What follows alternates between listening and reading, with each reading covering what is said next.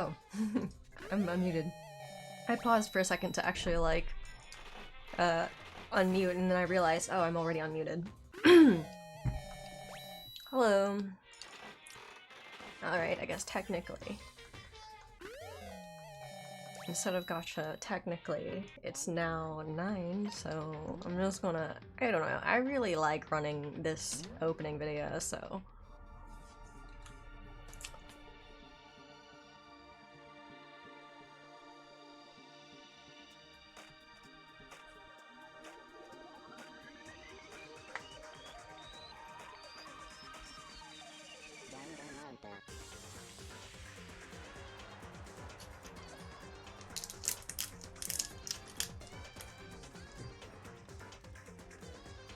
Actually, I just, like, really enjoy the music as well.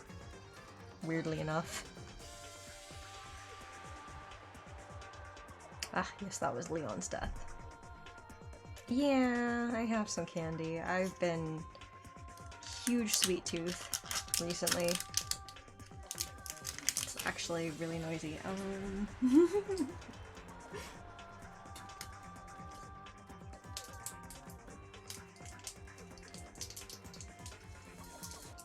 But yes, I haven't yet finished figuring out the what sort of rewards I should add other than the song, other than a singing thing. Potentially. I don't know if I'll be ranting. I haven't been feeling like anything particularly that makes me want to like... I haven't recently seen anything that makes me want to like rant like crazy. So, we'll see. We'll see if there's any rant at all today.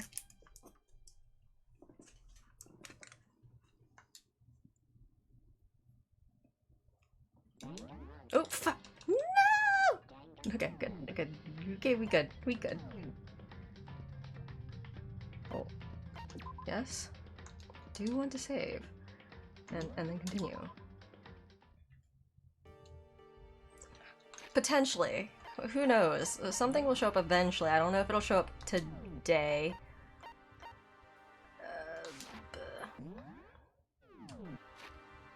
Okay.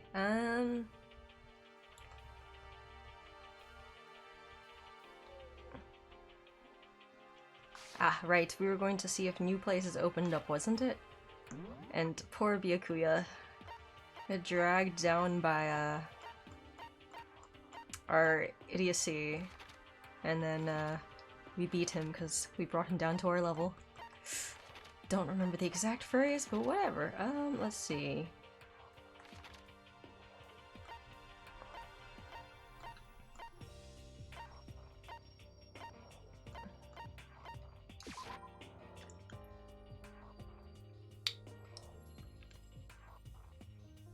Oh god.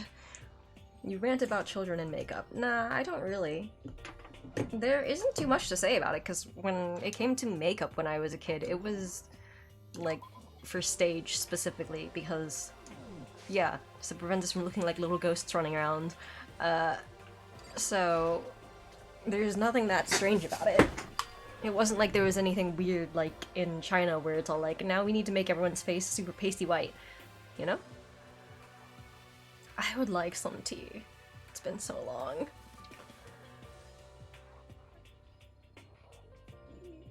Yes, dragged him down to our level and beat him with experience. Yes. Thank you, Gok. Yeah, like, that. It's not- there's nothing strange for putting makeup when you're actually, like, on stage with stage lights, but yes. Oh dear. That's true, I have talked way too much about myself, haven't I?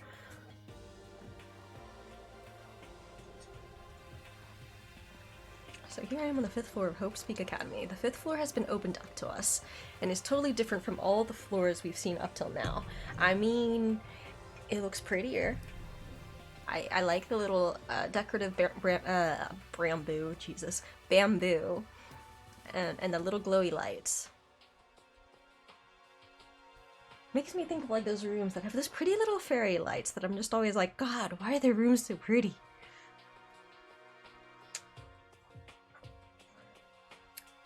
And it's totally different from all the floors we've seen up till now. For some reason, it feels unpleasant. I mean, it is a lot gloomier. Wait, actually I think this entire place is pretty gloomy. Ah. I, at one point in time, was trying to learn how to do, what was it? I cannot remember the name of it. But basically little, like, Japanese traditional sweets that go with tea snacks. No matter when, no matter where, surveillance cameras are following our every move. I mean, they're absolutely everywhere. How many cameras does this place have anyway? A lot. Wait, nighttime secrets. No more. Stomp, stomp. He's so dirty. What? Oh dear. I think it was called Netakiri? Yeah, wagashi. I tried to learn to make wagashi. It hasn't gone that well, but it's one of those things that definitely takes time to learn, so. Oh, not snacks with tea. Tea cakes as in, oh, okay. Yes, I have a lot of those too. I have too much tea.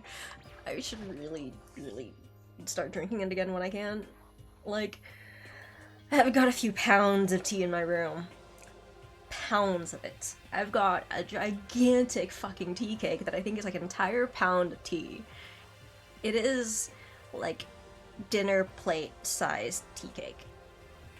And then I have a few smaller tea cakes. Like I have like at least 6 smaller round tea cakes that are still remaining, and then like another 3 or at least another 3 poor tea cakes that are in like a brick form. So they're rectangular instead of circular. And then I've got like 3 or 4 different types of oolong teas, and then several more green teas and several more black teas in like cans, like stored in like bags in cans. I have a lot of tea. I have so much tea. I have a good couple hundred. Yes, I would be happy for that. Like, I have at least a couple hundred. No, actually, if I'm thinking about how much tea do I have, probably at least $300 worth of tea in my room. I've slowly collected it over time, so yes, that is in fact a thing. Yes, there's that reward there. No, I haven't made a dent in my collection at all. And then that's just the tea I have. I think if it comes to teaware, I think it's probably like another $400 of teaware in my room. And so I haven't bought new tea for a long time. Your sing a song reward is too cheap. I don't know. The thing is I do like to sing a lot. So it is part of the thing is that I do enjoy singing. It's just that I'm not exactly sure how this would work because I assume it would cause problems if I played the music. But I might do it anyways. And then of course, it would probably have to be a song I know.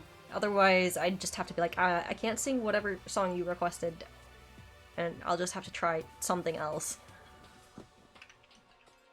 But yes, I probably would try to see about finding background music or something, but yeah, we'll see.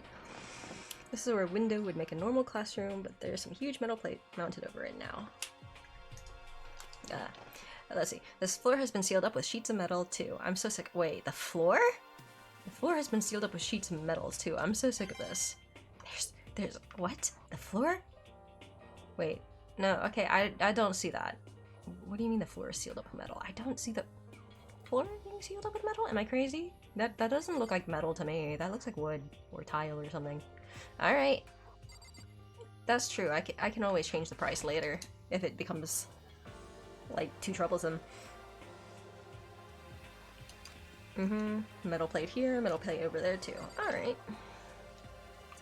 Okay, anyways, I'm not gonna bother poking every single item like I normally do. That's true. I also don't stream as often as most people.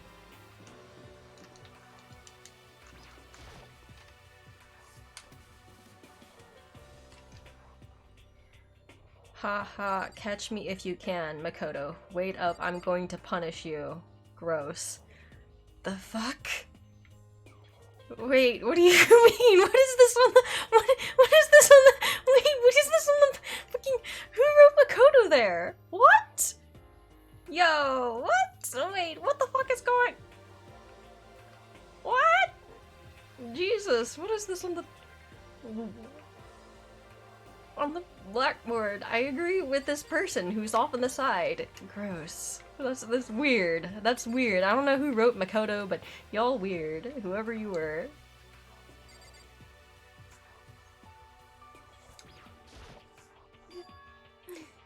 Exclamation mark. You know, I would not entirely be surprised if it was Toko or someone who noodled this. Actually, no, this could actually totally be. I could totally believe this would be a what's-his-face's harassment. Yeah. Huh? Does she want to talk to me about something? Toko, what's wrong?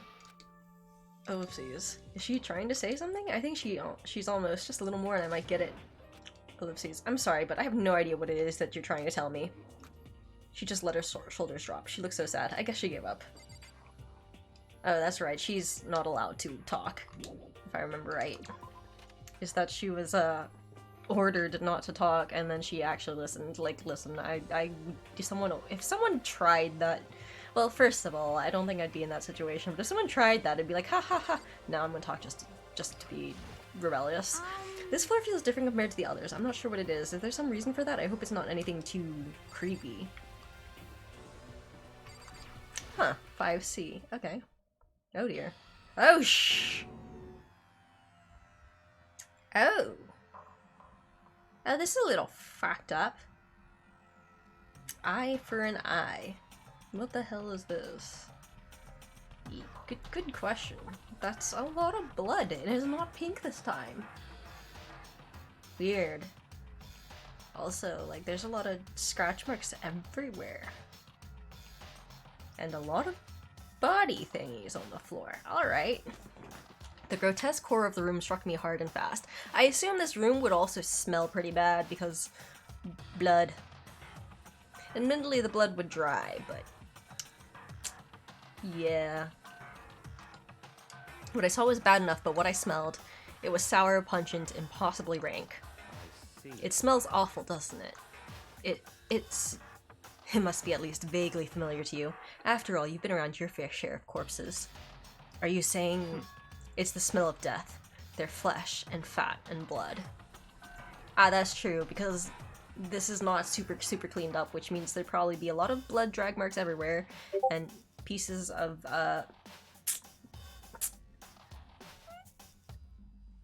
brain matter, and bits of flesh everywhere. That's true. It's not just the blood, because this place hasn't been thoroughly cleaned. Someone has not died yet.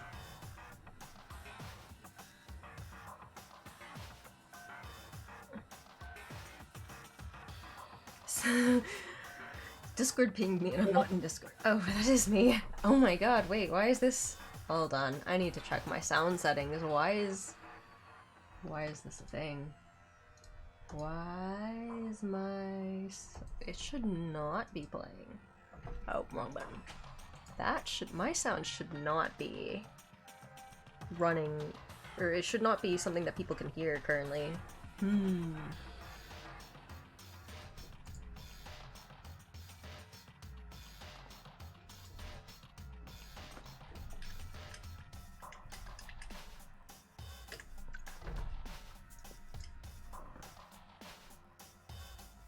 Let's see.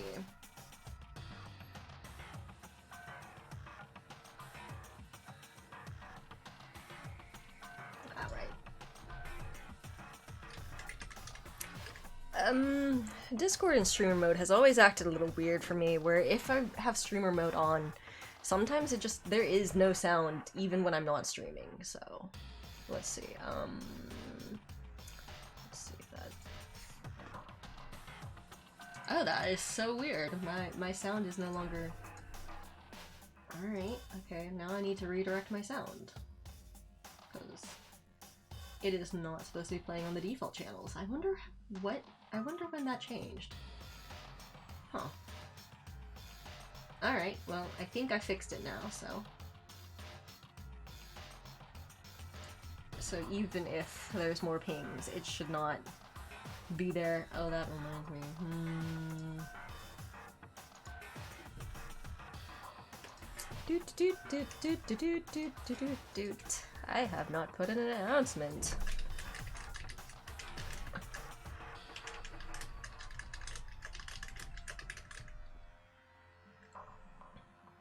Bah. We're just doing that for now. I haven't fixed my stupid embed. I haven't fixed that thing yet, so we'll just do it that way. And then close my Discord again. There you go. There was no surprise in his voice, no shock, but he was right. I had experienced the smell more than once before. It was the smell of death and despair. Yeah, honestly, yeah, when I think about it, there's probably all sorts of nasty bits that are still left around in this room. But the smell here is strong, condensed. It's the smell of a battlefield. Monokuma must have... Hey, come What? on now. My fault again? Stop trying to blame everything on me. If you hadn't done what you did, this never would have happened. Unbelievable. No. It's quite the opposite. The opposite? Now then. Yep. Let me give you an itty-bitty, eegee-squeegee little hint. As far as this room goes, I don't know a thing. I just left it exactly how I found it. What? Yes, indeed. How's that for a hint? Better than those stupid hints you get from NPCs in those mean old RPGs. Uh-oh. But it's pretty scary, huh? Blood all over the walls and junk. Of course, even in the outside world, people die bloody gruesome deaths every day. I can't wait. So it's not really that big of a deal. Just keep your chin up and keep on living, soldier. What's he talking about? He just left it the way he found it? What's the meaning of all this? But yeah, isn't it fun? That there's like brain matter and all sorts of fun things here. Bits of flesh, skin, and potentially bone chips here and there, depending on how hard some of these blows would be.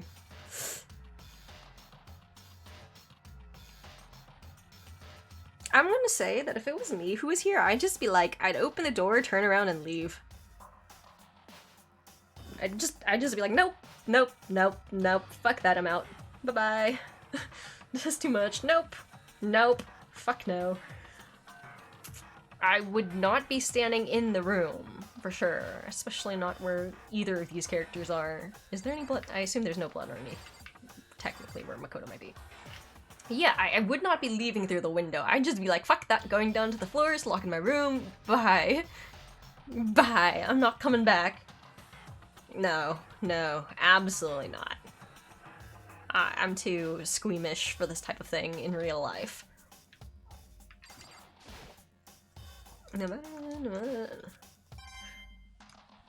But yes, it says an eye for an eye. And I guess I can't select that to see? Guess not.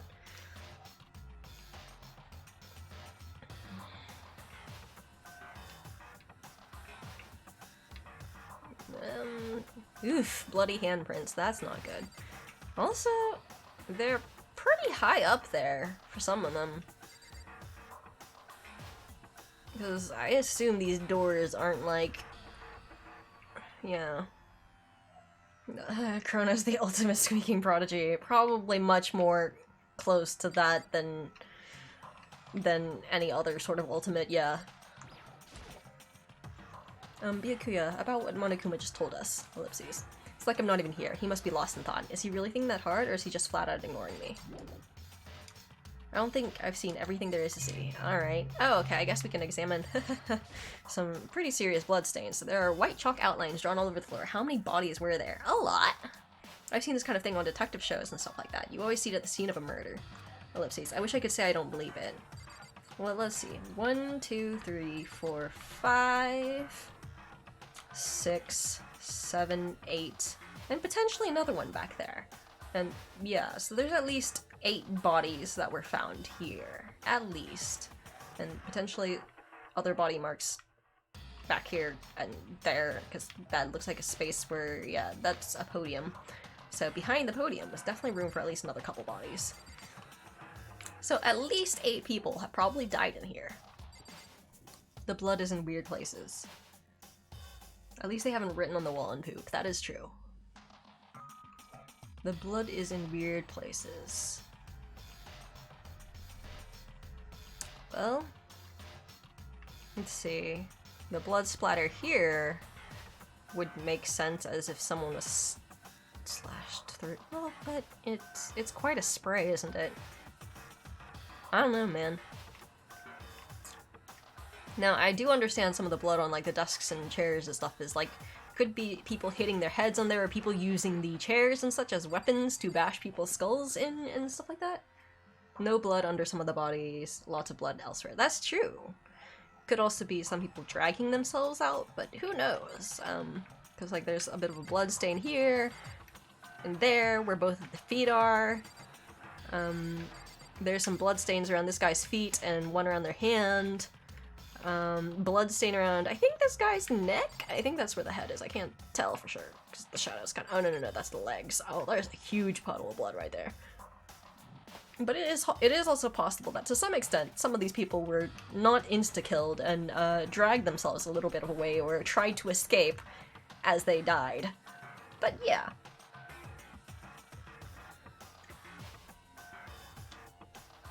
Which one of them gets the idea to write something in blood after fighting for their life? I assume it's whoever survived wrote eye for an eye. I assume the survivors are some of the people who wrote in blood. Because, you know, as they're dying, they would not be writing too much unless they were trying to write the name of their killer.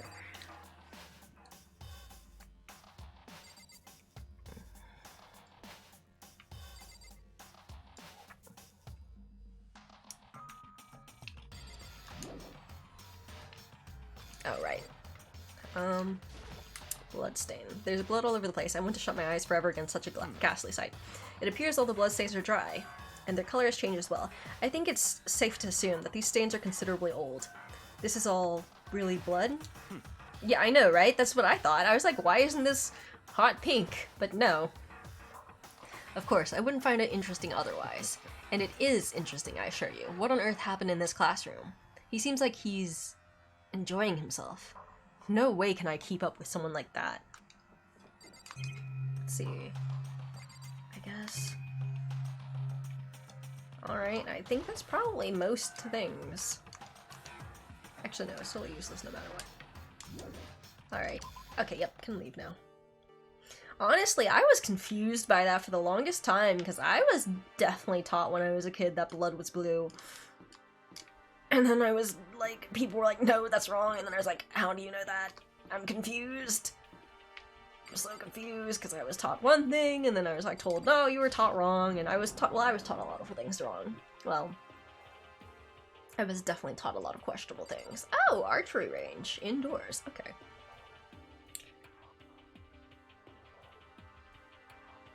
Like, I remember hearing that blood was bluish, or like blue, or yeah, something like that, while it was in the, like, in the body, but then when it's outside of it, then it contacts oxygen, then it turns red. But if I remember right, that's not actually true. The blue colors tends to be the wall of the veins, is what I was told later on. And that blood in the body is actually still red, and it has something to do with hemoglobin or something like that, and how that works. But,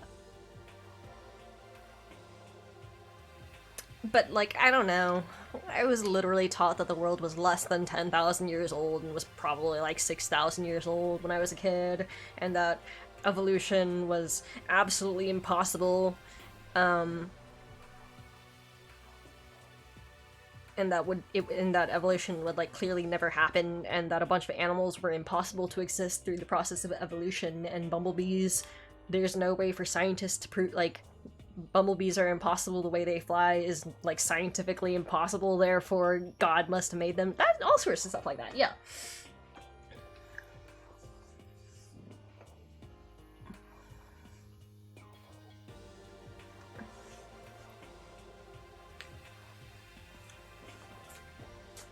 I wonder what else I was taught that was, like, weird. I can't think of it, like, off the top of my head, but there was a lot of things that I was taught that was, like, definitely a little bit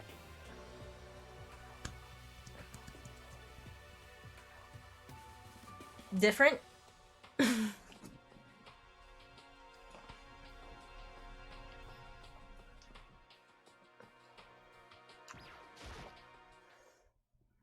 Ellipses. What Kyoko told me yesterday, what the heck did it mean?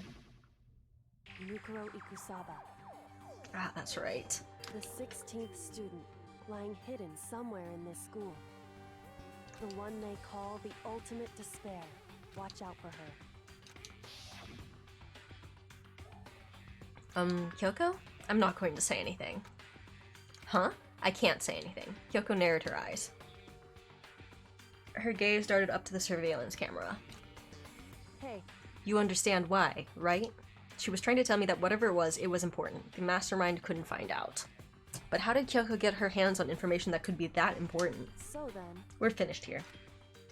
She made it very clear that our conversation had come to an end. And just like usual, I didn't understand anything better than before. It's a straw post used for sword practice. Did they use it for training here too? I bet someone got stabbed to death with a sword in that classroom we saw earlier.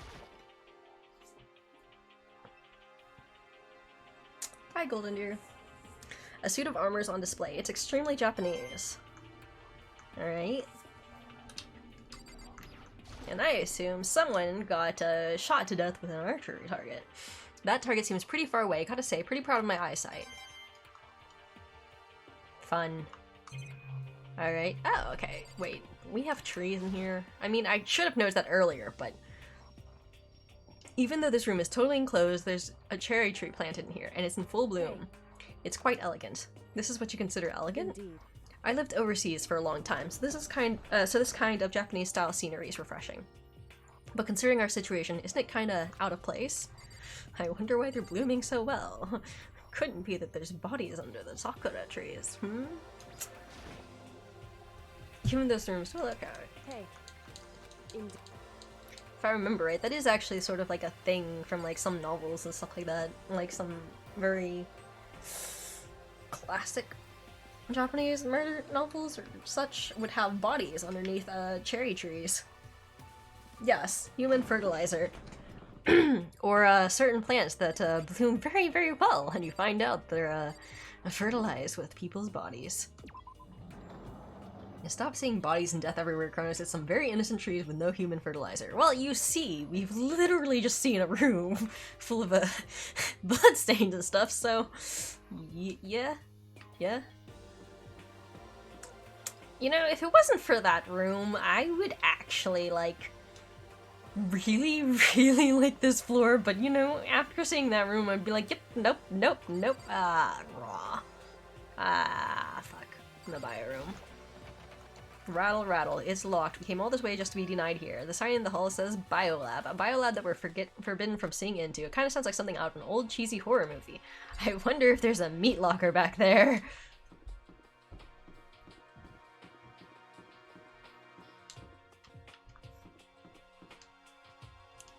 Haha, Orlov, great last word. There's a proposal to bury people with seeds to make cemeteries into forests. I mean, you could do that, but like also that would, like, all the tree roots would make it harder to bury more bodies later on. But like, it could work.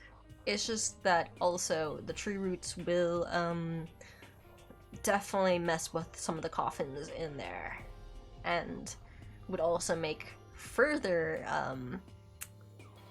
burials more difficult, usually.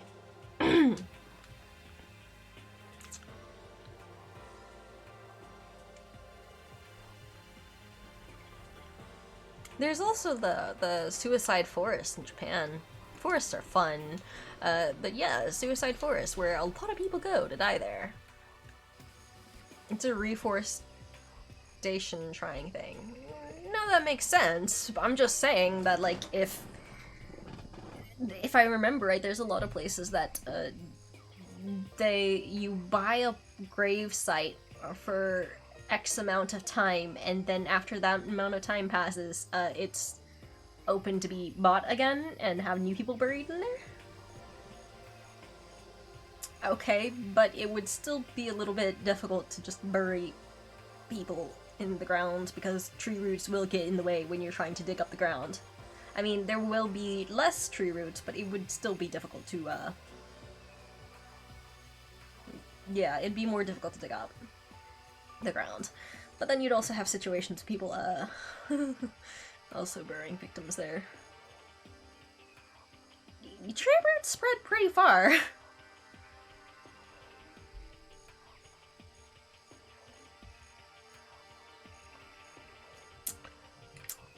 These are some very, very big carnivorous plants, and I'm kind of envious, because my pitcher plants don't grow this well. Neither do my Venus flytraps. Do they have any Drosera speculata? Basically sundews? I don't see sundews. That's a shame. They should have sundews. Also, these are very... Some of these are, if I remember right, kind of stinky plants, if I remember right. I don't remember what this one's called, but if I remember right, when this one blooms, isn't it Carrion Flower or something like that? One of them's a Carrion Flower? Ah, yes, these little ones down here, the lower ones down here are Carrion Flower. They smell like corpses to attract certain bugs that feed on carrion.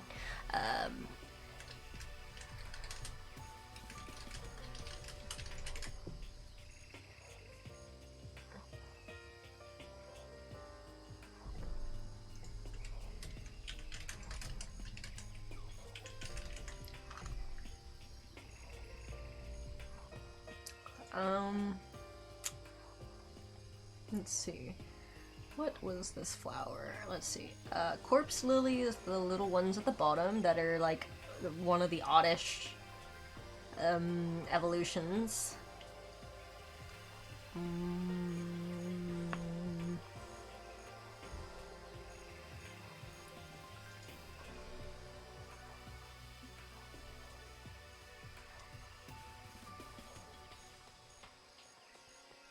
I cannot remember the name of that one with the giant bloom in the center. Oh yes, okay, so there's corpse flowers and then there's carrion lilies. A pair. Corpse flower and corpse lily?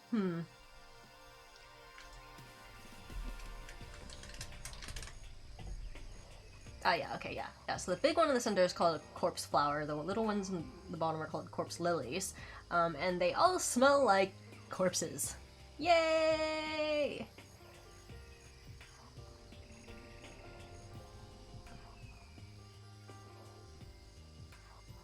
Just plant people under eucalyptus trees, they'll burn themselves down. Then you can bury and use other people. True. That is true. That's true. Eucalyptus trees are fun. They act like invasive species. Their big thing is growing super fast, literally producing a bunch of oil, poisoning to death anything that would want to eat them, or basically being too poisonous for anything to really eat them, except like crazy shit like koalas. And koalas like have to sleep like 22 hours a day just to process the eucalyptus, and it ferments in their guts, basically being constantly drunk. But yeah, other than that, is like they also produce a shit ton of oil, they grow quickly, they produce a shit ton of leaf litter, and basically their entire thing is we grow quickly, we create a lot of fire starting materials, and then we get caught on fire, and then we burn everything out, and then we grow again, and we take over while everything else is dead. And then we'll keep this up. And we'll just continue doing this to the entirety of Australia, and now California. Thank you, Australia. Californians, I'm sure, are very, very happy about it.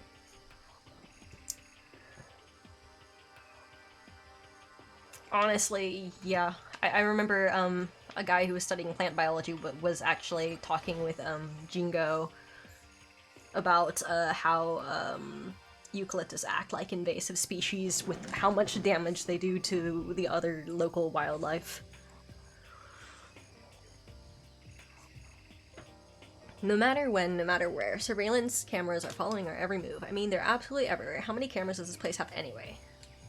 Also, you know the nice thing about these plants here is they would cover the smell of bodies. Especially if they're hugely in bloom like this. Jesus Christ, this place would probably stink like crazy. Why is no one commenting? There's some kind of control panel set near the wall. Does it control the air conditioning or something? Ouch! It's for the sprinklers. Fucking Monarch. Why does this work on me every time? I hate it. Did you get the baby lotus you were looking into? So, I've ordered a couple tubers and I've ordered some seeds. The thing is that the seeds should not be planted till April 25th, like till April 25th or after in the US. Basically, it kind of depends, but I might be able to plant it a little bit earlier, but they say not to plant it too early because that would cause, like, because they need to be outdoors in, like, full sun because they need at least 6 to 8 hours of sun every day. And they can stay outside as long as their roots don't freeze. But the water temperature has to be a consistent 70 degrees or above, but not too high, of course, for like all the time, like including at night. Otherwise, the lotus plant will die. So again, you have to grow it a little bit later in the season, and then because again, that's how you're supposed to grow it. None of the nurseries will give you lotus tubers, like none of the reputable nurseries will give you lotus tubers until spring, which is like March 20th. So no shipments will be arriving until like March. So like the soonest I can get those would be like, again, in like 4 or 5 months. Something like that. So I have to wait, which is difficult for me. I don't do this waiting patience thing well, but yeah. So the thing is about lotuses is unless you want them to take over, yeah, they're aquatic. Unless you want lotuses to take over, and they're shallow water aquatic plants as well in general. Lilies take deeper water, but lotuses don't want to go too deep in water. But yeah, if I remember right, a lot of the lotuses, like maybe a foot of water. No, I'm growing micro lotuses, so they won't be for eating. Their tubers are very small, because I'm planning to grow tiny micro lotuses, and I'm going to put them in like a smaller. And when you try to grow lotuses and such like that, and you're trying to grow in a like, smaller situation, usually they recommend that you keep it in a container anyways, even if you're putting it in a pond, so that it doesn't completely take over your pond. And also, don't plant it anywhere else. Like, if you're going to try to plant it in someone else's local pond or local park, do not do that because they will take over the pond. Like, completely take it over. But if you want to basically keep them in a pond, usually they suggest that you keep it in containers anyways, to keep it from being, like, spreading out too much, but also so that if you need to, like, take them back out to overwinter, that you would need to, like, it's more easy to take them out to overwinter or move them around when it's cold. So if you have a pond and it's like you're in a place that actually gets cold, they suggest you start moving it to like at least water that's 3 feet deep because you cannot let the tubers freeze. But then in like when it's growing season, they want to be in a little bit more shallow water. Yes, they can also do that. So it's usually good to plant them in a container anyways. So I'm just going to be doing that, and I'm going to basically put them in a little, like I have microtubers, which can be grown in bowls. Like, not quite bowls, but like, they usually recommend it being like 5-6 inches tall and 6 inch in diameter. So that was a little bit difficult for me to find a container like that doesn't have a hole in the bottom. Because when I was looking around, because most planters have a hole in the bottom, which is great for most plants, but not for lotuses. And so I was planning to do that and then get a container to basically sink the smaller container in, because the smaller container, you cannot let the tubers dry out. God, I've been distracted by you people. It fucking worked. Is there someone who has a fish bank in the back garden? No. Or someone who has a fish bank. Yeah, I don't know. Yeah.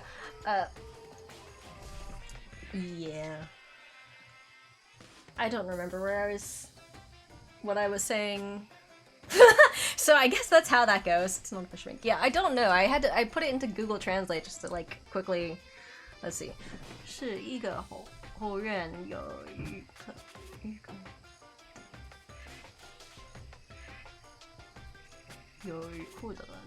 Ah, okay, so basically someone who has a fish pond or probably like fish aquarium in the back garden, I suppose is what you're saying. Oh, it's slang. I see.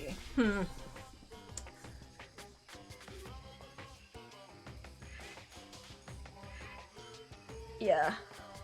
But yes, I was planning to put it in basically a small pot, and then I was going to have a bigger plastic tub that, like, once I have the tubers planted and everything, I would basically put it in this bigger plastic tub because there's the issue of evaporation, and you do not want to let the tubers dry out or for them to not be covered in at least a couple inches of water.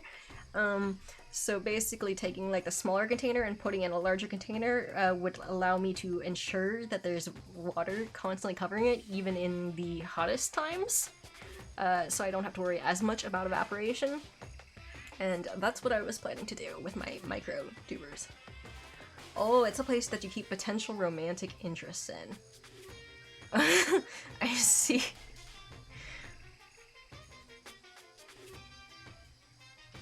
I see. What's this? Sprinklers. Yeah, it controls the sprinklers in the garden. The sprinklers are set to go off every morning at 7:30. Don't you dare change it without permission. Of course, the setting panel is locked, so you couldn't change it if you wanted to. So that means the sprinklers go off at 7:30 a.m. every morning. Yep. Or wait, I forgot. This is Monokuma's lines. Whatever, fuck it. Yep, you got it. It's super user-friendly, which sucks. So if you get here too early, you'll get drenched, so watch yourself. Oy. Why is there always that huff sound? Oh boy. But you're not a little kid, right? You're too old to go running through sprinklers anyway. Or do you have some kind of water to... What? Is there such a thing? A water fetish? What? Alright. I'm gonna tell everyone. Ah ha ha ha ha ha. Confusion. Just Kronos is confused. Which is, again, my natural state of being, so I guess that's fine. Okay, so those are the sprinklers. There's nozzles poking out. Are those the sprinklers? Yes. Yes, they are. So it's a top-down watering system, which is fine. Though, these plants are bog plants, they do tend to be a little bit more sensitive and like to be a lot more, damp? So, I hope that's not tap water. It would need to be like, Hey, wait a second! We can see the sky? Aw, that's nice.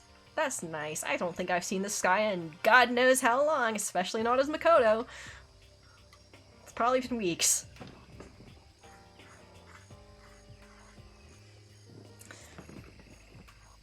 Or at least, I hope that's the sky. I assume this is glass, and not like, a regular ceiling that they just painted a sky pattern on.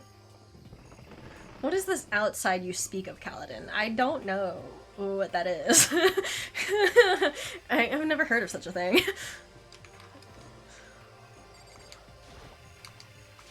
Wow, what is this? This thing is super weird, super creepy. Flowers aren't supposed to get this big. Is this thing real?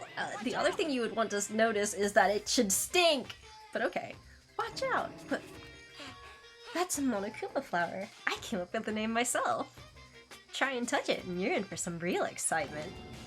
Your heart's all like, whoa! And the plant's all like, snap! And your flesh is all like, I'm dead. In other words, it's a monstrosity. Oh dear. It's pretty freaking amazing, if I do say so myself.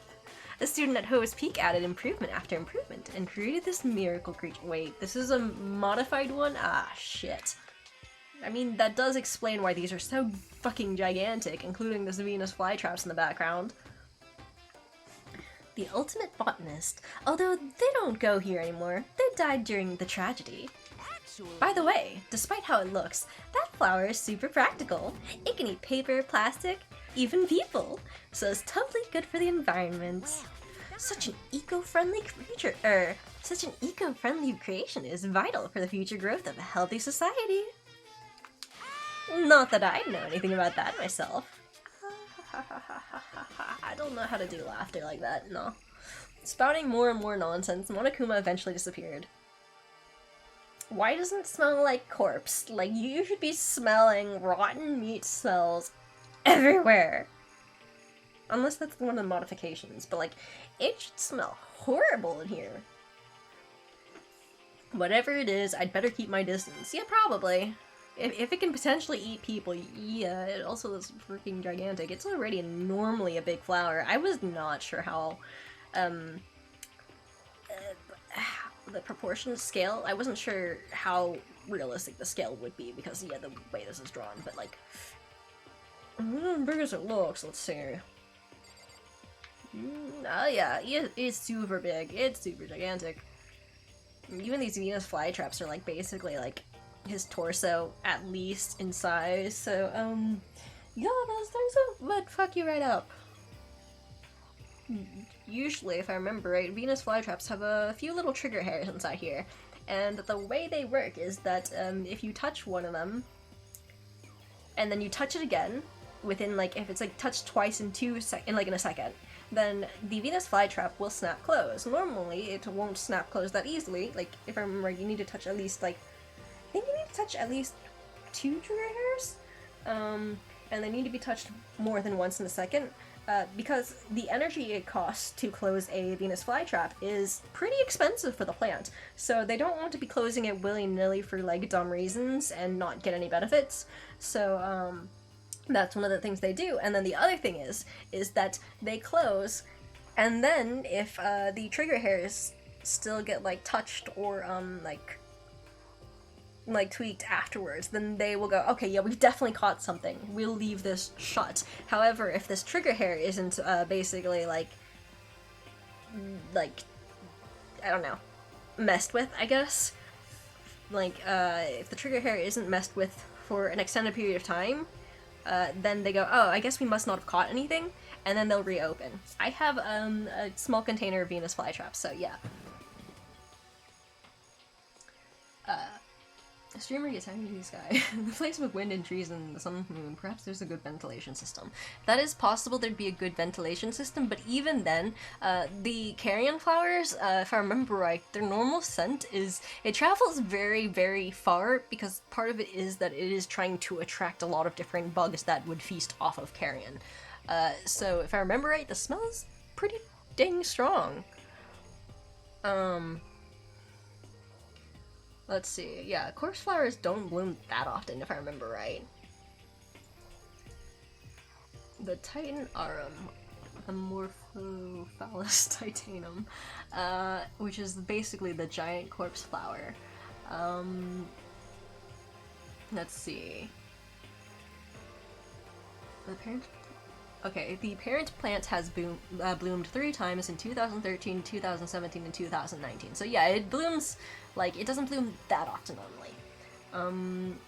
And this was seen at, let's see, plant was measured at 50 inches in height in that day, and then later on, by about 10 days later, it was 97.5 inches in height. But let's see, corpse flower, they are endangered.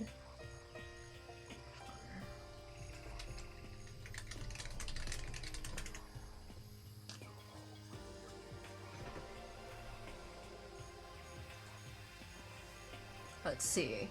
It reeks of rotting flesh and death when in bloom. The Stinky Plant blooms once every 7 to 9 years normally, and each bloom only lasts 24 to 36 hours.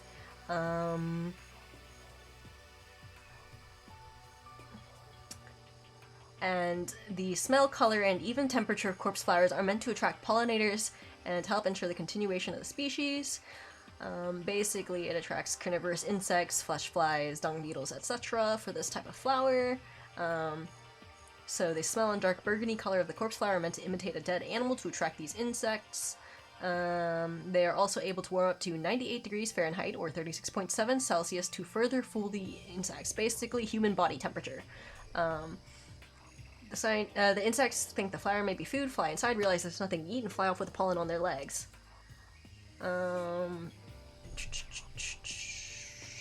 And chemically, the stench consists of dimethyl trisulfide, also emitted by cooked onions and Limburger cheese, dimethyl disulfide, which has an odor like garlic, trimethylene, which is found in rotting fish or ammonia, isovaleric acid, which also causes sweaty socks to stink, benzyl alcohol, a sweet floral scent found in jasmine and hyacinth, that's a little bit odd, phenol, sweet and medicinal as in chloroseptic throat spray, and indole, which is like mothballs.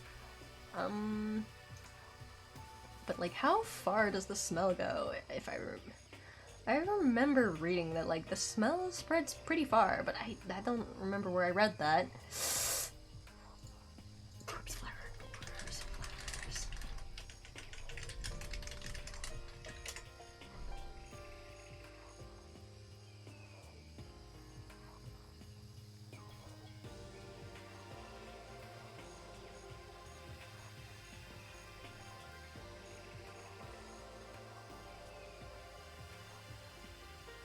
Yeah, I don't know. I remember hearing that the smell spreads pretty damn far, though. But I cannot find any direct evidence. Oh, Moss is here! Perfect. Venus flytrap only kills sufficiently large active bugs. That is true. I have butterwort. You have a butterwort? I've been thinking about getting a butterwort. I have a few different bog plants that are just in my room, and I constantly like leave like grow lights on for them. But like I have Venus flytraps, some Sarracenia. What is it? Perea Sarracenia, which is one of the hardier ones that grows better and that has more tolerance for temperatures. But I don't have any butterworts. I've been thinking about getting any, but I don't have any. Tire plant is sticky and covered in acid. I actually like how my sundews actually do pretty damn well on a lot of the little bugs that show up in my room. The temperature, what? That sounds amazing. Awesome. First of all I need to do to take care of it is make sure it's a bowl of water still has water in it, and if not, fill it up. Yes, I should get one. Be careful not to touch the plants, handle with gloves. Technically I have 3 butterworts. My original one just grew large enough to start to separate into 3 distinctive plants.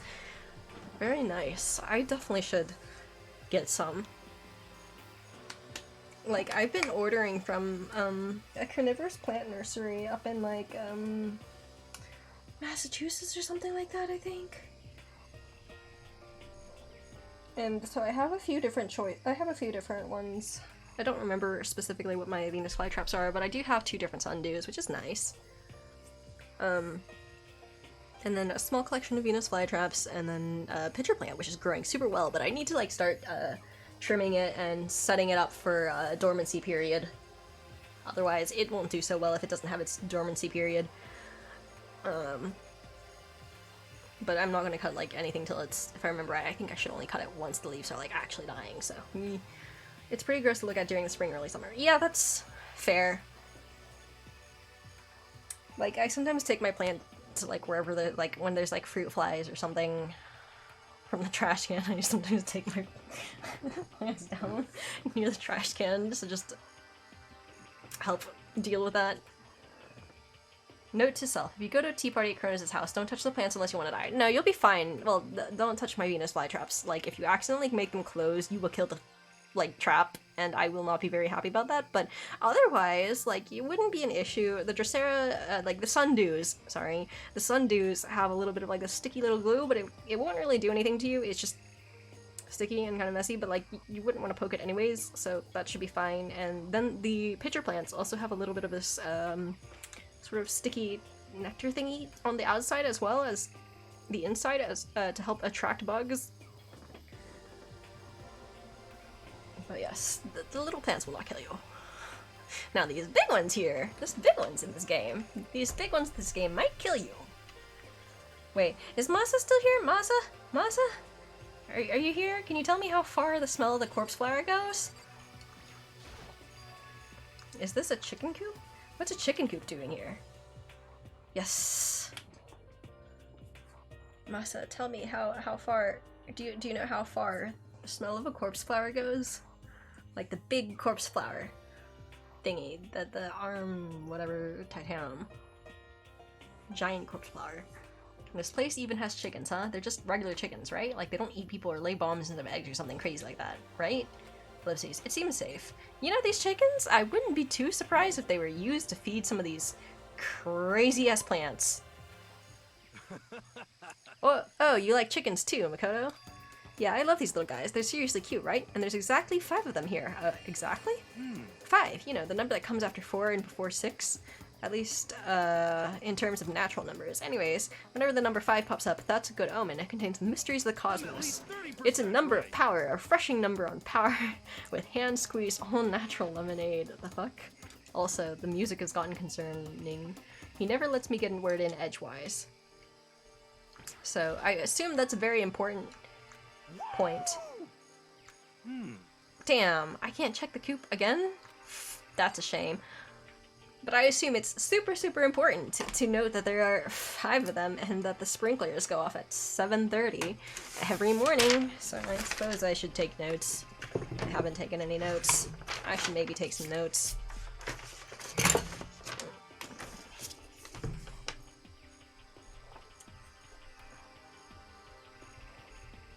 Five chickens and sprinklers. 7:30 a.m. Giant human eating flowers and a corpse classroom. Woo! Don't know about Rafflesias. I've taken care of Titan arums, the biggest corpse flower species. Yes, Titan arums. If I remember right, that's that big one right here in the center, right? Rafflesias. Ah, okay, yeah. Rafflesias is the other one that I think I saw named Corpse Lily as well.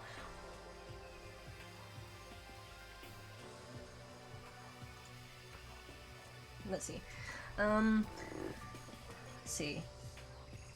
Yeah, I've taken care of Titan arms, the biggest corpse flower species in the world. At its worst, you can smell it outside the greenhouse, but honestly, it's not that big of a deal. Sure, it smells bad, but it's not like tear gas, and there are definitely things that smell worse. The shape is right, but the flower stalk doesn't grow very tall, as in there usually isn't much of a stalk whatsoever. Delicious tear gas. The plant is a satellite dish and it eats airplanes. Good stuff to use.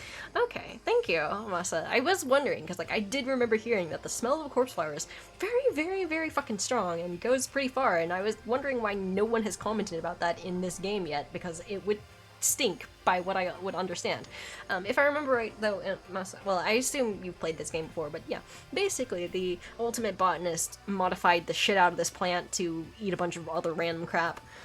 So, like plastic. Never played the game, watched the anime. Okay, it says specifically that this plant is a modified Titan arum, and it can eat plastic and a few other things. I don't remember what else, and people.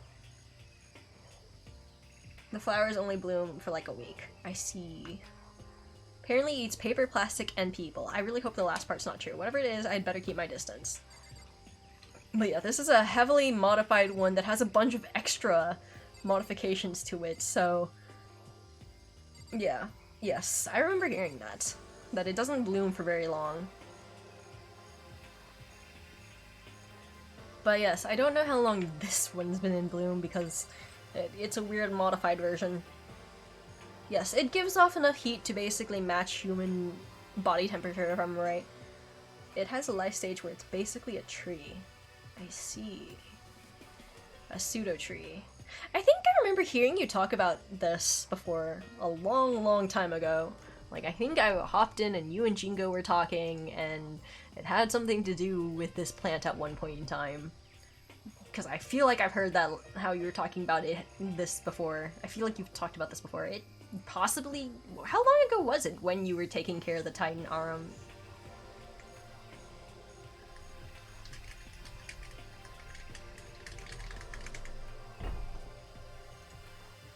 Continuously for the past 2 years? Ah, okay. Alright, so you're still taking care of it. Alright, okay, yeah, so you probably were talking about taking care of the Titan arum at one point in time, and mentioned this, because I definitely remember this conversation happening before. Oh, okay. Oh, that's true, that's true. You did. That's true. Weren't you working on getting like a doctorate or something, and you also were switching over to a different research lab group thingy, or no? I'm like so... Yep, currently at a different school. Ah. I feel like I've missed a lot. Like, I just have no idea what happened in anyone else's life. Oof. Yeah, I knew you switched to a different lab. I didn't realize you'd switched to a different school, unless I also misunderstood something again. Which is also possible. Okay, so there's a room back there. Just to be sure, I should take a look in that tool shed. Oh, look it! All sorts of tools for murder! I mean, what? This place seems to be totally disorganized, from a lawnmower to fertilizer, flower pots to farm tools, and leaning against the back wall, is that a pickaxe? Well, you see, pickaxes are great for going through skulls, and this is great for cutting, things. A lot of different things. And shovels is great for burning the bodies, or bashing someone in the back of the skull. I don't know. I literally, like, I have some questions for myself. Why is the first thought— oh, right, because it's this game. But also, like, the first thought on my mind is like, oh, look, you can use these to kill a lot of people, including the fertilizer. Oh, boy. Bags of fertilizer are piled up. There are so many different kinds to choose from. Today, presumably, the sack of fertilizer is also heavy. And that little bear is getting in your head, Kronos. I was kidding. Well, you see, if I remember right, my paranoia has been generally paying off pretty well in here. But also that, like, yes, I did have the crazy phase where I literally looked at everything as a potential weapon, or a potential, tool to potentially, delay things or barricade things, and looked at places as, like, where are the exits or the entrances, where are the places that, like, you can view, like, watch the area around you, in any given location, where are the multiple escape routes you can take, including, like, vertically. So, like, if I could find, like, a good wall, like, and a table near that wall, and then push up ceiling tiles, and could find, like, a load-bearing wall that I could go into, like, that was also a thing I used to think of. Or, like, places I could hide on top, or, in or under, and, like, yeah, a lot of different fun things, like, chairs can be used as barricade, weapon, etc., same as tables, well, table less of a weapon, more of a barricade, etc., etc. And also, food sources, water sources, and perishability of my food and water sources, as well as how long those things would last. I used to constantly think about that. Paranoia is fun, guys.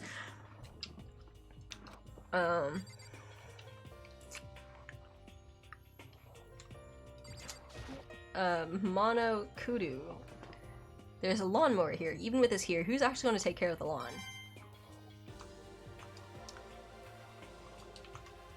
I'm thinking doomsday preppers right now. Honestly, I was kind of one, yeah, yeah, for like a period of time, I had enough paranoia where I was constantly in a state of checking for that kind of thing.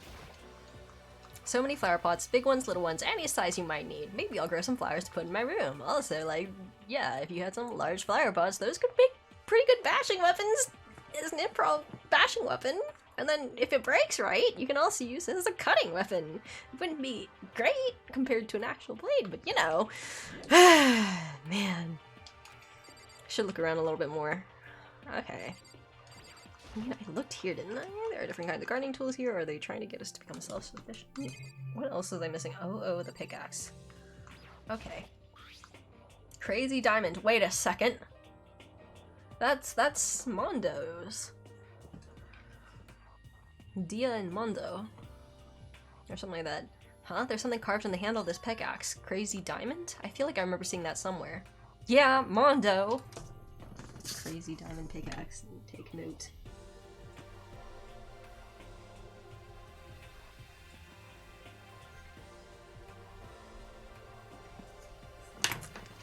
Dude, forgot about Mondo already. How could you forget about Mondo? How could you do such a thing, Orlov?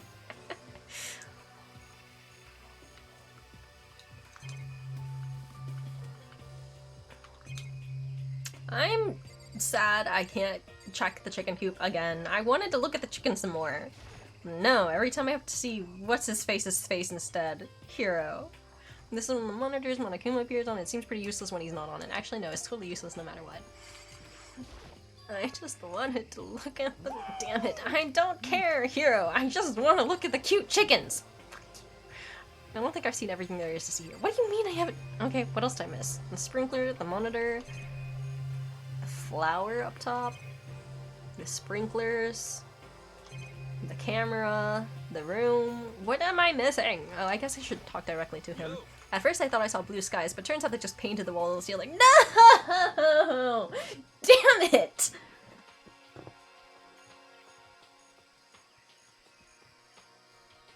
Damn it!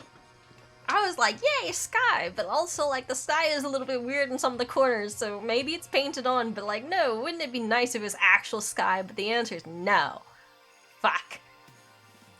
Fuck. The characters are different ages, but if I remember right, Hero's much older than the rest. He's supposed to be a high schooler, but he was a... Yeah. First I thought I saw blue skies, but turns out they just painted the walls and the ceiling. Oh, but the plants are all real. It's been a while since I smelled vegetation. It helps me relax. That's not what you're thinking, is it? Huh? Why is that bad? Don't you get it? Don't you realize the true horror of plant life? It's there, just beneath the surface, beneath their calm exterior. They're always watching and waiting. Also, the thing is, they should smell like corpses, but okay.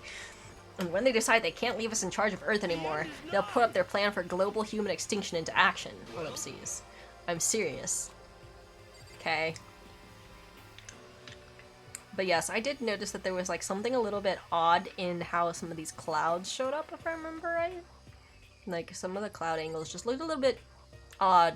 Like here, it looked like it could just be like a short cloud, but it also could be, you know, like a corner bending the cloud. And I noticed that right here in like these corners is that it could just be the cloud is just shaped that way, or it could also be that it was painted on and so it matches the bend of the wall. And guess what? It was matching the bend of the wall. Fuck. Oh, that's right. I was going to look at the report cards.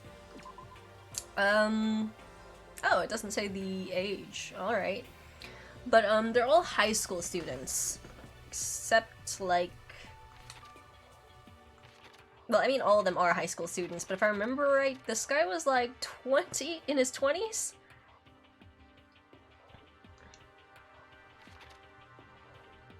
Like, if I remember right, this guy is in his 20s, because he was held back a few times. Yeah, yeah, it does have their chest sizes, but not their age. Important information, Bell. Alright, let's see. Danganronpa character ages.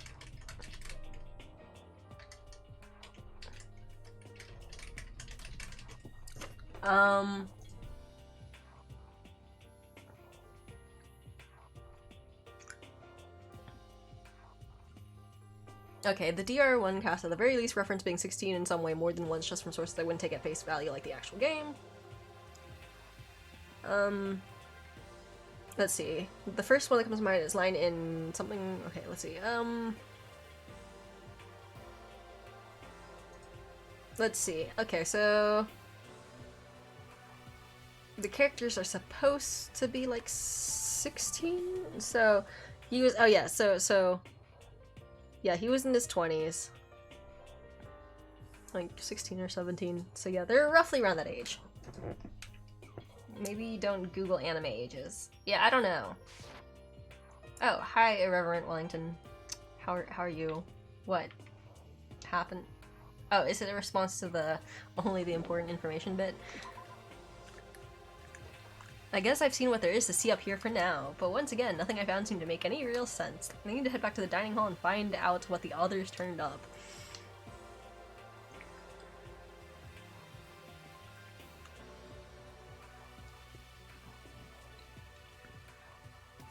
One after another, everyone made their way to the dining hall, and before too long, it would appear that everyone has returned. I'm doing well now. I'm just doing econometrics homework. Pot. But still, it's just the 6 of us. That's barely enough for a decent volleyball team. Hey, don't be a sourpuss. We gotta think positive. Besides, even if one more person dies, we can still field a basketball team. What do you mean? That's the positive side. Owie. What? Hina's got sports on her brain all the time. Besides, even if one more person dies, we can still field a basketball team. Of course, that's what you would think. Jesus. That's like reverse positive thinking. Anyways, there's no time to be depressed. For the sake of everyone we've lost, we have to do our best. Can we stop all this— oh, by the way, that like rhymed. Can we stop all this group hug nonsense? We need to find out what everyone discovered. Alright.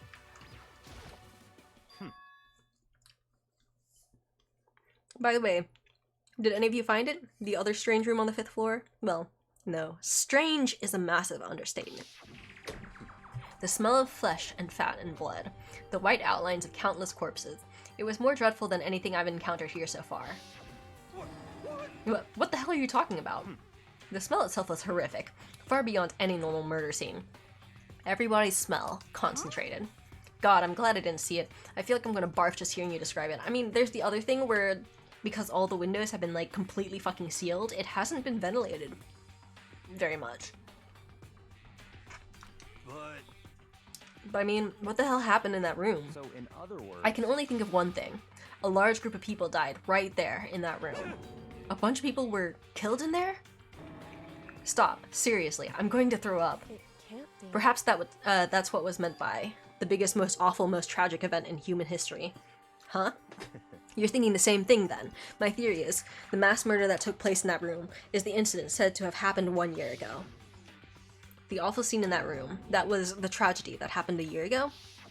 in other words, Precisely. The tragedy is another name for the genocide of the student body of Hope's Peak Academy. If that's true, all clear. that would explain why Hope's Peak was forced to close its doors. I mean, I guess that all makes sense, but it's all just so awful. Not just awful, super awfully awful. They're right, it's beyond awful, but like also that sort of thing is big enough that like how did you not know about it? So, you know, you should maybe be wondering why you don't remember such a thing happened, because that would be all over the goddamn news. They're right, it's beyond awful. It's terrible, tragic, hopeless, but still.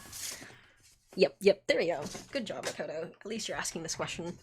How is it that not one of us ever heard about something like that happening?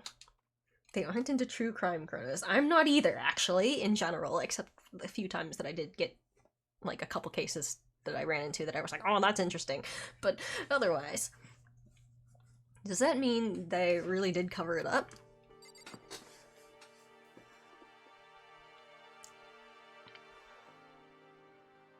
And then never cleaned the room? Why? Yeah, I don't know. The room was not cleaned up at all.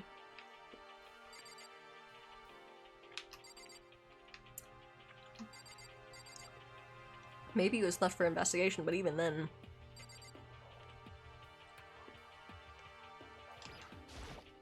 Yeah. I checked all the windows on the 5th floor front to back. That used to kind of be Sakura's job, but... Anyway, no dice. There are metal plates on all the windows just like everywhere else, which means no chance of escape on the 5th floor either. So, But when I was looking around, I realized something about the layout of the school. What exactly did you notice about the layout of the school? Just a second. You took a good look around the 5th floor yourself, didn't you, Makoto? Huh? So, Why do you ask? Because if you did, you must have noticed. The 5th floor is lacking something every other floor has. Bathrooms? Something on all the other floors, but not on the 5th floor? Are you talking about stairs? Oh, that's true. That's true, there also weren't stairs. There aren't any stairs leading up from the 5th floor. That's what you're talking about, right? God, I'm the only one who was like, well, where was the bathroom? Okay, well, alright. Unless it was there and I just missed it, which is also possible. There aren't any stairs leading up from the 5th floor. That's what you're talking about, right? Does that mean the 5th floor is the end? We're finally starting to get a clear picture of the school. All that's left now is to solve the underlying mystery, and also figure out what's in the room that's marked raw and bio. But also, yeah. All that's left now is to solve the underlying mystery. But that's the hardest part. okay. Even if it's hard, we still gotta do it. Yeah, Hina's right. Everything will be okay as long as we work together. I'm sure we'll make it out of this. No, not. I'm sure. We absolutely will make it out, no matter what it takes. Room cleaning was $29.99, which the school couldn't afford after the lawsuit, so that's also possible. And also would be way more expensive to clean up a crime scene, but yeah, that's also true. I wonder if Kyoko feels surrounded by idiots all the time. Probably. I definitely know Byakuya feels that way. But also, like, now I want to take a quick look at that 5th floor layout. Because I just wanted to confirm a thing. Yeah, there's no bathrooms. There's no bathrooms anywhere on this fucking floor. Why aren't there bathrooms? Seriously, people need a bathroom. Like, what? Why? Especially when, like, there's no locker room either, and, like, you got the dojo there, so, like... Yeah. If people use it for kendo and such, they will definitely be sweating, so it'd be nice to have some showers somewhere here. And bathrooms. But no, not at all? Okay, well, alright. And then the garden would be a little bit messy, so you'd probably still want, like, okay, maybe not the, like, bathroom, but you'd probably want a place to wash your hands and shit, and then the biolab would probably have its own facilities for that in there, I would assume. Maybe. But yeah. It's a disgusting joke about fertilizers. Yeah, I mean, it did cross my mind, but at the same time, you know... No.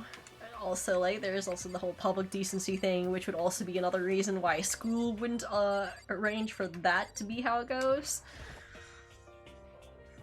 Ellipses. Hey, Byakuya, it seems that Toko wants to say something. So? Why are you telling me? Well, because you told her to zip it or whatever. Ah, I'd forgotten about that. He was probably hoping we'd never remind him. The showers will be safety showers in the biolab for when you get soaked in rat blood. Honestly, yeah, but like, again, where's the dojo's, like, public locker room shower area? Right? Like, there would be one, right? No? At least a bathroom? No? Okay. Ah, I'd forgotten about that. Jesus, man, I know you like torturing her, but come on. Well, Togo, if you want to envelope us all in your putrid breath, I won't stop you. Oh dear. That's... oof. Oh god. You honor me, master. Oh dear god. And don't worry, I took care of the odor problem. Oh Jesus. Ha ha ha. Seriously? You're just gonna take it? Shut up and don't interrupt when Master and me are talking. Oh Jesus. Okay, so what did you want to tell us? Thank you, Aoi. When I was in the classroom on the 5th floor, I was in the classroom on the 5th floor and something caught my attention. It was this. A knife? Whoa, that thing is huge. It's like Rambo size. It's a survival knife of some type. But what was it doing in a classroom? How would I know? I don't know why she's drooling strudel. She's weird. What are you gonna use that knife for? What are you planning to do to us? I'm not gonna do anything. I just picked it up. I don't want to leave the knife just laying around. I'd rather have it laying around than in the hands of a serial killer. Well, you know, there's a lot of sharp weapons that are just laying around here, so... But I can see why you would want to at least move that to a place where everyone knows it's supposed to be. But also, there's a lot of sharp knives and shit laying around. We've got hammers in the art room. We've got pickaxes and hoes and, like... little scythes sitting up in the tool shed. We've got a bunch of knives in the kitchen. Like, yeah. Yeah, there's a lot of sharp, dangerous objects here. And we got a bunch of poisons up at the chemistry lab. Fun. Fun, fun. Great times. Also, it's probably acid, so if someone wanted to be a huge dick... Yeah. Well, anyways. Just don't compare me to her. I'm nothing like her. Listen, more important. Now that we have the knife, what are we gonna do with it? We can't let Toka keep it, that's for sure. We don't know what she might do.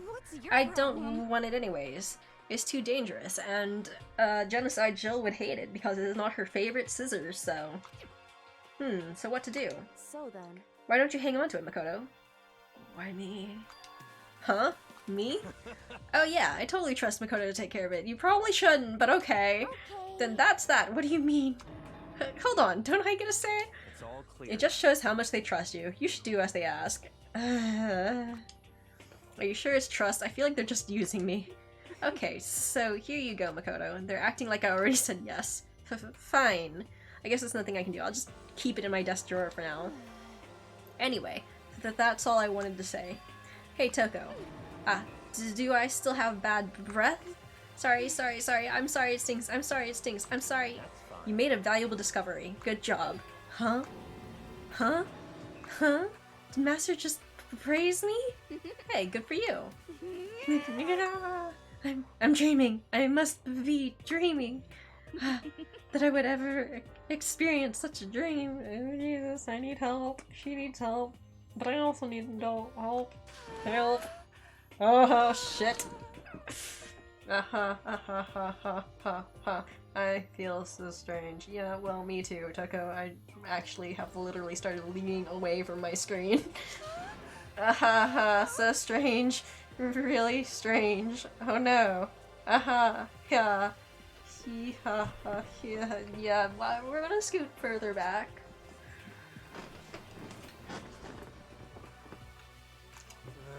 Whenever I look at Toko these days, it makes me feel sad. Fair. I have literally scooted my chair. Normally I have my chair like right under my desk, like scooted all the way in, and I am now like I can't reach my desk anymore. I've scooted myself so far back, like I scooted all the way to the back of my chair, and then I scooted my chair back. I cannot touch my desk anymore. Because Toko's a little bit scary, I guess. I don't know if you can hear my voice, like, I don't know if my voice has gotten quieter either, but like, yeah. Yeah.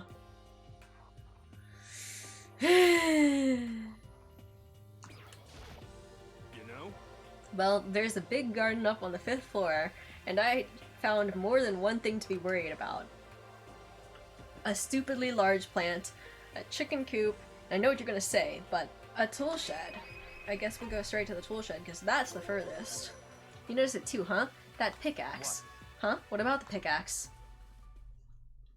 Well, there was a pickaxe in the tool shed, and the word Crazy Diamond had been carved into the handle. Haven't we seen that phrase somewhere before? Crazy Diamond? Yeah, that does sound kind of familiar, I think. It's true. I don't just think. I know, we've definitely seen that phrase before. Huh? Where? Ah, that's it. I remember. Oh, it's also on his back. It was on Mondo's uniform, on the back of his jacket. His jacket said the same thing, right? Crazy Diamond. I see. You're absolutely right. But why would that be on the pickaxe in the garden? Mondo must have stuck in there and done it, right? Not possible. But we didn't have access to the garden until today. That's right. Then, maybe Mondo brought it with him when he first came here and Monokuma confiscated it? Whatever the reason, that's what stuck out to me in the tool shed, the pickaxe connected to Mondo. Well, what stuck out to me wasn't the pickaxe at all. Huh? Then what did? Yo. What I noticed was the lawnmower. I'm thinking maybe we can use it to call for help. How are you going to call for help with a lawnmower? I don't know. Maybe I can use it to make crop circles or something. Yeah, that's it. I'm gonna make crop circles. And we can use those to call for help. What the heck's happened to you? You weren't like this in the beginning, you know. You know? Well, back then my personality hadn't quite solidified yet. What? I didn't think it was possible, but I'm more disappointed in you now than I've ever been. You know? I like to think she just got overly nauseous from the excitement and lost control of her body from nerves. Let's see. There are a bunch of chickens in the chicken coop, right? That's right. 5. 5 chickens. I love chickens. Let's raise them up big and fat, and then we can make fried chicken. Oh, or barbecue. Decisions. I agree with you, Allie. Also, you could, like, if, you know, maybe if they could lay eggs, then you can also get, you know, a nice fresh source of protein that doesn't involve eating the chickens. But yeah, I agree. That sounds delicious. Fried chicken. Oh, that sounds so good. I want some now. That sounds so delicious. It'd be super fresh too. Oh, or how about raw? Because there's nothing fresher than raw, right? No, you don't want to eat raw chicken. Owie, no, stop, back off, no. I'm pretty sure that would kill you. Yeah, that would probably fuck you right up. You know? That's too fresh. You don't want to eat it when you don't want to eat chicken when it's that fresh. That's way too fresh. Oh god. Monokuma said that was called a Monokuma flower. Even touching it seems dangerous, so we have to be careful. Serious? It's totally a man-eating plant. I'm pretty sure it's different from the one that lives in the pipe, though. What? Anyway, that thing must benefit from the sprinkler system as much as anything else in there. Oh yeah, apparently the sprinklers come on every morning at 7:30 on the dot, which, of course, they're emphasizing this other 7:30 helmet on thing. Yeah, remember that? You don't want to get drenched and catch a cold. Yeah. Well, you don't have to worry. They say idiots never catch colds, you know, and I bet, Aoi, you've never caught a cold either, because your fitness is also something else, but also you're very much a muscle brain. Of course not, because idiots never get wet. What? I think you're thinking of ducks. I'm starting to worry about you, Hero. Can you tell me what 10 plus 10 is? What the heck? Hey, come on. You don't always have to call me dumb. I may have been held back 3 times, but that doesn't make me stupid. But if it'll make you happy, I'll answer your dumb question. So, what was the question again? Don't worry, you just answered it. Was there anything else? I didn't even know you could have a real live garden inside a school. All that green is super relaxing, you know? Just gotta make sure we don't get body snatched. Okay. The Monokuma flower is enough to keep me away regardless. Don't let her anywhere near the goddamn chickens. Yeah, Aoi may potentially doom herself that way. Hey, My concern is with the biolab. That was the only place on the 5th floor that we couldn't access. It was also marked with raw. The biolab, huh? I wonder what's in there. Maybe the bodies of everyone who died? Could it be? If this were like a cliche horror game, it'd be some kind of creature, the final boss or tyrant or... But You know, it could also just be used as, you know... What is the word for it again? Place where you store corpses? We're not in a horror game now. Either way, we don't need to worry about it at the moment. Don't bother thinking about something that can't be understood no matter how much you think about it. Naturally. Your tiny brains can only do so much, so focus on utilizing them efficiently. well, I don't really like how you said it, but what you said is probably right. What? No, how I said it is right too. No. Well, I think that's all the new information we have for now. Yo! So, now what do we do? Hmm.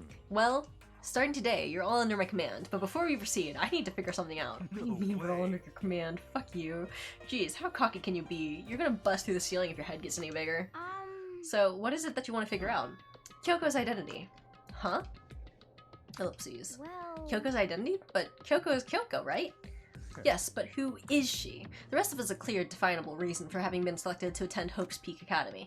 Hina's the ultimate swimming pro, Hiro's the ultimate clairvoyant, even Makoto's the ultimate lucky student. More lucky than lucky these days, but... Tagami a galaxy for me. So what about Kyoko? Can anyone tell me what she is? Now that you mention it, she's never told us. Well, Kyoko doesn't really like talking about herself anyway, right? It's not a matter of what she likes or doesn't like. This is a matter of trust. Can you trust someone who's unwilling to reveal their true identity? Yes. You can. But also, it also is potentially a seed of distrust. But technically, you could still trust them. We need to avoid raising any more unnecessary suspicion. So Kyoko, it's time you told us. Ellipses. I can't. What? Why won't you tell us? wrong. I didn't say I won't. I said I can't. What the heck? What do you mean? So... Because I don't remember. What? I have no memory of what I am. You have no memory? You mean amnesia? Ellipses. If I thought you had a sense of humor, I'd say you were joking, but if this is a joke, I'm not laughing. This is You can't be serious right now, can you? I knew you wouldn't believe me. That's why I didn't say anything. However, But it doesn't matter. Either way, the truth will make itself clear before we're done. What? So you have no intention of telling us? Then I can no longer stand by and do nothing. But, you know, what if she actually does have amnesia, you know? Fucker. Like, she did ask about, like, what, like, Monokuma had done to her because she didn't remember shit. Well, she didn't say that, but, like, that would be a good explanation.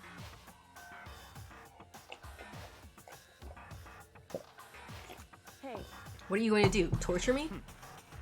Nothing so barbaric as that. I will simply limit your options. I can't allow you to engage in any further suspicious activity. Limit my options? Give me the key to your room. But if she gives you her room key, she can't go to sleep in her room. She'll be breaking a school regulation. And if she doesn't want that, she'll talk. It's easy. All she has to do is tell us about herself. Just hold on, a threat like that. Fine, I understand. Good, you're finally in the mood for conversation. Without saying a word, Kyoko walked right up to Byokuya and held out her room key to him. It can't be. You damn fool. Why do you refuse to talk? Because... Whether I want to or not, I can't. All I can do is keep telling you that. So, But maybe she really did lose her memory. If you really think about it, it doesn't sound totally impossible. This is the worst school ever, where only the worst stuff happens, right? Amnesia would fit right in. However... The worst school where only the worst things happen? Do you really mean that? Huh? Hey, Can you really be sure here that life here has been filled with only the worst things? What do you mean? Ellipses. Perhaps I've said too much. Kyoko then turned her back on us and without a word began to walk Come away. on. Where do you think you're going? goodbye. Don't worry, I'm not going to do anything to harm any of you. Those were her last words as she left. Kyoko's last words. The dining hall was silent. The only sound was the door opening and closing as Kyoko left the room. Heck? What's her deal? but I think you went too far taking a room key like that. For her, that wasn't far enough. Or maybe she got off. Oh dear, let's back up now. Let's just scoot back a little bit further. Okay, this is as far back as I can go. Or maybe she gets off on the attention. I can't believe her enjoying getting yelled at. Yeah, I bet you can't believe that, Toko. Stop talking. You're getting noisy again, Toko. Ellipses. Come on. Sorry, I can still hear you. The sound of your breathing, of your heart beating, it grates on me. Hey. Are you telling her to die? I mean, I know how you feel, but what's Kyoko gonna do now? Plus the situation, it's just like before. It's no different from when everyone started accusing Sakura, and I'm no different either. I still can't stop anyone. Yeah. What the hell? Why are you yelling all of a sudden? Cause look. Oh shit. I had a moment where I was just like, yeesh. I definitely had a moment where I was like, oh no. And I like had a moment where like, my heart just jumped a little bit when I saw Monokuma, and I don't know why this happens every fucking time. Yeah, get a little spray bottle. It's you. How long have you been standing there? I'm very, very angry. Angry at what? At the thief. Yeah, that's right. I'm very sad to tell you there's a thief in your midst. Huh? What? hey, My precious. They stole it. Your your precious? teacher had such faith in you, and this is how you repay me with betrayal. I'm confused. Reality is filled with so much hardship, isn't it? No wonder people run away into their fantasies. But what the heck is your precious? Shut up. I hope all of you get stuck in a hiring freeze and die penniless on the streets. Oof. Oof. No, I don't think it's the knife. Because we directly were like, oh yeah, found this on the floor, and then held up the knife. So, and Monokuma was just sitting there, so I assume, because that wasn't hidden at all, that Monokuma is very aware of that one. What the heck? And he's gone. What the heck was that all about? He said something about his precious getting stolen. Does anyone have any idea what that might mean? It likely has something to do with Kyoko. Huh? Who else other than her would be willing and able to steal something from Monokuma? Did Kyoko really steal something from Monokuma? I would say that I would approve of that, honestly, because I fucking hate Monokuma, so like, yeah. Because, like, yeah, like, if you're pissing off Monokuma, I can only assume that in general, you're probably heading in the right direction. I mean, yeah, Kyoko's very much a snoop as well. But if that's true, what was it, and why would she do that? Ding dong, bing bong. Oh, it's nighttime. This is a school announcement. It is now 10 p.m. As such, it is officially nighttime.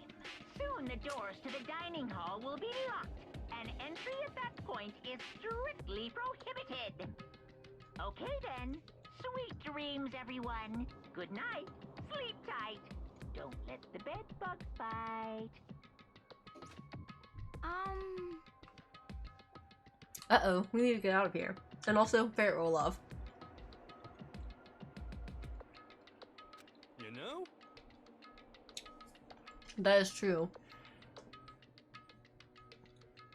He did basically say she's the only one who is, willing and able to do such a thing.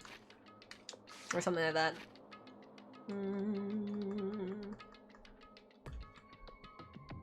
Yep. Willing and able.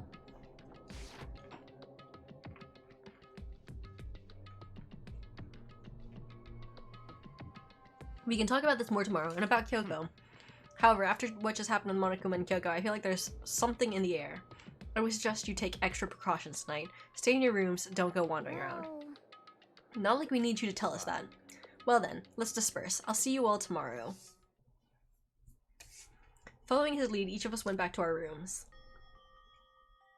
Ah, that's right. I need to put away the knife I got from Toko. I think the safest place for it would be in my desk drawer. Yeah, I bet we're gonna find something really interesting. Like, I don't know, like missing, like my, what's it, toolkit goes missing or something. But anyways, is Kyoko really gonna be okay? She can't get into her room. What's she gonna do? Isn't there something I can do? Something I can... Oh shit. What's going on? Ellipses, ellipses. Ding dong. Wink?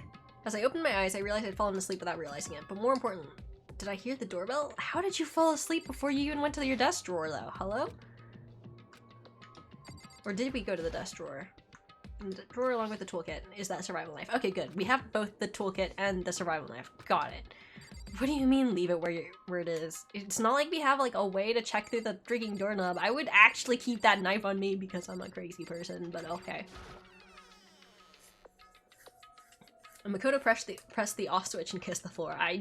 Honestly, that is a possibility, but my thoughts were also that like it is also possible that other than the students in here, like Mastermind may also have a key. If the Mastermind has other people they're working with, may also have a key. And also, the way we all got knocked out, it is also possible that like that there would be sleeping gas or some sort of other thing as well. And also this is a place of the ultimate, so I bet they have a lot of interesting chemicals, interesting things put together. Hey. Kyoko, I'll be waiting for you in the dressing room. See you there. Hey, wait, Kyoko. Without acknowledging me, Kyoko disappeared into the depths of the darkened hallway. I know we're not supposed to go out during nighttime, but I can't just not go. I mean, you can not go, but yeah. Hey. Sorry for asking you to meet with me so late. It's okay, I'm used to it, indeed. So then. Well then, let me get straight to the point. It's something you can't talk about in front of the surveillance cameras, right? So does that mean? Does it have something to do with whatever it is you stole from Monokuma? Ellipses. Monokuma told us earlier that someone had stolen something from him. Was it you? Indeed. That's right. Sorry's right, but what did you steal? I stole this. A key? But looking at it, I couldn't tell it, or I could tell it wasn't just any key. Also, the other thing that I would say is that, like, just because there's no visible camera in here does not necessarily mean that there's no camera whatsoever. Or that there's no hidden bug in here. It just means that there's nothing obvious here. So, like, I would not be surprised if the Mastermind does not give a shit and at least puts, like, bugs everywhere. And can hear everything that's happening in here. But looking at it, I could tell it wasn't just any key. It was shaped like Monokuma. It was probably the only key of its kind on Earth. Where did you get that? From the headmaster's room. Wait, what? She got there? What, you stuck into the headmaster's room? But wasn't it locked? The lock was broken. What? It was Sakura. She did it for us. She did? Indeed. Remember what she said in her note? I'm not going to just lay down and die. I will fight you. So Sakura broke into the headmaster's room for us? Right. That's right, so that we could uncover what secrets might lay hidden within. She did that for us? She violated the school regulations to help us. She'd already decided to die, so her last act was to defy the rules of this place. Indeed. I noticed the room was open after the class trial was over yesterday. Yeah, the obvious stupidly positioned cameras are meant to provide a false sense of security. I'm pretty sure I did actually point out that, like, or I'm pretty sure I mentioned that because it did cross my mind that, like, just because there's an obvious camera doesn't mean there's not obvious cameras hidden around. That there is no hidden cameras, I guess.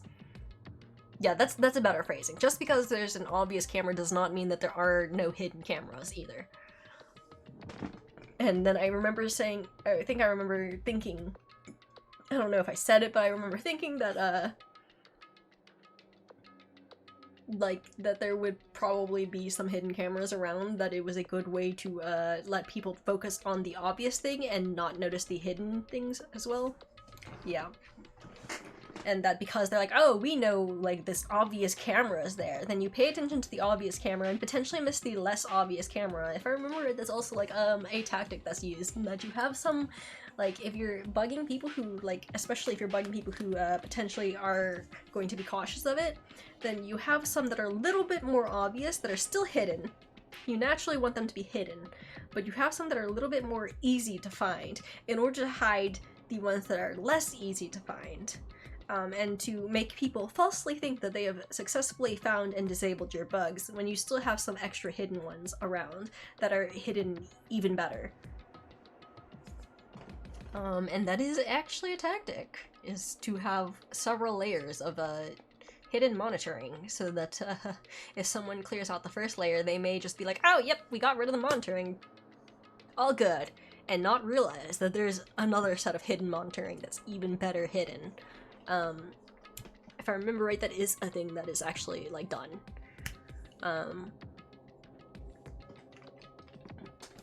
As well as, potentially also a thing for, like, long-term data stealing as well.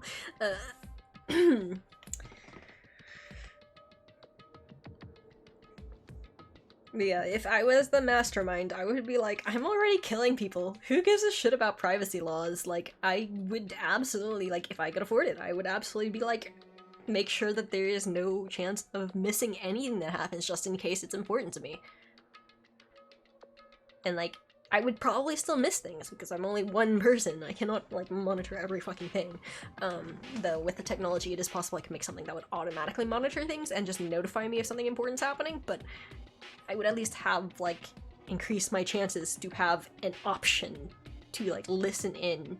Because, again, this is the obvious room where you can't actually, like, where you can dodge the monitoring.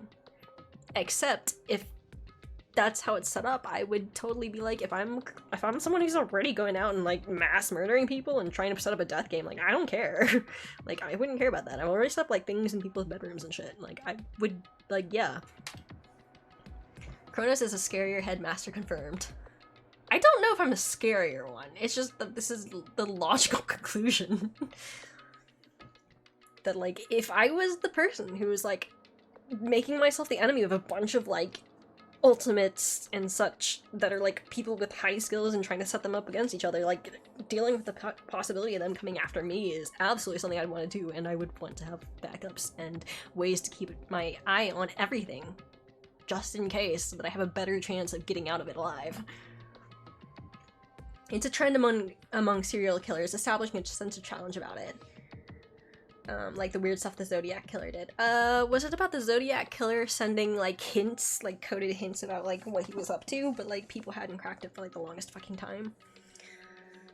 That, like, after he does, like, some sort of murder, he likes to, like, notify people and send something to, like, the news, letting him know, like, hey, I've killed a person, come find me if you can. Ooh. Yeah. No, yeah, yes, that is a thing that, like, some crazy serial killers, they enjoy the feeling of getting away with it. And then they also enjoy, if they think they've done it well enough and they're confident enough, they enjoy taunting people about how they're getting away with it. To show off how big brain they are. And, like, ha, I'm so superior. Yes, yeah, yes, they do up the risk. That's why you also have the trend of, like, people might start with, like, small animals and then slowly move up from, like, small animals to, like, children, from children to, like, young women, and then so on and so forth, or, like, old women or old people, because old people and, like, young women are generally, like, young, weaker women are generally less dangerous than a strong, full-grown dude. Not always true, but, you know, general rule of thumb. But, like, yeah, there's that trend where you start with, like, a thing, like, people are like, just pay attention, because if some kid starts with, like, small animals, they may evolve to go off to, like, people after time, and stuff like that.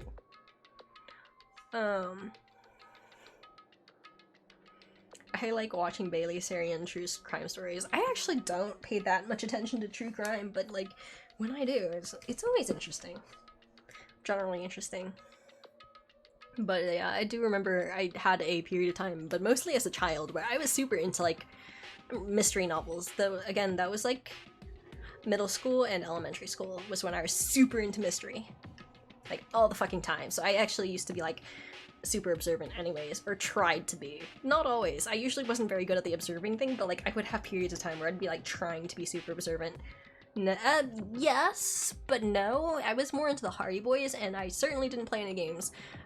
Except I did play like 2 or 3 Nancy Drew games, because I was able to get my hands on those. Other than the educational games.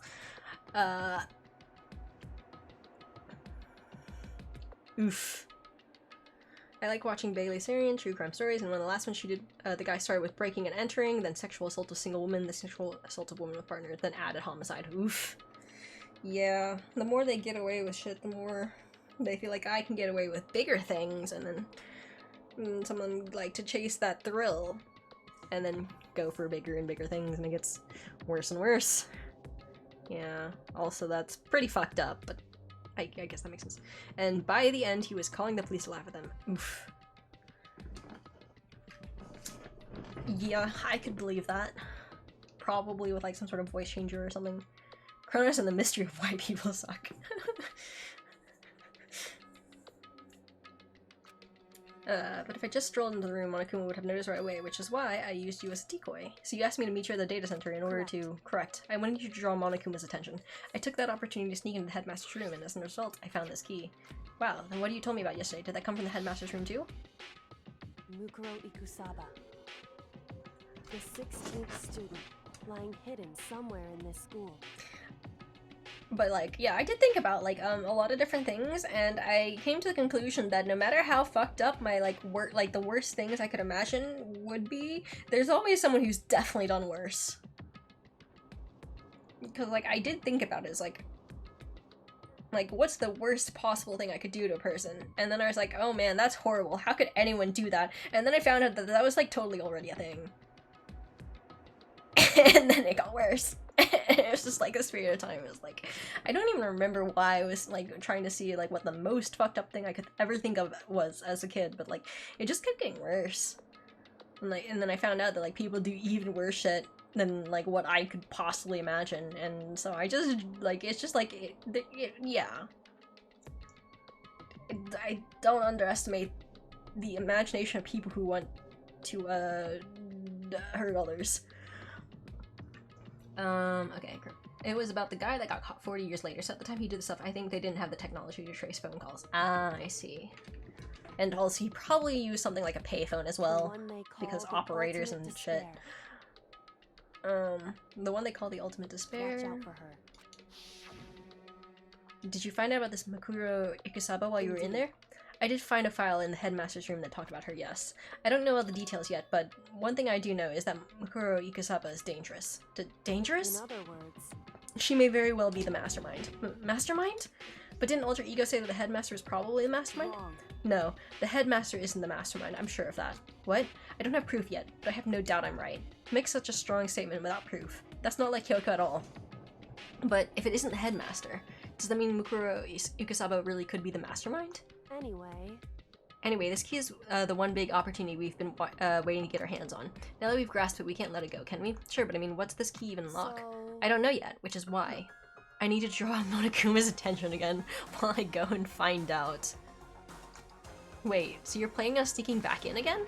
You can't, that's way too dangerous. And you want me to draw his attention? But we don't actually know where there's just one mastermind, right? If there's more than one person watching us. Is that right? But they didn't catch on last night, right? Maybe we just got lucky. Or maybe the mastermind can't monitor us and control Monokuma at the same time. I mean, that's quite an assumption. But, like, I mean, if you're right, that's a great opportunity. Go, my pawn, be the front line while I win the war. Oof, truth. Or maybe the mastermind can't monitor us and control Monokuma at the same time. Like, I would not necessarily be willing to rely on that, but then again, I'm a notoriously indecisive and person who's always tends to just assume that people are more capable. I tend to overestimate rather than underestimate in general, so that is indeed also a weakness, which would mean that I would miss a lot of good opportunities. But yeah, this is also why I'm bad at strategy. Because I'm not able to narrow down the possibilities, so I cannot make a good decision. Huh? Like I said, we didn't get caught last night, but as you said, maybe it was pure luck. Which is why we're going to run the experiment one more time, and if we're successful again, then what may have just been a lucky guess will be proven true. As Kyoko talked, she was calm and collected as ever. I couldn't help but just stand there and listen. If that's true that the mastermind can't watch us and control Monokuma at the same time, then there would have to be a period of time where the mastermind is vulnerable. What we need to do is find out for sure if that's actually true and if we can exploit it.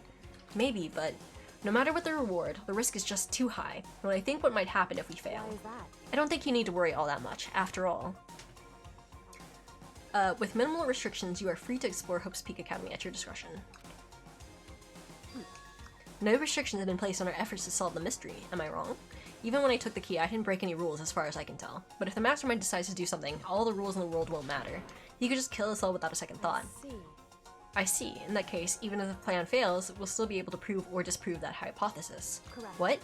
In a moment of crisis, will the mastermind break their own rules or adhere to them, no matter what? In other words, we gain something, whether we succeed or not. Now there's no reason not to do it, right? But... If you spend all your time trying to avoid danger, you'll never move forward. Well, you see, I'm all about avoiding danger, so, you know, I'm fine right here. We know the danger, but if that risk means solving the mystery, we have no choice. I mean, we still have a choice, technically, but okay, sure. Hey. Am I wrong? Yes, technically. But okay. At that moment, I finally realized I had never seen the slightest hint of fear or despair in Kyoko's eyes. Her gaze was firmly fixed on the mystery ahead, the enemy standing before us, and with that in view, she just smiled. I can't change how I feel, and wouldn't if I could. Then Kyoko took something from her coat pocket and held it out to me. Huh? What's this? True. Consider it a symbol of my determination. Don't open it yet. Only open it if something ever happens to me. If something happens? However, I'm not planning on dying, but there's always a chance of it, and a death without meaning is unappealing. hey, Did Kyoko smile before this? I don't think so. She may have, but it's rare. Please, I want you to hold on to it for me. Fine, I'll hold on to it just because you asked me to, but I'm going to give it back at some point, so you can be sure of that. indeed. Heh, that's very much a, yep, you're coming back alive. Yes, of course. Hey, Oh, and one more thing. You can't tell anyone else about what I've discovered. Sure, because then there's a chance the mastermind might find out, right? indeed. Well, there's that too. Huh? You mean there's something else? Well, It's nothing. Forget I said anything. I can't just forget that so easily. then, Okay then, shall we begin? Makoto, I'm counting on you, Makoto. I just have to get Monokuma's attention, right? Well, I'll give it my best Goodbye. shot. I'm going on ahead. The rest is up to you. Her current goodbye was no different from any other time. And like every other time, she moved at a brisk pace as she left. Also, I would not be surprised if Monokuma had, like, you know, would potentially, like, if such a thing was happening in here, if, like, Monokuma would just, you know, show up if they thought something super suspicious was happening. Like, wandering out after midnight to go to the baths with a girl. Which, of course, could also be another thing they're assuming, but the last few times this happened, there was alter ego, so... And then showing up at, like, the other hidden room and stuff. What wasn't like every other time? It was the sudden knot I felt in my stomach as I watched her walk away. No, everything's going to be fine. I know it. Because it's Kyoko. Talking to myself helped shake off some of my anxiety, and then I got to work. Okay, let's do this. Hey Monokuma, you can see me, right? Get out here. I've got a bone to pick with you. Then a few moments later. Monokuma appears! Well, well, well. This is a surprise. You being the one to call me out. Hey, by the way. Huh? What were you and Kyoko up to? Going to the bathhouse? Just the two of you? In the middle of the night? Definitely a hot and steamy moment, wouldn't you say? So warm and wet. So wet and warm. I bet you guys, Jesus Christ, Monokuma, but also that's actually a good way to test the waters. Because the reaction of a person, especially Makoto, I feel like Makoto is not going to be able to poker face his way through this, so the reaction of Makoto could tell you a lot actually if you did this sort of thing. Removed to conform with local and international censorship laws. Oof. All over her oh dear, what? This is harassment. Monokuma is definitely fucking Makoto, and also my face is red. Let's see, it's not gonna talk, huh? Sure, I get it. Well, whatever. Unlike you, I have absolutely no interest in late-night bath scenes, because I like to maintain a healthy life of observation, far away from X-rated exploits. Is this when it becomes one of those visual novels? I don't know, man. I didn't think Makoto would be able to fake a bed hair, no. Rude. Oh, so is that why there's no surveillance cameras in the bathhouse? Bullseye? Or is it maybe because the lenses get all fogged up and you can't see anything anyway? Oh. No expression. Sounds like that's the bullseye to me. You need something? Anyway, you went to all that trouble to get me out here. Now, what do you want? Oh, well, there's just something I want to confirm with you. Say what? Whether I'm a mademoiselle or a dude fellow? Actually, But in the Bear Kingdom, there is no male or female. That's not true, but also I suppose you're talking about the Monokuma Bear Kingdom. Bear species, family thing, because it's a robot doll. I don't know. Actually, there is. Seriously? my Then entire what am I? My existence. entire This existence. is kind of depressing. That's enough. I'll get stuck if I think about it too much. So, what did you really want to ask me? Oh, well, you told us earlier that your precious had been stolen. What's this precious of yours? What are you thinking? Listen, I'm sure this is a silly question. No way. It's possible and all, but is that seriously what you dragged me out here to ask me? Ellipses. Unbelievable. You gotta be kidding me. You gotta be 100 megaton freaking kidding me. You're not gonna ask something useful, like how to get the best honey or earth sign breeding tips? This is just crazy. Are all pubescent teen boys as nutty as you? What the heck? God, you're so annoying. Fine, I'll tell you. It was a key and... bleep. That's it. What was that second thing? It's a blank, stupid. A secret. Fill it in yourself. Making me trudge all the way out here for that. I'd like to see what's going on in that brain of yours. And the next time you summon me for something so stupid, I'll open up your skull and find out. Dropping more than a few swear words, Monokuma stormed off. Phew, I hope I kept him distracted long enough. I would say no, but okay. I would have come up with some better questions. Also, I would have asked Kyoko for help to come up with good questions, because I sure as hell would not be good at that. Oh, and also fair strudel, yeah. Now all I can do is wait and hope Kyoko makes it out okay. No, she'll be fine. It's Kyoko after all. I'm sure she's fine, right? Huh. I went back to my room and laid down, doing my best to settle my nerves and get back to sleep.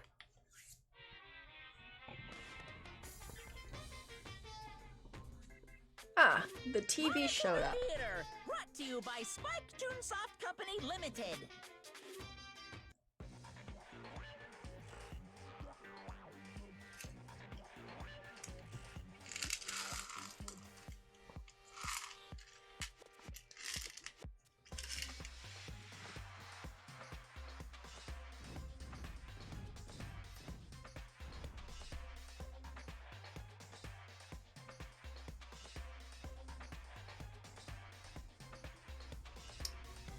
Them thighs.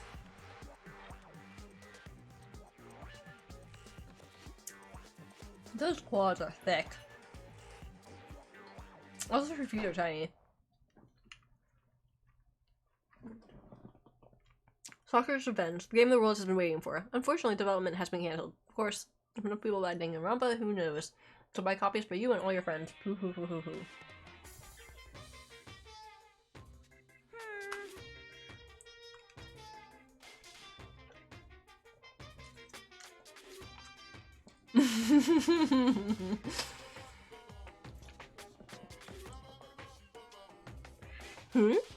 The super stylish, super fashionable game was cancelled during development? But it'll start back up again if Danganronpa sells well? Then you guys have to recommend it to your friends, too! Lamo.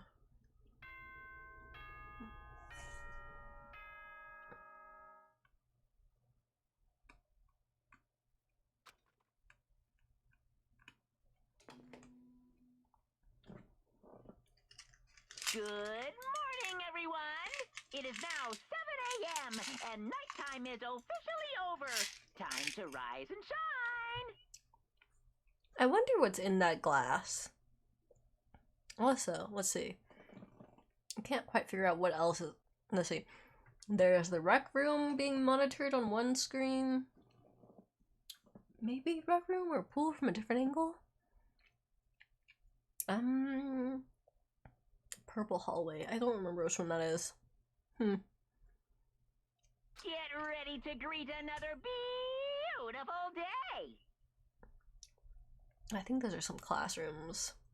I don't remember. I don't actually know. I cannot figure out what is all the rooms on the camera. My body feels so heavy this morning. It must be because I was up so late last night. Anyway, I need to get to the dining hall.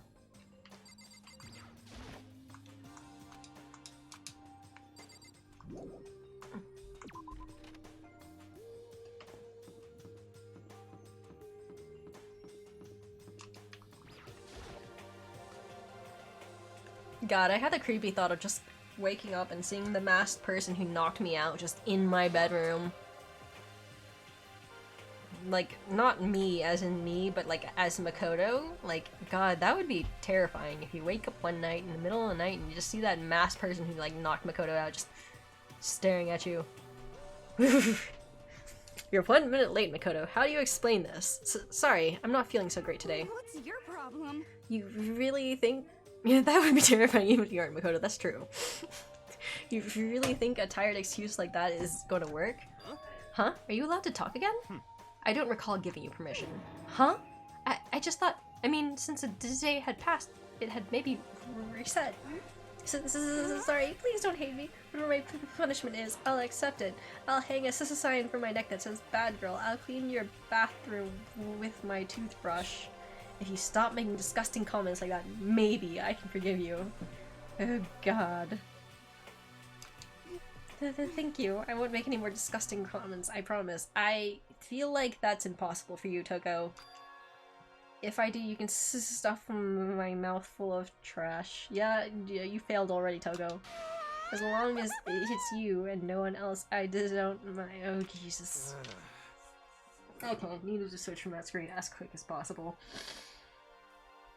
I feel like dealing with Toko too much would be just... I would need booze. I would need some good hard liquor to deal with Toko when she's like this.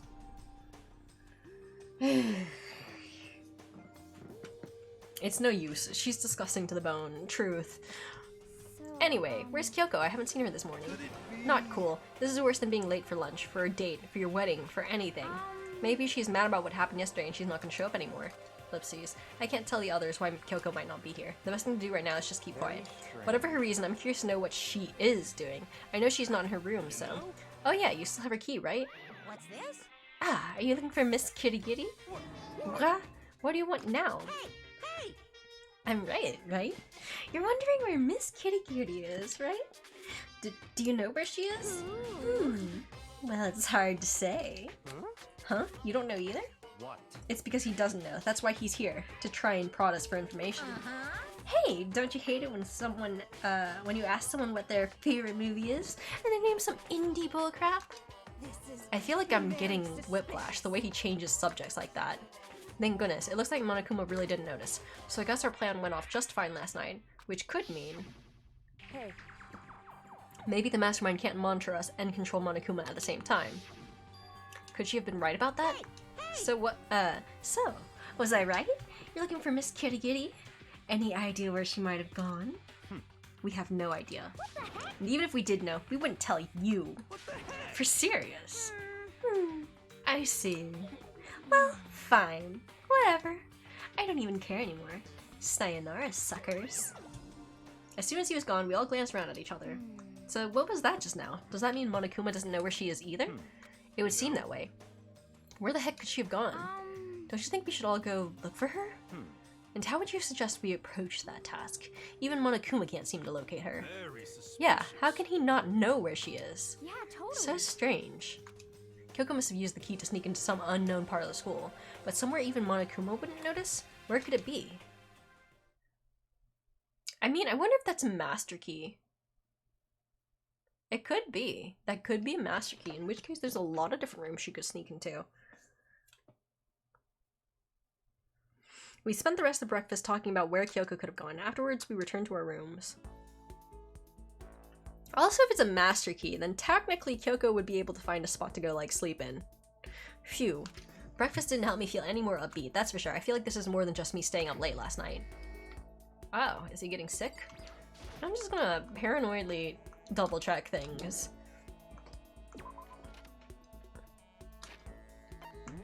Okay, let's save real quick before I accidentally do a thing. And then cry on myself because, I don't know, I accidentally hand brought someone again. I hate that. That was horrible. I hate it so much. That was bad. That was real bad. Let's see. I don't want to befriend Byakuya. He's less of a jerk, but I still don't like him. Here's a...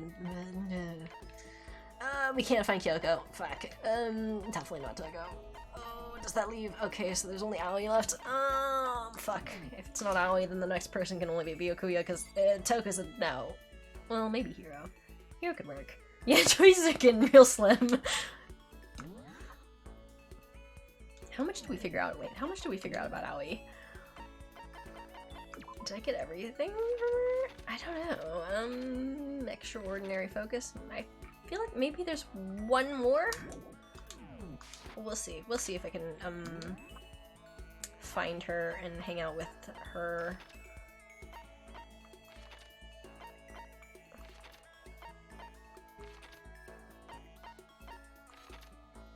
Okay, so everyone's upstairs. Garden, dojo. You know, that makes sense. That should be in the... You know, I want to take a look at the garden real quick. I just want to see the chickens. Maybe they'll let me see the chickens this time. I would like to see the chickens. Have you got Aoi's panties yet? What? I guess not? What's a chicken here doing here? Yes! We can look at the chickens! Much better. Also, something like roosters. So we have 2 roosters and 3 hens? Okay. Oh, there's chickens inside. Personally, I'd prefer rabbits. Way cuter. I wonder if there's chicken feed. I want to feed the chickens. Like, this game doesn't really wouldn't necessarily allow such a thing. From the lawnmower to fertilizer, plants to farm tool, there's something carved in the handle of this pickaxe, crazy diamond, the same thing that was written in the back of Mondo's coat. This pickaxe is connected to Mondo somehow. Strange. Damn it! I wanted to see if there was like feed or something. Not that I'd actually be allowed to do that, but I would just want to feed the chickens. Let's be honest. Like, I just want to feed the chickens. Like, I'd be like, oh, look at chickens! I can feed them! Also, like, where's the nesting areas? I would, like, you know, eggs? No? No? Alright. If I remember right, Japan actually has, like, a huge consumption of eggs. Like, huge. They get a lot of eggs. And they eat a lot of eggs for, like, tamagoyaki, etc. There's a lot of different egg dishes. I think there's, like, a dish called that's, like, something along the lines of, like, my mother-child dish or something, and it's basically a chicken dish with egg.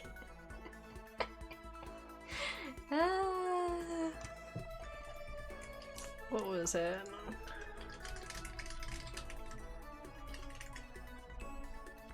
Oyakodon. Literally parent and child donburi. It's a donburi or Japanese rice bowl dish in which chicken, egg, sliced scallion, or sometimes regular onions, and other ingredients are all simmered together in a kind of soup that is made with soy sauce and stock and then served on top of a large bowl of rice. That's true. There are also ramen eggs, etc.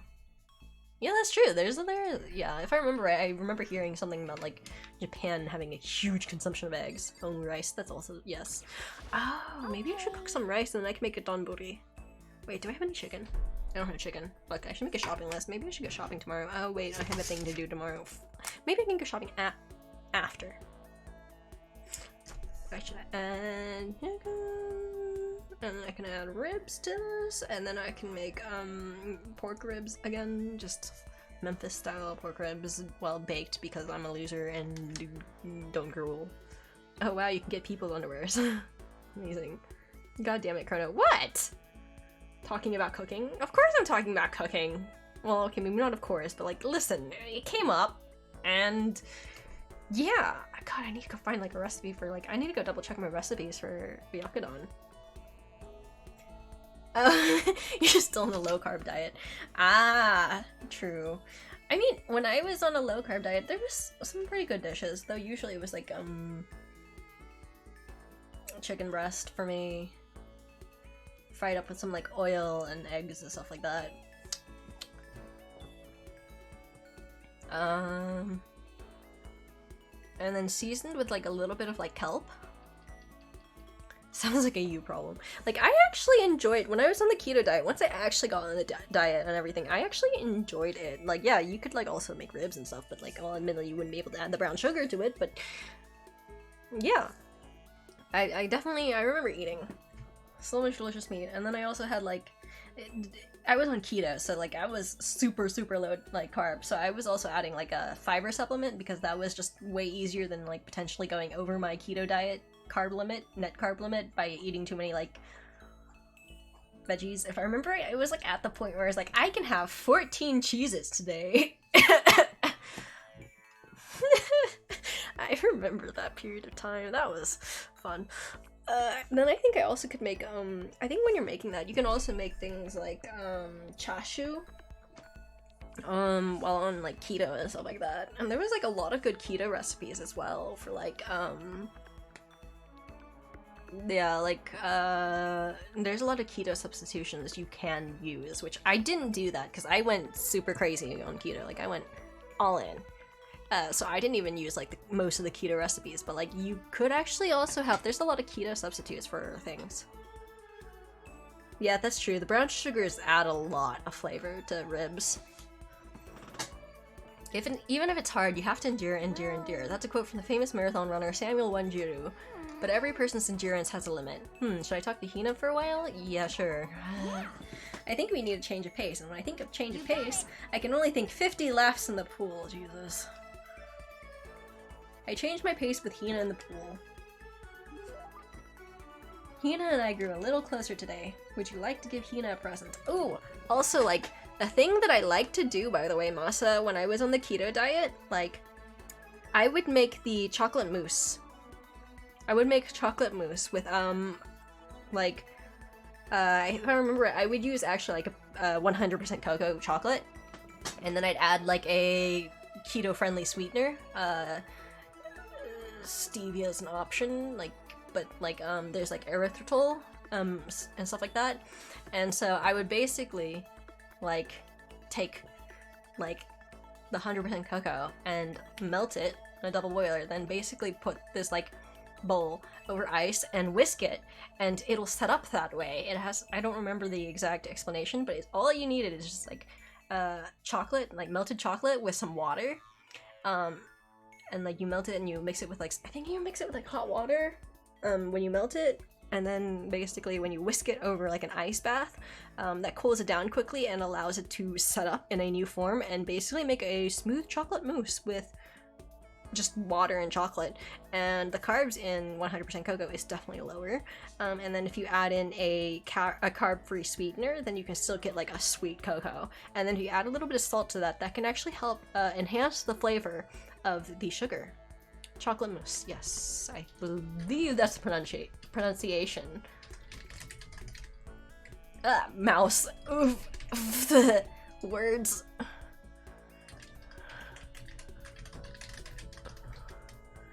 What was his name? It was by this...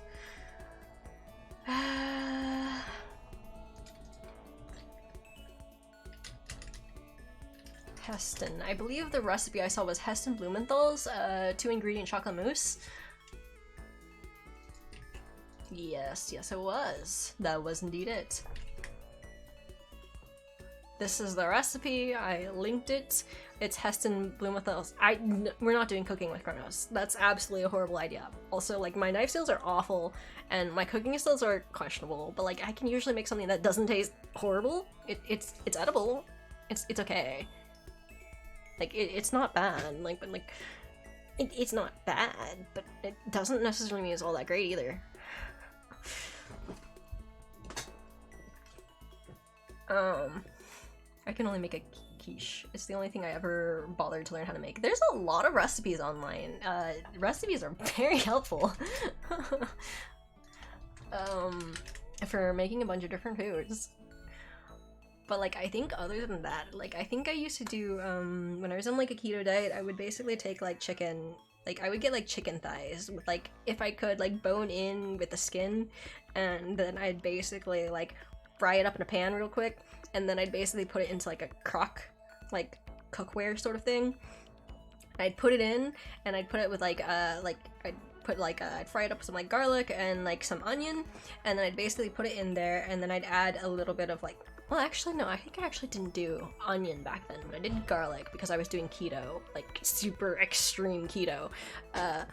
So I'd basically fry it up, and then I would put it in like the container, and then I would like cookware, and then I'd add like a little bit of sage and thyme, and then I'd also add like salt, pepper that I would like have like rubbed into the chicken, and then a little bit of like I fried it with like butter as well. It's been a while since I've done this, so it's like I cannot quite remember the order of everything. And then I'd add a little bit of cumin, a bit of paprika, you know, the whole salt and pepper thing, and then I'd basically stick it in the oven and bake that, and it would be delicious. So it could work out for your low carb diet.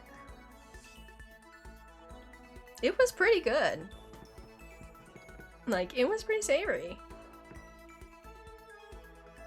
And then sometimes I'd add like a little bit of like stock with it if I felt like it. And sometimes I'd add, but admittedly, like it would be like so juicy and stuff, like once it was in like the container and like baked it for like a long time, that it would just kind of be like, it would kind of make its own sort of soup. And it was like pretty good. I mean, I felt like it was pretty simple. Like, all you did is just brown it a little bit in a pan, and then you stick it in a bakeware with, like, all the seasonings, and then you just stick it in an oven and forget about it until the timer goes off, and then you just take it back out, let it cool, and then you eat it. Ta-da! Like, pretty simple. And then also when I was on keto, like, I would get, like, cheese cubes as snacks. Like, I would get, like, a block of cheese cut into cubes and then eat that as a snack, and that was extremely filling because it's a lot of fat. Yeah, like, you could do it that way too. Like, the cheese is great. Oh, well, I never baked it. I would just eat cheese cubes. Like, I like cheese cubes. I just eat that. And then if I was feeling a little bit crazier and less healthy, then I'd get, like, pepperoni and or, like, some sort of, like, sausage. And then I just eat those together. And that's also freaking delicious. Into cheese crisps because fucking hell, $6 for a small bag of cheese crisps is insane. I don't even know what a cheese crisp is, so, you know, heathen that I am. Zoodles I would assume is zucchini noodles? I see, so those are cheese crisps. Crisps. I've never eaten those. Yeah, I didn't do that either because, again, I went, like, down the extreme route. Mainly because I just couldn't be bothered. But yeah, so I didn't usually do that either. Though, like, you could do that or, like, spaghetti squash, I think. I'm not sure about the carbs of spaghetti squash because I, again, was not doing a lot of the substitution dealies. Yeah. I think other than that, like, things that I tended to make a lot more were, like, cheese omelets and stuff.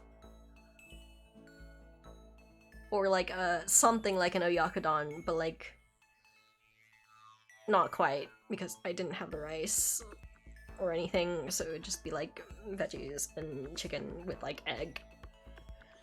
All this food talk and now I'm hungry. Sorry. And I think I would also use to make soups and stuff like that. Like, I would take, like, sausages and, like, chop those up and then, like, make them into, like, a soup with, like, a soup base. And by, like, soup base, it was basically, I have, like, a super salt mix, which was nice. I'd add a little bit of, like, garlic, again, some, like, different seasonings, like, again, sage, thyme, oregano, just whatever I felt was, like, good, and, like, paprika and stuff like that. Basically make, like, a soup stock with, like, sausage and chicken.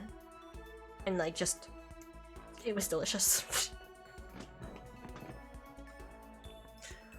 So, like, that worked too, but, like, it wouldn't be a thick soup because I wasn't adding anything to it that would thicken it. But it was a soup. and it was pretty good. Like, sausages made pretty good soup. Like, I liked Italian sausages too. Like, spicy Italian sausages were delicious. I don't know if their carbs are like the greatest, but like, oh, okay, can't be that much though. I mean, it had fennel and a few other things I could tell were in there, but it was delicious. So yeah, there's some options for sure if you're like looking into it. Like for sure, like there's some good options for foods you can make. I only have one flotation donut. Okay. What else can I give her? Do I have more swimsuits? Do we have more swimsuits? We have plenty of swimsuits. Perfect. Hee, how thoughtful. This is why I like you, Makoto. Or, I mean, not like, not that kind of like. Seeing Hina so pleased with something I gave her makes me happy. Hey, Makoto, can I talk to you for a sec? What's up? I wanted to ask you something. Sure, what is it? Oh, I mean... can you come to my room when you get a chance? Right here is like... Huh? Okay, see you later. Better not stand me up. Without bothering to wait for a response, Hina ran off. What's going on with her? Inviting me to her room like this. She's acting really strange. Ellipses. Well, I don't have much of a choice, do I? Well, I would also assume that there's also not much that would be happening because we happen to have a security camera that's like right there around our beds, so you know. Unless you want to give Monokuma a free show, I assume nothing is going to really be happening. I headed to Hina's room like she asked. Well, I'm not too surprised. There's a first aid kit, there's some sports bottles, her swimsuits, there's some sort of calendar on the wall, and like some sort of step chart thingy? I'm not sure exactly. And, some hair ties? Wristbands? I'm not sure what those are. Running shoes. A few different bags. Bottles of, I don't know, I assume like, proteins, supplements, things like sports bandages, whatever, to like, yeah.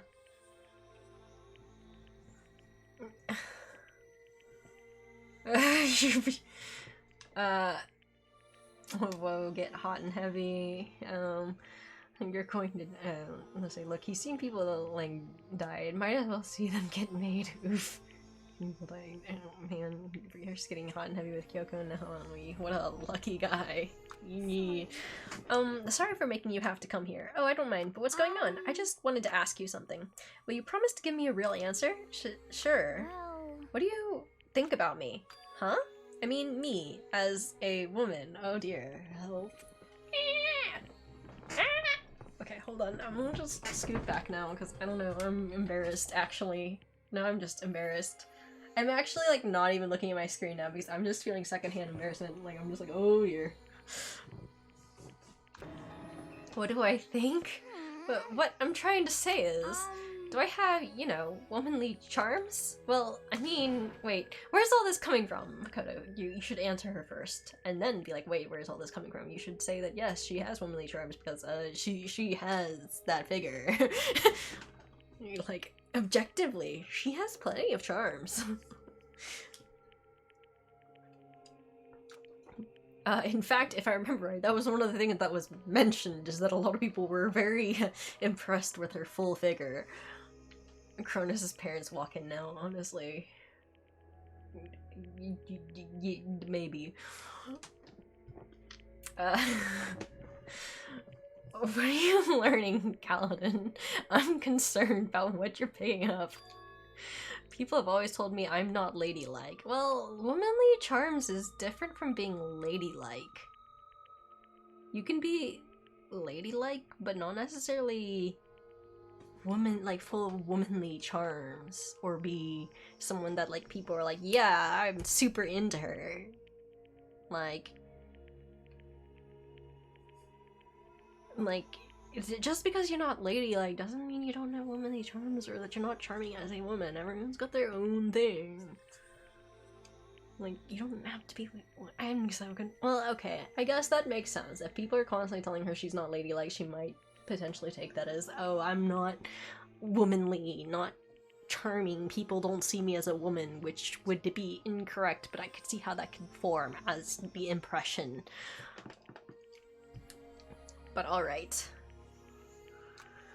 And I mean, I can't really disagree. All I'm good at is sports, exercise, physical stuff. Listen. Oh, actually, never mind. But like, listen, a lot of people are into sporty girls. But alright. But I think maybe that's just because I've never actually been in love. No, you can be totally sporty and in love. I have seen some really cool well, not TikToks, like videos of people working out together as like their date thing, and I'm like, alright, go for it. Like, I wish I could do that, but hell no, I don't like working out that much at all. But alright. But I think maybe that's just because I've never actually been in love. Since I've never fallen in love, how can I say I'm a woman? That's not true! You don't have to be in love to be a woman! Ah! Owie. Owie. Owie. Like, you can have... Like, I've seen people go rock climbing together as a fucking date. Like, and I don't mean, like, easy rock climbing. I mean, like, crazy, difficult, like, rock climbing. Or, like, backpacking and shit. Like, listen. People like what they like and... Okay, whatever.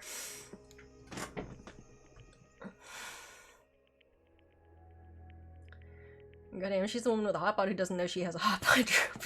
Oh, also 16. That's true. Also, she is 16.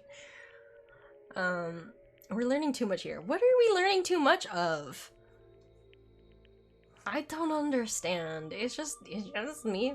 You don't have to be ladylike specifically to be womanly.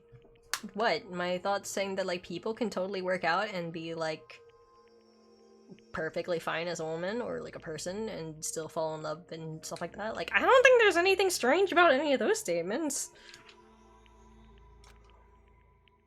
I'm confused. So that's why, I want you to be my boy. Whoa.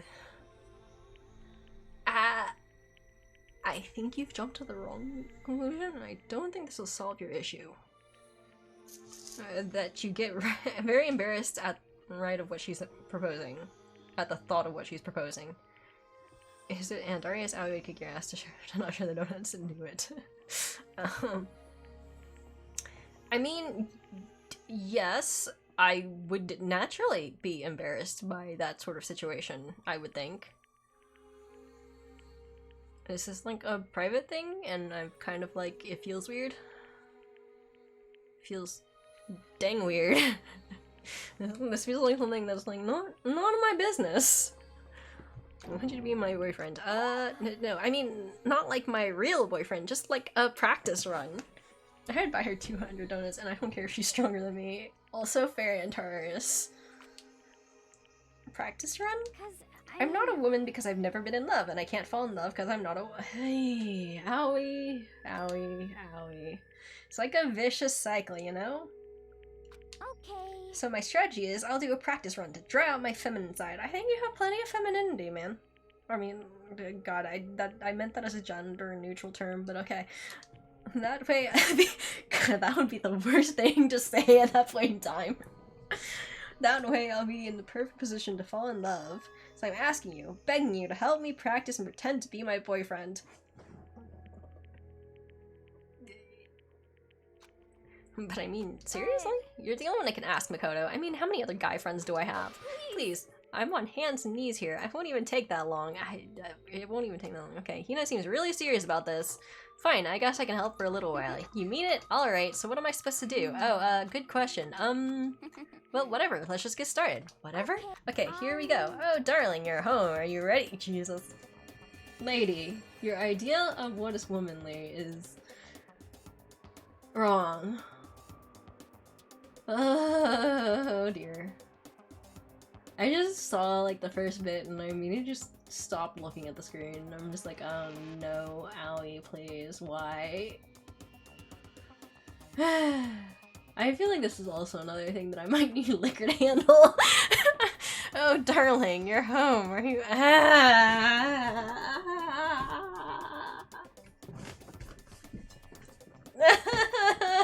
Fuck. Oh, also welcome, Jingo. Fuck. She felt like she's not a woman, so she feels like it's because she wasn't in love, and so she used to try to have a fake boyfriend run with Makoto, and now she's acting out what she thinks is like the womanly thing that couples do, and I'm like, girl, you can just do what you do. You can just totally go out, like the way you've been hanging out with Makoto, you can totally do that. If you find a right sporty dude, or the right dude, he doesn't even have to be sporty if he's willing to try. Like, you can just do things like that. Why is this what you think? Oh god.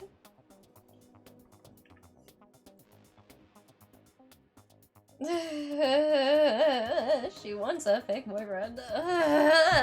This is too weird for me. Okay. Oh darn.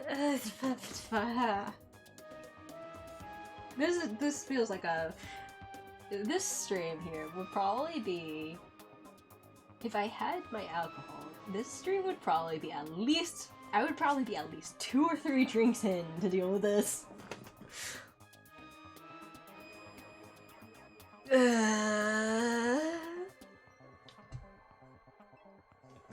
Oh, darling. You're home. Are you ready for dinner, or should I get a bath going? I can't voice act this right now. It's just not happening. I was going to try to get, like, that annoying, sticky, sweet voice going, like, but I can't right now. It's just it's not happening. Are you still like, yes I am, because I still want to be like, I want to give it a shot, but at the same time I'm like, oh god. Oh dear.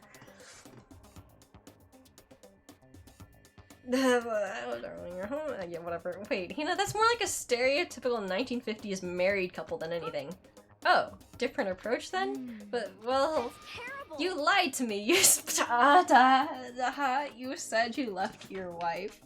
That's even worse. Owie. Please. Really? You mean I can't even get a practice run right? Was that the fatal blow? Seriously? What am I supposed to do? Just become that one crazy lady who gives up on love? Listen, I long ago assumed that I was going to be the crazy cat lady, and I was chill with that. Listen, I would get so many cats.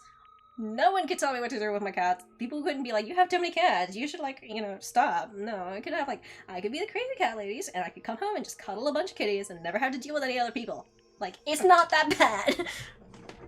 Listen, you can just be a crazy cat lady and cuddle all the cats. I would be like more like 2 or 3. But okay, sure. Sure, I could have a nice amount of cats. I guess. But Chronos, someone else in the group beat you crazy cat lady. That is also true. But seriously, what am I supposed to do? Just become that one crazy lady who gives up on love? Hold on, let's dial it back. First of all, do you really need to go through all this practice stuff? I told you, I'm not ladylike. Even if that's true, I'd say that that's just part of your charm. Huh? If you push it and get all nervous, that's totally not you, right? Personally, I think you're fine just the way you are. Good on you, Makoto. I also agree, because, I mean, that's who you are. I agree. Makoto. And falling in love is supposed to be fun, right? If you stress out about it, where's the fun in that? Also agree. I mean, not that I know anything about love either. Okay, well, so maybe that doesn't mean anything. No, it means stuff, but oh, yeah. No, it does. If it's you saying it, it does mean it does mean something. Okay. Wait a second. Isn't crazy cat lady also a euphemism? Is it a euphemism? I don't know. Maybe you're right. I shouldn't push it. I should just be me. Yes, you should.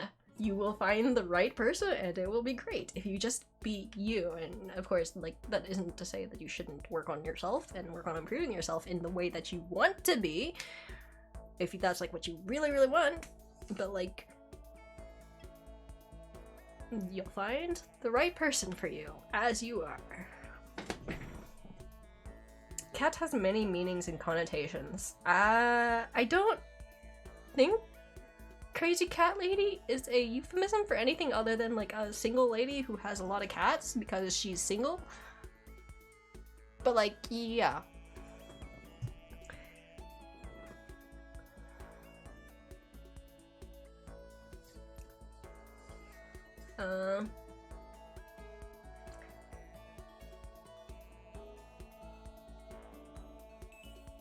In English, crazy cat lady really only means one thing. Google's Jinko's exact location.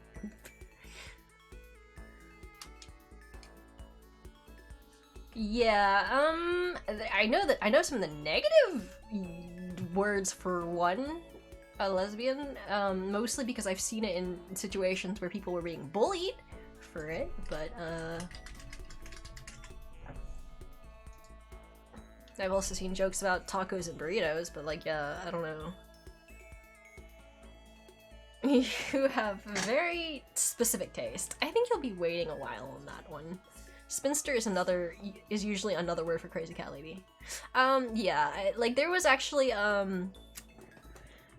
I think if I remember right, Chipotle had this thing during like Pride Month or something that they gave out like little buttons and stuff like that. Says like, I like burritos, I like tacos, and like the joke is that burritos is sort of like you know, the D, and then tacos is the lady parts, and like it was a way you could just be like, I like tacos, and if you were lesbian, you'd get I'd like tacos little button. And if you were homosexual, you could like, I like whatever, like, and it was just up to you, whatever the hell you wanted to pick. But like, it like Chipotle did have like a little bit of a. No, I have not seen that ad. I have not seen most Chipotles. I've not seen most ads, honestly. But like, yeah, like that thing. Time to post the vertical seafood tacos? What is that? I don't know. Also, mature relationship teacher Kronos is endearing. Thank you. I appreciate that, I think. I think that's, yeah. Okay. You have very specific taste. I think you'll be waiting for a while on that one. Anyway, thanks Makoto. You've definitely helped lift that weight off of my chest. And on top of that, I kind of had fun practicing with you. I might ask you to help me again someday. No, I think that's enough practice for me. Oh, really? Then if it wasn't practice? Huh? Kidding, I'm just jerking you around. A joke, huh? Well, joke or not, I definitely feel like I've gotten a lot closer to Hina. After going through all this with her, I think I understand her a lot better. I think we've finally become friends in the truest sense of the word. About that, Makoto. I have a feeling that it might not quite be the way you think it is. Let's see. I will copy that link and not watch it till later because I'm currently streaming and I don't think the audio would be picked up anyways, but... Oh no, wait a second, I think I recognize this art style. Oh, I scroll down. Yep, it's that person. Ah, fuck. I'm good. I'm not gonna watch that. No, I know that art style. I think I've seen something. I don't know if I know that art style, but I know something similar and oh boy. So what's your type, huh? What kind of girls are you into? Huh? Don't worry about it. Aw, come on. Don't get embarrassed. Ha ha ha ha ha ha. Hina's report card has been updated based on your experience with her. Achievement unlocked, Mystic Donut. Okay.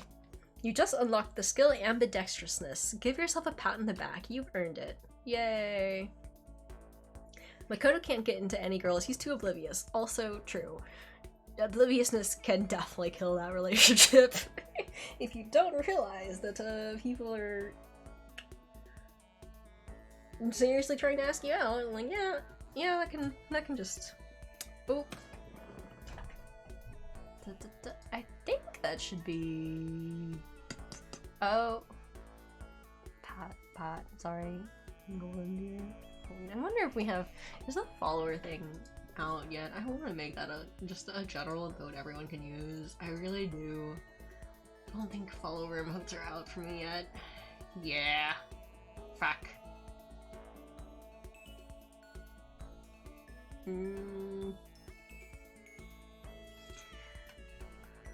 Bits tier emotes. Standard emotes. Okay, yeah, so I do have more open slots now. I do remember hearing something about that, but yeah, follower emotes are not a thing yet. Fuck. Which sucks.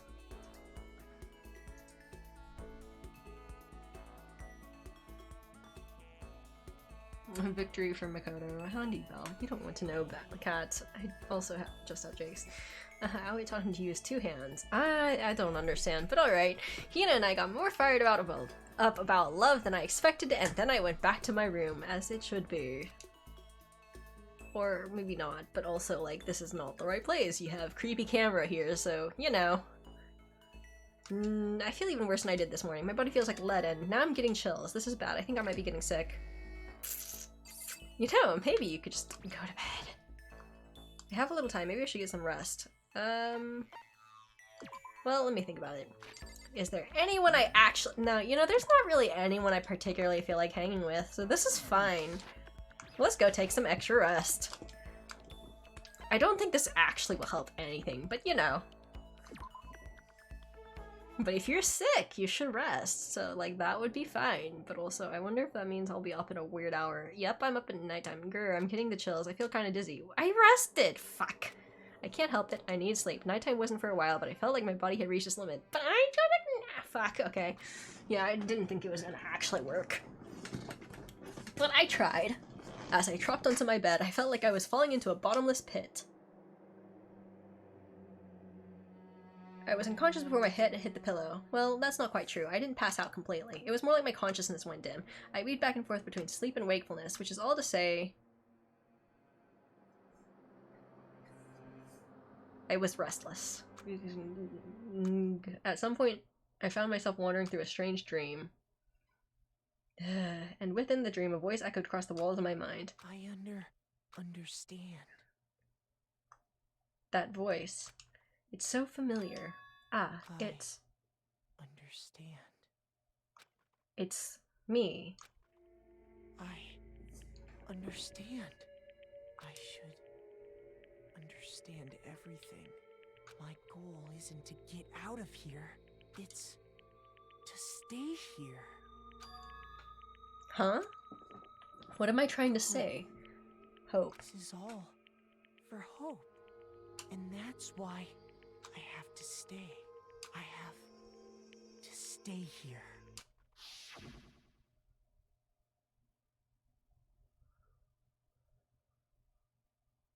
I'm so concerned there's gonna be someone over her bed. My dream just now. So strange. I'm scared. I'm scared.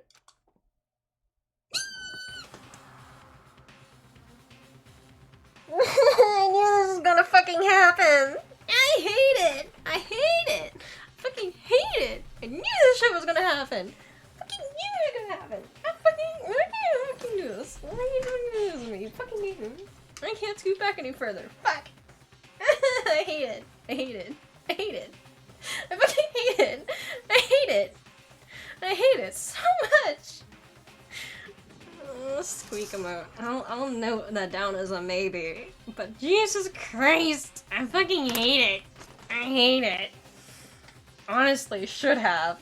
Just be like, I'm feeling sick, can I just stay in your room and, I don't know, maybe you can help me out and so I don't get fucking murdered in my sleep? Fuck!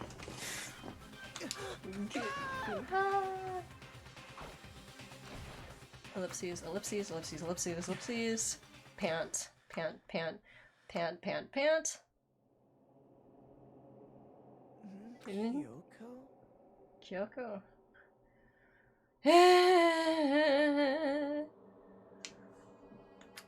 I think Kyoko has come to rescue him. What the? What did you say? Oh, he can't hear her.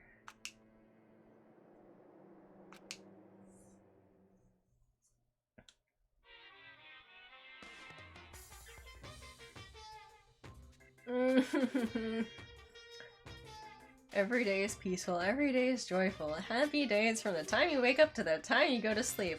Fucking hate you and your stupid jump scares, master my monogamy bullshit. Fuck. It's not even jump scares. I'm just a scaredy cat. Jesus. Wishing only for those unchanging, unending happy days. Days of boredom repeating forever and ever. No abnormalities as far as the eye can see. Life without the tiniest speck of abnormality. Or like that? I'd consider that pretty damn abnormal. Bah!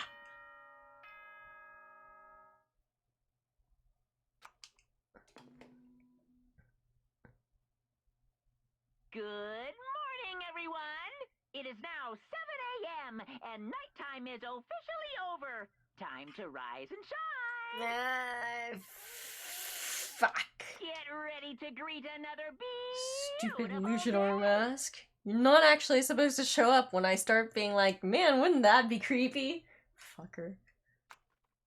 Mean. This fucking game is mean to me.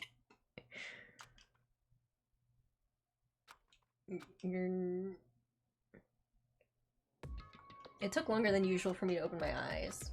I let out a deep sigh to bring myself up the rest of the way. The chills, the aches, the unfathomable lethargy, they had all disappeared in the night. All that was left was me, drenched in sweat. It wasn't just because of whatever bug I'd caught either. It was also the dream I'd had. What the hell is that? I mean, was it even really a dream? I was desperate to recall it. I scrambled to grab onto fragments of the dream and reel them up from the depths of my memory. That's right, I remember last night. Also, wait, was the person wearing gloves? I think the person was wearing gloves, which does get in the way of something that I was thinking could be a way you could potentially check. Let's see, I came down with a fever and couldn't quite get to sleep, and I heard a voice. I didn't really understand, and then, but yes, you could check the knife for fingerprints if you had, a little bit of cosmetic powders or something like that. Or some sort of powder of some sort, which I think chalk dust would work just fine, and there's probably chalk in the classrooms because there's blackboards and things drawn on the blackboards, so yeah, you could get that. Just dust a little bit of powder over the knife, and then that would help you find fingerprints. And if you have some tape, you can lift those prints right off.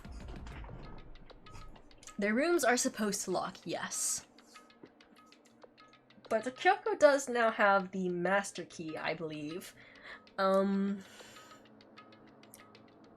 I would not be too surprised if there was more than one master key.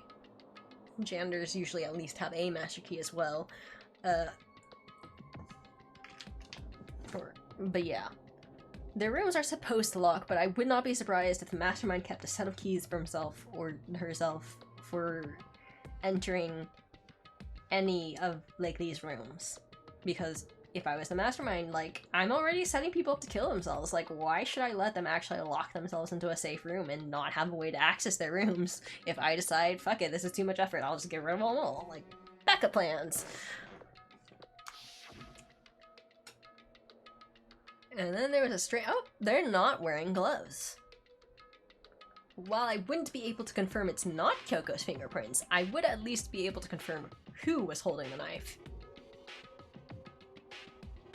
And if it was Toko, well, yeah, but depending on the way the knife was held, I guess if you're looking at it, you can kind of see where the fingerprints would have, but I assume if you were, like, sick like that, you would not be paying that much attention to where the fingerprints would be.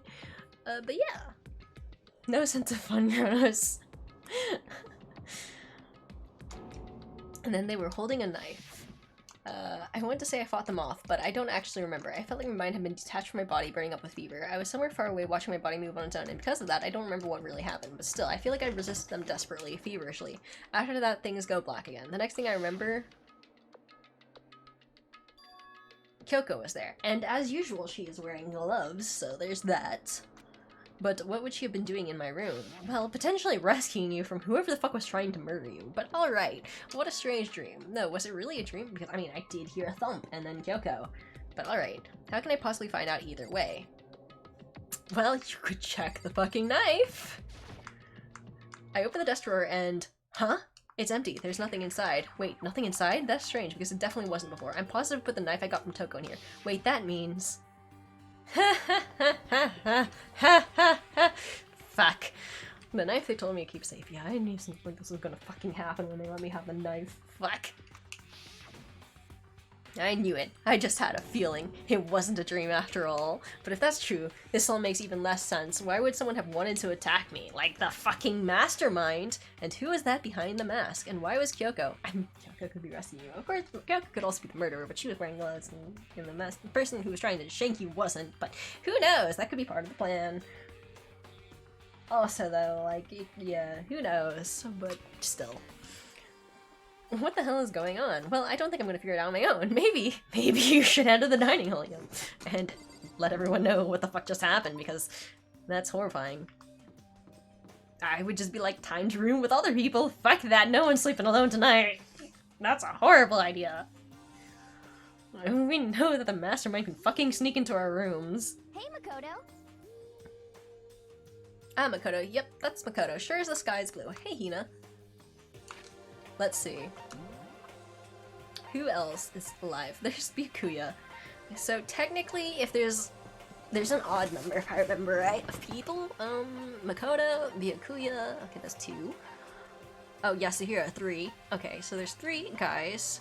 Oh, okay, see, I've maxed Allie. And then there's Allie. Oh, okay, well that's how you know if you max a person.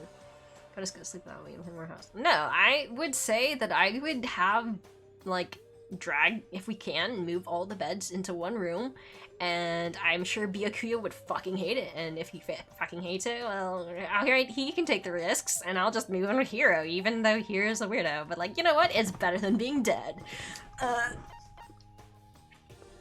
But like, I would just be like, yep, time to go room, the guys will room together, the girls will room together. Ta-da! Problem solved. Then everyone would watch each other's fucking backs, or just shank the shit out of each other now that I think about it, because the number of people together, that is just enough that you could potentially have one person murder 2 people and get away with it, except that they would be the biggest suspect if they murdered their roommates, so there is that too.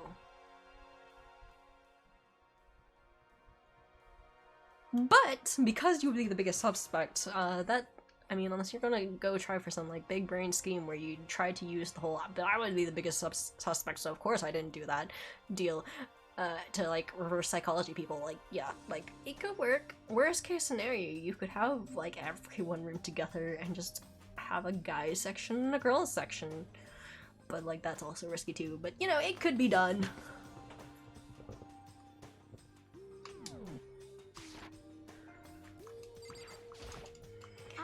You really had me worried, you know? What happened to you last night? Worried? Yeah, right after nighttime hit, we all went to get you. We were hammering away at your doorbell, but you never answered. We thought maybe you'd been, you know, I mean, not that it actually happened. I mean, nobody here would want to, you know. So anyway, what were you doing? I didn't feel good, so I went right to bed. I had no idea you guys even showed up.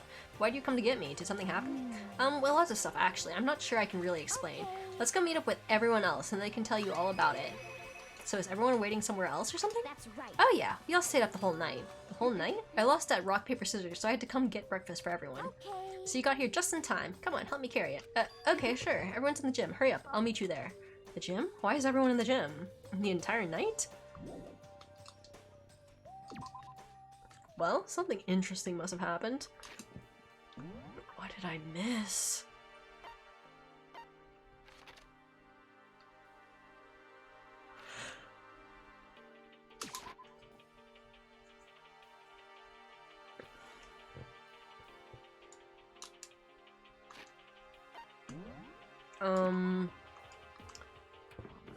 Let's see. As if they'd have a guy section and girl section at that age. I mean, why wouldn't they have a guy section and girl section? The thing is if you try to do anything funny, like any funny business in that, everyone could hear you, so you know, that would be like, no. Everyone knows what happens when you think you're gonna die and you're locked in a room with attractive people, even without teenage hormones. Wait. What do you mean? Why would anyone do that? I don't understand. That doesn't make any sense to me. Why would you want to do that? That sounds like a bad idea. That doesn't sound like a thing I'd want. I mean, I guess, to me, I'm just like, I would just not be in the mood at all. Like, mood be dead. I'm good. I don't need to do anything funny like that. Also, like, yeah, I'm gonna... Yeah, I would rather not. Like... What's that, the horizontal tangle? Like, I don't want to potentially risk dying naked like that, you know? Like, the potential of getting murdered while like that would be just too awkward. Like, no thank you. Ah, there he is. This is worse than being late for your wedding, the birth of your son, and your own funeral all at once. I don't know, if they're doing too much funny business and potentially get killed that way, like, nah, I'd be good. Like, nah. And also, like, it's just be like, if I'm gonna die that way, like, I don't wanna be... I mean, I guess I could see it, because some people like, well, since I'm gonna die anyways, might as well have some fun beforehand, but like, I don't know, that doesn't really appeal to me. That's not really my thing. This is worse than being late for him. What do you mean? Okay, right. What? Jeez, to show up now like it's no big deal. You made us stay up all night while you slept like a baby in your bed? Just like Hina said, everyone was there besides Kyoko, and then I noticed they'd formed a circle around something. As soon as I saw what that something was, what the? Before I could catch myself, I'd cried out. Spread out in front of them were the remains of Monokuma. What are you What are you doing? doing? What does it look like? We're dismantling it to see what makes it tick. I mean, isn't there a bomb in there? You want to die whimpering in a corner. Also, potentially yes, but also, like, depending on how it is, I would either, like, be like, okay, I give up, please just kill me quick, or, oh, well, guess I'm gonna die anyways, guess I'm going to make sure I die in as comfortable a way as I can, and not let anyone else deal with that. Like, or rather, not risk being potentially, brutally slowly killed. Like, nope, we're gonna get a quick way out. Or yes, potentially just die whimpering in the corner, or potentially try to see if I can find a chance to turn things around. And see if I can basically take whoever is trying to kill the shit out of me and just kill them instead. Like, there's a few options there. Don't know which one I'd end up taking, but like, yeah.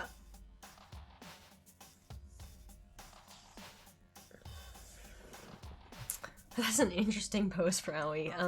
Okay. What does it look like? Dismantling? But I mean, that's Monokuma you're messing with, right? Yeah, that's right. She's not even phased.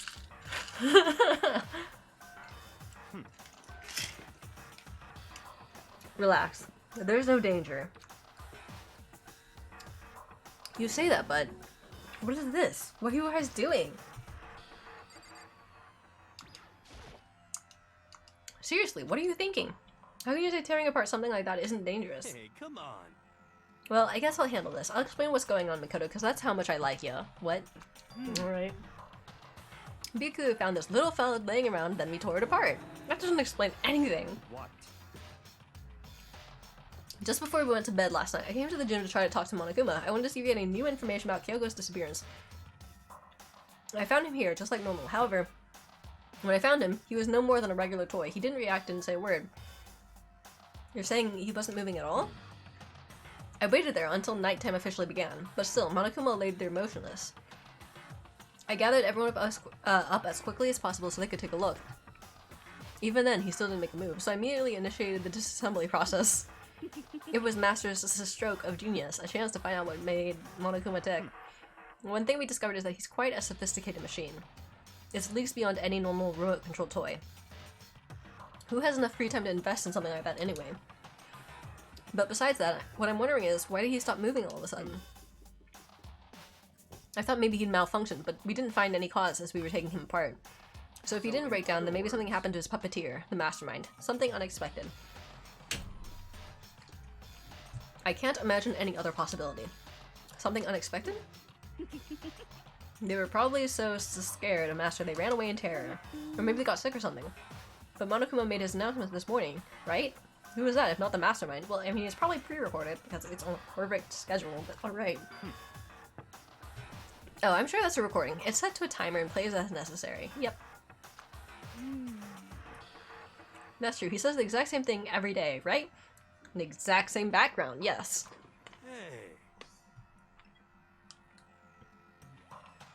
Hey. Hey guys, I don't think now is a good time for a light conversation. I just found something. What is it? A bomb, fucker! It's what? A bomb. This one installed in every Monokuma robot, I'm sure. Yes! A bomb? Yes, you crazy fuck. That's super bad. We need to get rid of it. Roger that. It appears the bomb has a motion sensor. Any sudden movements, it's sure to go off. But motion sensor? For serious? Ah, okay. I'm starting to get all shaky. Just a second. Hey, get it together. You're a man, aren't you? I'm fine. I'm totally fine. You're so not fine. You're all Oh, I probably should have mentioned, the motion sensor is off right now. Oh no. Jeez, don't scare me like that. God, you're like the world's most spineless worm of the century. Don't be mean. Hey, come on. The century's just getting started. Don't call me the race already. Or don't call the race already. Whatever. Just hurry up and put the bomb down. Hanging on to it is not going to do anyone any good. Oh yeah, good call. Well, In fact, I would move it as far away from the rest of us as possible, just in case. But okay, sure. We'll just put it right next to ourselves. Fucker. Hero put the bomb down, but that wasn't my main concern at that point. Maybe your concern should be that the bomb is like right fucking there. Maybe, theoretically, you should move it far away from everyone instead of like right at your fucking feet. Alright. Fucking dominoes. My eyes were glued to Monokuma's remains. He just stopped moving all of a sudden. Was it really because something had happened to the mastermind that they weren't expecting? What could it have been when I thought about it? I couldn't help but think back to the night before, being attacked by that masked figure. Just a second. Hey, Makoto? Huh? Don't us. Did you hear a thing we just said? Huh? So that's a no. What are you, some kind of brain-dead farm animal? So, sorry, we were saying since we're done dismantling Monokuma, what should we do now? And we decided to continue our offensive assault. To try and uncover the mastermind's true identity, we're going to break into the headmaster's room. Really? Naturally. Since the mastermind appears to have stopped all activity, now's our chance, wouldn't you agree? But if the mastermind comes back while we're in there, if you're scared, you're welcome to stay here by yourself. Or go live in the chicken coop with all the other chickens. You can be chicken number 6. This is a battle. A fight to the death between us and the mastermind. We don't have time to deliberate. But Yeah, I mean, I don't have to kill each other or anyone else, but we have a chance now. Come on. So, what are you gonna do? Are you gonna run away or are you gonna fight? You're right, I'll go with you. It's all clear. Okay then, we're going to break into the headmaster's room. Everything comes down to this moment. Anything can happen, so prepare yourself. I'll follow you anywhere, master, to the ends of the earth. Sakura, if you can hear me, lend me your strength. I can do this. I'm a man, and I can do this. I've got the will of the entire universe on my side. Oh boy. We each found determination in our own ways, and when we were ready, we left the gym. Our target was the headmaster's room on the 4th floor of the school. Hey, look at bathrooms. That thing that we couldn't find on the 5th floor. I don't know why that's what I focused on, but that's what I focused on. Huh. When I think about it, what was the blue? Let's see. Data center, music room, headmaster room. Okay, but like, let's see. Just so I can... Okay, yeah. Okay, that's the music room. Okay, so that's the room that was in the, screen at the recorded morning and night notification announcement, and then this is the red area. Okay, so that was the 4th floor. Naturally, Master's the one to show such bravery. Just make sure you don't get in his way. Okay. Sakura's gonna be watching over us, so we're definitely gonna find something to help us bring this to an end. Also, I would say that, yeah, probably one of the worst things is a teammate that tracks you down. That can be very unfortunate. So, yeah, that's a valid concern. We finally reached the climax. Let's hurry up and finish it before the mastermind catches us all. Let's go. This is where we expose every last detail of the mastermind. Is everyone ready? Well, I guess so. I'm gonna say before we, like, I don't know, something happens. Rattle, rattle. It's locked, as expected. So what are you gonna do? Isn't it obvious? We're gonna tear this door off its hinges. Wait, but the rules say... We've seen that the mastermind isn't watching us. Those don't matter anymore. But like Makoto said, if the mastermind did show up while we were in there, then we'll just have to finish our business before that can happen. Okay, sure, but... What? We've come this far. We can't back down now. We agreed this is what we have to do, so we have to do it. This is so beautiful. For serious? We don't have any choice. We're desperate. Let's do it. Let's rip this door down. Actually, Okay, but how are we gonna do that? This thing looks pretty sturdy. Then we'll need something sturdy of our own. Oh, what about that one thing? The thing in the tool shed. Oh yeah, the pickaxe. I see.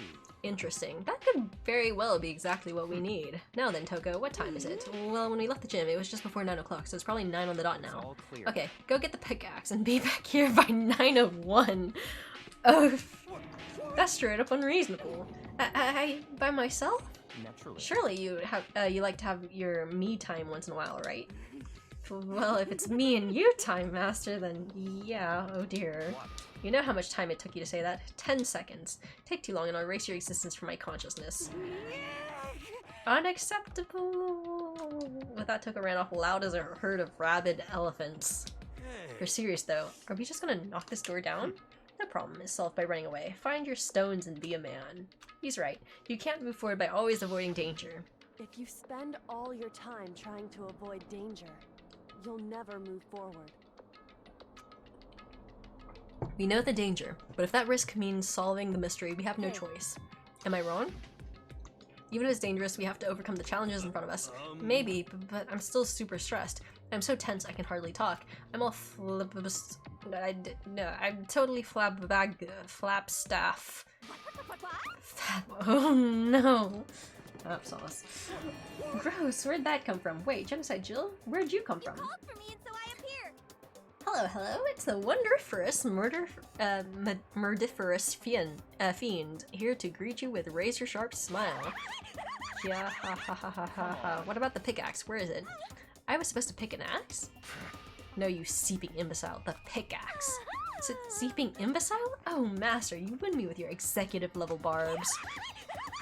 Bourgeois, here comes the bloody nose. Seriously, did you really forget the pickaxe? Give it a rest. Omega-3 fatty acids, that's what you need. Great for the old memory factory.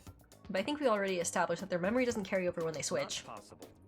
This is a level of uselessness I find difficult to tolerate. You know, shouldn't you just be wondering, like, why she switched? The light bulb just went on. That's why I went to the garden, right? I was supposed to get the pickaxe. Alright, we've solved one mystery. That means there's just one more mystery left. One more mystery? Yep. Now we need to figure out the identity of Object X. Now what are you talking about? Did you already forget that what you're talking about? You're like missing out on life. I'm not missing out on life. In fact, I found one in the garden. What? What did you find? Corpus.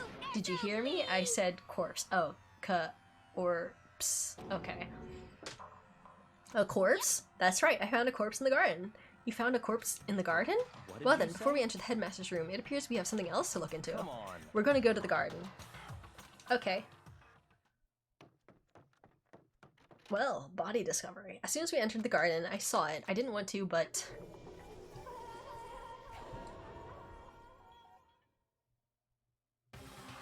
Also, those nails are wrong for... the person. Well, is it? I don't remember if we actually saw the fingernails, but the hands don't look quite right for the person who was holding the knife previously. Because I would say that with nails that long, it would be a little bit difficult to grip the knife that way. The way it was, it looked like the hand was like wrapped around the handle all the way where like the fingertips would be touching the palm normally. And I feel like the other hand, I feel like I saw the other hand and it didn't have red fingernails. I saw someone laying on the ground with a mask covering their face. Why does this remind? Oh, whatever. And there was a knife buried in their stomach up to the hilt. What the? Are they really dead? For sure, but who is it? Oh, you should maybe remove the mask if you want to identify a body. Maybe, theoretically, you should remove the mask, just to make things clearer. Oh yeah, you see the fingers here! There are no red fingernails here, like that would be noticeable. There are no fingernails here, so is that really the person who shanked you, or attempted to shank you? Theory of Corpse Identification 101 with Professor Kronos. Take off the fucking mask. Yes, so that's probably one of the great ways to identify who fucking died, is to actually take a mask off. It's a stylized image from a fever dream. Also true, I guess, but like, the rest of this room is pretty clear. Who knows what he really saw, but also fair. Like, yeah, his memory could be questionable, especially when he's fever-addled, but still. Taking off the mask is a great #1 step! Also the juice. What juice? Have you had it before? Hold on. Pomegranate cranberry juice. I don't think so. Maybe? And whoever that was, now they're... Are you sure? I don't know why, but now they're laying dead in front of me. Also, like, why is there a backwards coat on them and their arms aren't going through it? So it's like someone like, threw a coat over them and then shanked their body. Or threw a coat at them and then shanked their body, because their arms are not in the armhole, so how the fuck is this cloth thingy staying on them? Like, this looks like the back of a coat, not the front of one, so how the fuck is this like this?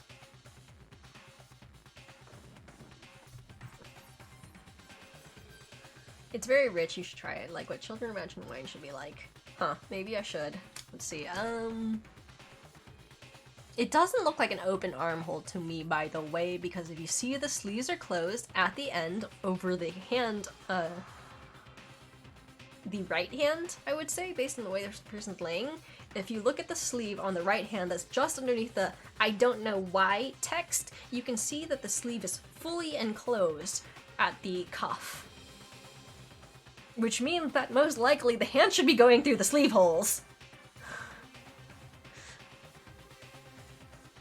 It's not like it doesn't look like a button cuff. Like, it doesn't look like it's a cuff that gets buttoned. So, I can only assume that someone fucking threw a coat over this person and then stabbed them.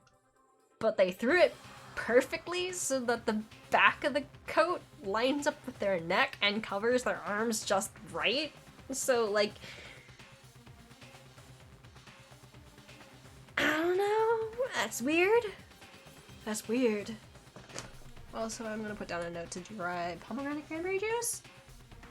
Pomegranate, yep, pomegranate cranberry juice. No, Mondo's coat is black and it has crazy diamonds on the back. Because we saw it earlier.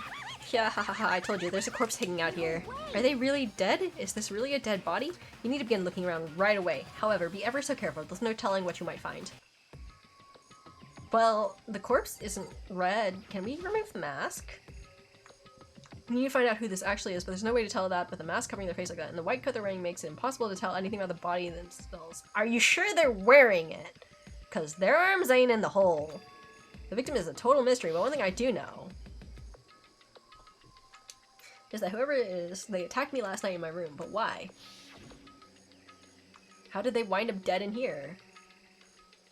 Also, those are some fancy-ass boots. Those are some nice boots. Their heart isn't beating, they're not breathing, all signs of life have come to a complete stop. Why don't you remove their mask? Damn it! Thanks to the knife that's been driven into their stomach, the clothes are stained a bright red. It appears the bleeding has stopped, but the blood there is still wet. Be careful you don't touch it and get some on you. You know, maybe remove the fucking mask.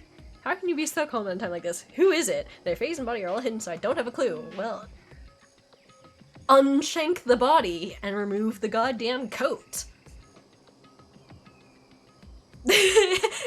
Potentially, yes. I will potentially be like, just fucking remove the mask already. Remove the goddamn mask.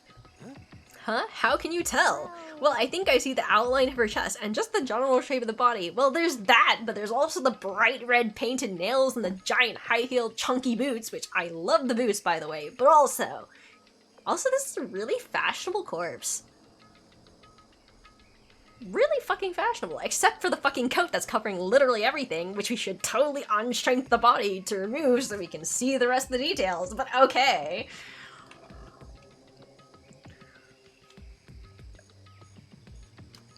And the more I look, the more I'm sure it's girl. Really? Then it could be. Haha, okay then, let's just tear the mask clean off. Yes! Wait, don't! But by the time he called, I was already too late. Took his hand shot out toward the mask, and the next instant... Oh, fuck. There was a blinding light and a deafening roar. Damn, that's actually a really good way to hide the body. The body blew up. It blew up, it blew up, it blew up, it blew up, blah, blah, blah. Fuck. My vision started to darken, I prepared to pass out, but then... Hurry up, put out the fires. My consciousness attempted to float away, that voice reached up and pulled it back down to earth. Someone pressed something into my hands. It was a bucket of water. Come on, dump the water on it. Okay, the upper half of the body was on fire. I took aim and tossed the water as hard as I could. Sploosh. You can still figure out a lot about the clothing there. Thankfully, that was enough to put out the fire. It died down, leaving behind only an unpleasant smell of burning. Well, that is a good way to hide some of the body. I guess that took care of it. But what the hell, man? It exploded? I had a bad feeling about that body, but I never imagined it would explode. Now the body. What? Can't we still see that? That's pretty thoroughly blown up, like, insanely blown up. That's beyond well done, man. Don't compare it to steak. I'll never be able to eat steak again. Well, like, the thing is that arms aren't there anymore. Ooh, but now that the body's charred, I really have no idea. How are we gonna find out who it was? Who isn't here right now, huh? If we consider who's not here, that will quickly narrow down who it must be. There's only one person missing. Well, but Kyoko doesn't have bright fucking red fingernails. Because those wouldn't fit in her black gloves, yeah. It's Kyoko. Kyoko? Then that dead body is Kyoko? No! Do those look like her boots? No! Does she have bright red long fingernails? No! Those would not fit into her fucking gloves the way her gloves fit on her. That wouldn't work. Okay. Those don't look like... I don't know about her boots, but like, I assume she's not walking around in chunky heels. That seems a little bit impractical for her. And yeah, I don't know. I don't think she had boots like that. I don't think she had high heels. I don't think she had heels. That seems... well, then again, she also had her own sort of fashion style. I don't think she had boots like that, though. I don't think she had high heel boots like that. But I could be wrong. It's not like we usually get to see her feet all that much either, really, so... because it's usually upper body. But I don't think her boots were quite like that. But I could be wrong. But also, like, I don't know, it doesn't feel right, but also that just the gloves alone would be a no for me. Okay, so it seems like she wears boots with a low heel, which doesn't quite look the same, but I'm not sure, because that's a fan art piece. They only show, like, the front, mostly. Okay. Well, no, I don't know if that's actual art either. Fuck, where's the official art? Give me the official art. I need the official art to confirm this, but it's all front shots that don't show whether there's a heel or not. God damn. That or Bunny Girl her, which is not what I'm looking for. There is a model, and it has she has knee-high boots in the model version of her. Knee-high boots with straps up at the knees and no straps down at the base. So it's not her boots, because her boots are not lace-up. Her boots are knee-highs with like a buckle up at the top. Yeah, the buckles are all at the top. So there is no lacing whatsoever on her boots. So once again, not her. The boots are wrong. I mean, you could change boots, so that, admittedly, not great evidence, but like, because this is a game, it's not her, because the boots are wrong, and also, her fingernails would not work like that. I mean, she could maybe fake it if she had like some fake nails and put it on to like do some sort of disguise, but again, fake bright nails is a little bit impractical when you're trying to do a fucking murder, but okay, sure, whatever, I guess. Also, like, her boots do have a heel, but the heels look different.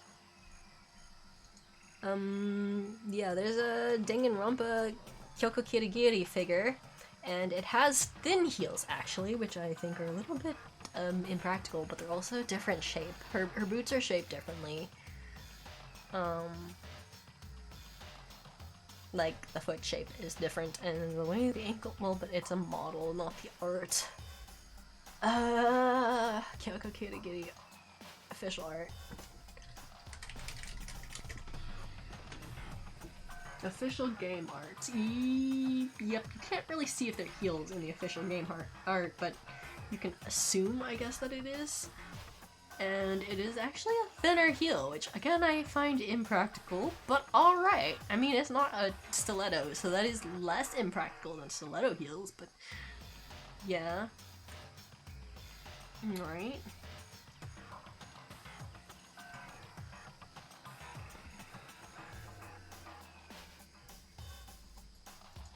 Promotional anime sketches.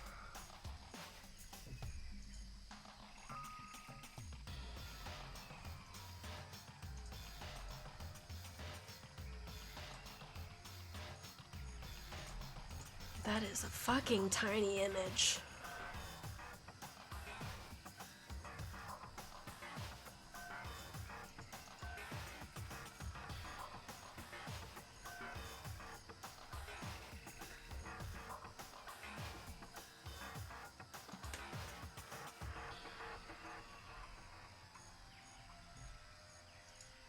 Yeah, but the heels are definitely different. The shoes definitely very different. It is not her boots. And if this was not a game, that would not be sufficient evidence. But this is a game that basically has everyone wearing the exact same clothing, except for when they die, like specifically in their death scene, maybe? No, actually, even Mondo is wearing his same clothing. So yeah, no, they don't change the clothing. So that's not Kyoko.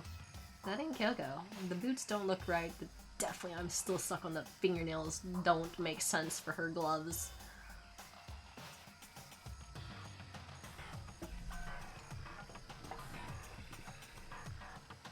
You can escape a T-Rex in a stiletto. You can do a murder. I mean, that is actually true. I think I remember watching they did have a actual professional runner try running in heels to see if you could potentially actually outrun a T-Rex for a short distance for Jurassic Park or whatever. I think it was from like that movie.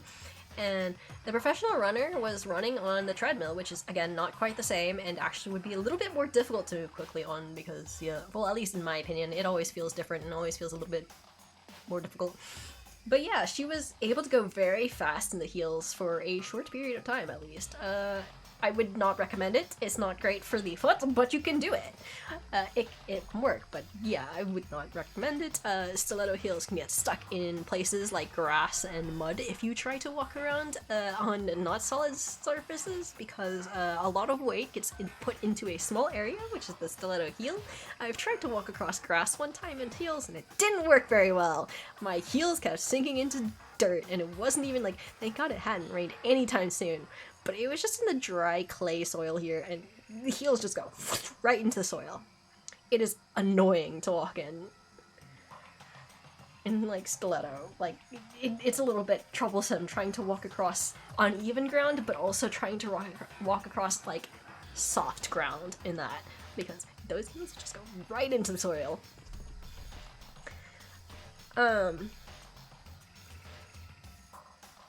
Yeah, no, so, like, she does have boots, but her boots are different. They don't have any sort of lacing. These are, embroidered. I cannot see too clearly in this image, but it looks like there's all sorts of designs on the actual boot itself.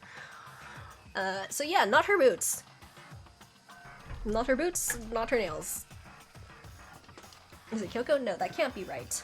Calm down, I didn't say it was Kyoko. But I mean, who else? There is one other person, the Mastermind. What? The Mastermind? Come on, there's no way. The Mastermind got charbroiled? Get serious. I also doubt it. I agree, normally the idea wouldn't be worth considering, because, like, who would fucking bother putting a bomb in the body unless you're trying to hide the identity of the body? And Kyoko, if she killed the Mastermind, why would she care to hide the body? I feel like she'd just be like, yo guys, I killed the Mastermind, we can figure out whatever we want, let's go, we can get out of here. So I don't think that's the Mastermind either.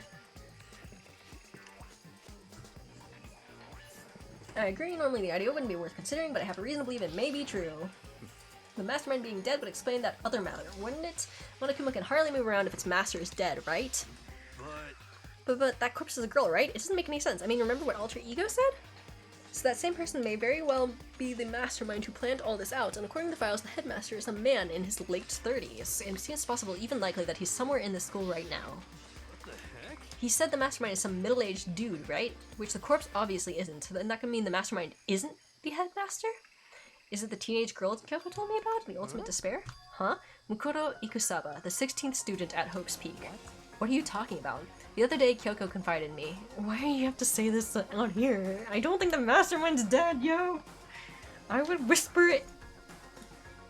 Fuck. Why are you walking across fields in stilettos in the first place? I was not walking across a field, but I did step off of my sidewalk to try to cross a small area of grass after getting out of my car because I parked on the curb. And I parked at the curb and I tried to cross from the curb, like just the small little thing to get to the sidewalk. And I tried to do that and heels went right into the soil. Look at this carnivorous plants, Chrono. I did. I talked with Masa about it too. And I asked him questions about the big old plant in the center. And some of the plants on the side. But mostly the big old plant in the center. Which looked like a arm titan? Titan arm? Titan arm, I think is what he called it, yeah. But yes, I parked on the curb, tried to cross the grass to get to the sidewalk because that would be faster than trying to go all the way around the back of my car and then walk all the way up to get to the sidewalk. Yeah. But yeah. Yeah. What? I think you'd better tell us everything you know. Well, all Kyoko told me was... Yukiro Ikusaba, the 16th student, lying hidden somewhere in this school. The one they call the ultimate despair. Watch out for her.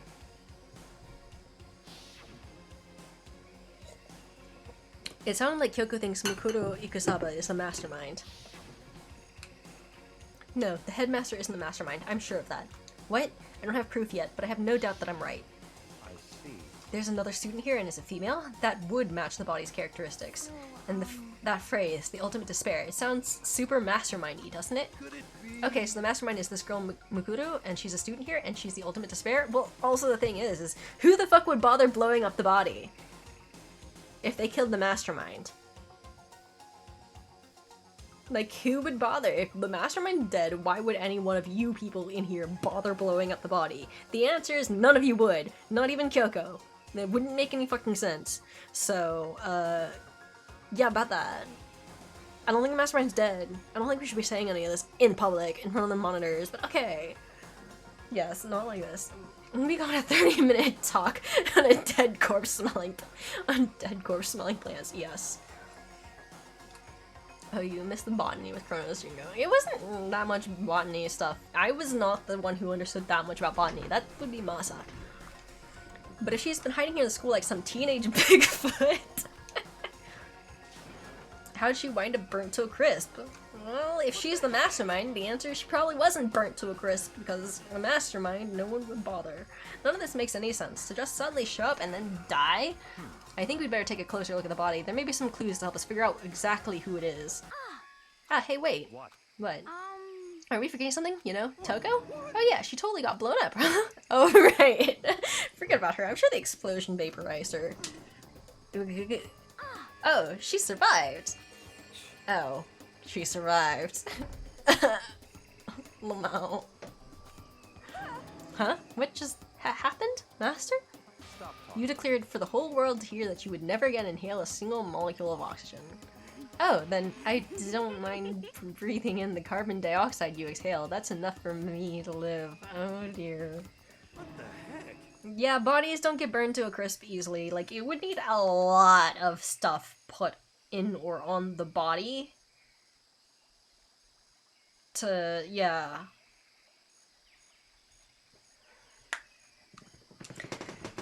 This is the strangest back and forth I've ever seen. Right now I have to focus on the body. Well, you know, there's this big bright red... Fuck! Alright, listen, there's a big bright red thingy. I want to look at that. Fuck. The knife is actually in pretty good shape. I should take a close look at the body one more time. Watch yourself, Makoto. Makoto, she may be dead, but she's still a girl. She's also charred to a fucking crisp. She's charcoal.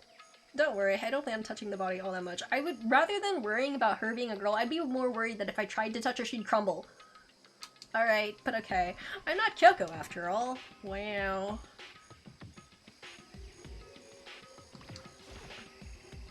Hold on, there's something on the ground there. Ah, fuck you. I want to look at the... Also, there's a lot of moisture down there. There's something next to the body. It's a key? Is that what Kyoko took from Monokuma? But what did you steal? I stole this, a key, but looking at it, I could tell it just wasn't any key. It was shaped like Monokuma. It was probably the only key of its kind on Earth. Probably not, actually. If I was Monokuma, I would make some backups, but alright. That's right, the key she stole was shaped like Monokuma. This isn't anything like that. I wonder if this is the data center key. It looks pretty data-y. Then this key is... What? What is it? Did you find something? Yeah, this is on the ground near the body. I've never seen that key before. What could it probably possibly go to? So even you don't know then. I don't know, like the data center? It looks pretty data-y, but alright. Look, I'm gonna give you a very important task, huh? That key might give you access to certain areas we thought were locked. You mean the biolab, the data center, the headmaster's room, and the dorm rooms on the second floor. Actually, I should put a list just so I can remember to check off everything. Biolab. I still suspect the biolab's gonna be full of cadavers.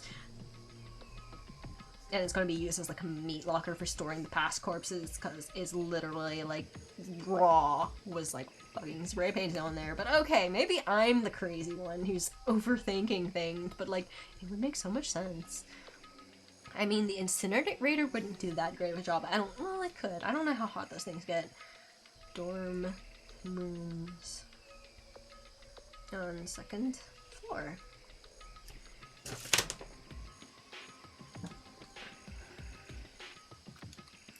It's in your hands, so I'm your errand boy now? Well, also he's leaving you with key. No! Why are we looking at the corpse? Fuck!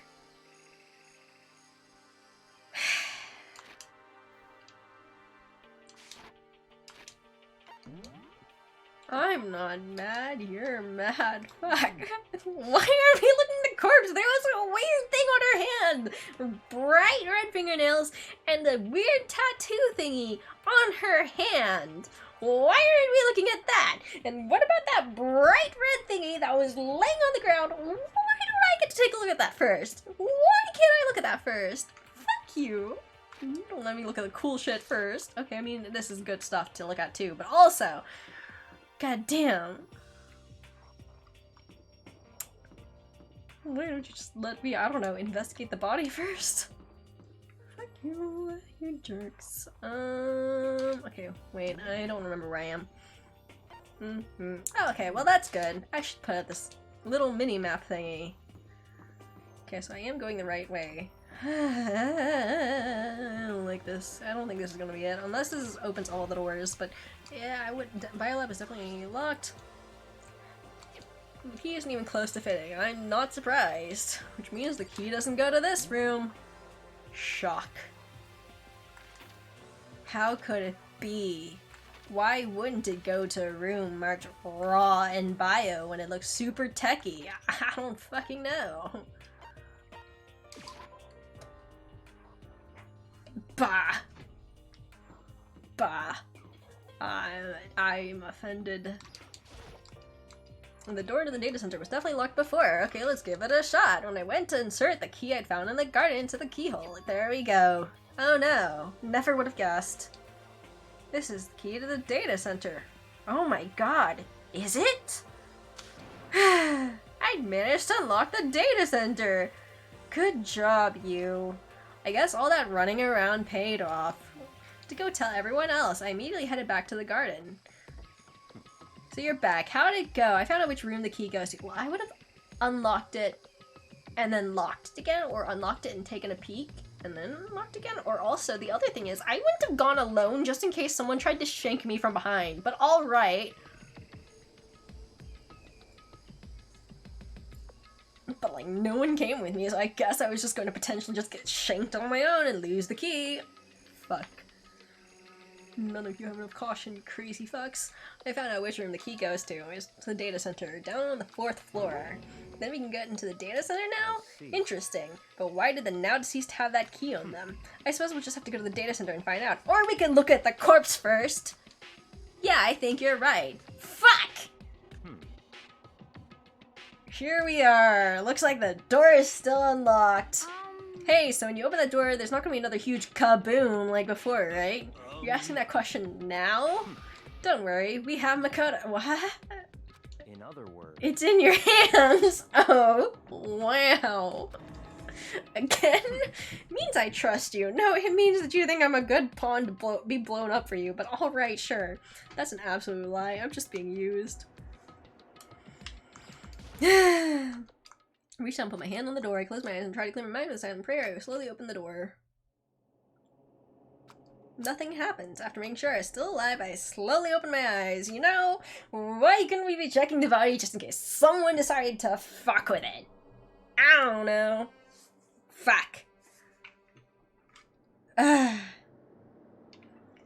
making sure I was still alive, I slowly opened my eyes. I hate you and your plans.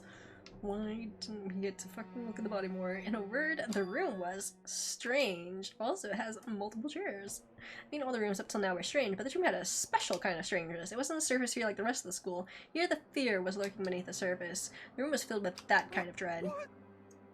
Hey, that's... Here I extended a trembling hand and pointed. Look at those monitors on the wall. Look what they're showing. Well, literally everything. Each monitor displayed a different section of the school. I think it's a problem if it's constantly doing that little, like, white noise shit. That's not a good thing? But alright, sure. The dorms, the classrooms, every part of the school was covered. Surprise. This is the direct feed from every single surveillance camera. I don't know what you're expecting from the data center. It made too much sense to me, but alright. They're displayed here on these monitors. So the sole purpose of this room is to watch us. To watch us? Then this room is all clear. the mastermind's private room, without a doubt. So the mastermind's room? I guess that makes sense. The mastermind was here. Well, there's also a giant Monokuma door, which may lead to a suite, which would make sense, because if they lived here or spent too much time in here, yeah, they would need some, like, access to, like, bathroom facilities, probably? They could do the chamber pot thing, and Monokuma could empty those out, too. Like, the Monokuma doll, like, that would work, but, yeah. And I think that settles it. Huh? The body in the garden, if they had the key to this room, it can only mean one thing. That was the body of Mukuro Ikusaba, and she was the mastermind. I have my doubts! I have my doubts. Because who the fuck would bother blowing up that body if they killed the mastermind? Literally no one.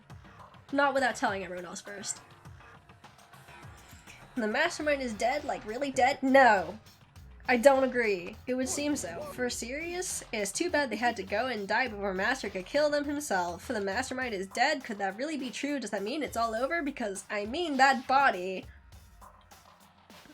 Whatever happened, they obviously didn't die a natural death, so who was it that... But if the mastermind really is dead, that means we can finally get out of this hellhole. Or, you know, if the mastermind is really dead, why would anyone fucking bother with blowing up that corpse? I mean, okay, admittedly, it could be the mastermind set that up to, like, you know, hide their own fucking identity, but still, like, it doesn't make sense.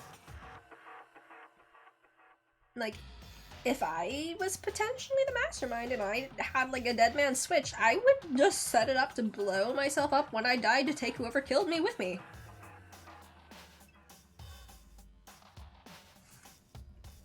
Not, like, wait till someone tries to remove the mask. I mean, okay, it could work as a way to ensure that whoever tries to do a kill would, like, also get blown up. Okay, it can make sense. I guess it can make sense. I guess there is a logic why that could still be the mastermind, but I have some doubts, because where the fuck is Coco? Yeah, I also think it could be a corpse recycling, because I don't know why, but I saw, like, the boots and I was like, oh, those are really cute boots, and then I was, like, looking at the fingernails, I was like, those are bright red fingernails, and there's a person that makes me think, like, the ultimate fashionista, and I'm like, is that Joker's body? Because, I don't think anyone else had, as much fanciness there. That means we can finally get out of this hellhole. We gotta hurry up and find the exit. Come on. No, we have to check this area thoroughly first. But what about the exit? If the mastermind truly is dead, we can leave whenever we decide to, but right now, we need to find out why the mastermind set up this life or death game in the first place. And I'm bothered by the fact that the mastermind was obviously murdered. But murdered? So you think so too, huh? Naturally. But also, like, the thing is the coat or whatever is put on very strangely, in the sense that it doesn't seem like it was put on at all. So it's very fucking dodgy corpse. I don't think it was really the right corpse because it's too fucking dodgy, because, like, why is the coat on, like, backwards and also, like, not on correctly? Like, it wouldn't fit so perfectly normally.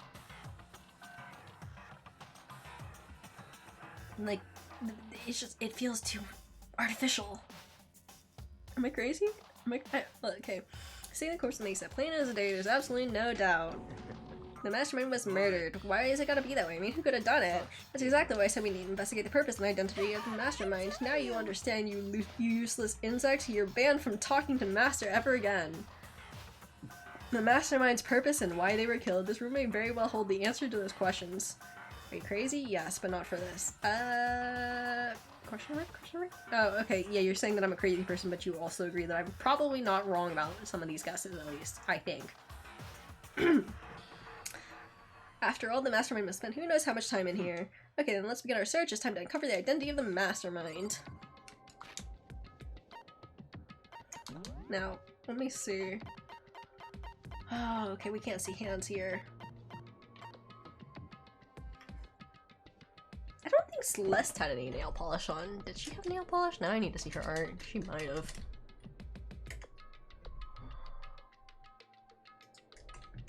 It could be also Celeste. Though, well, yeah. No, but she was kind of bird. No, and she also wore different shoes. That's fair. Also, she had black nail polish. Makes sense. Junko. Danganronpa. Yeah, she had bright red. Yep. Those, I know those boots. Well, maybe I shouldn't be Googling, in this stream, actually. Now that I think about it. That's actually probably a thing I should not do. I should not Google the characters' outfits in this stream.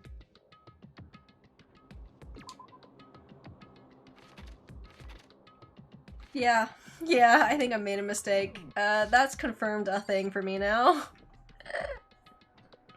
Ah, fuck. Well, fuck, that's a spoiler. I just realized that. That was a spoiler. Fuck. I made a mistake. I made a mistake. That was a big mistake. I didn't think about it till I actually confirmed, but that seems like us. Yeah, that was a fuck.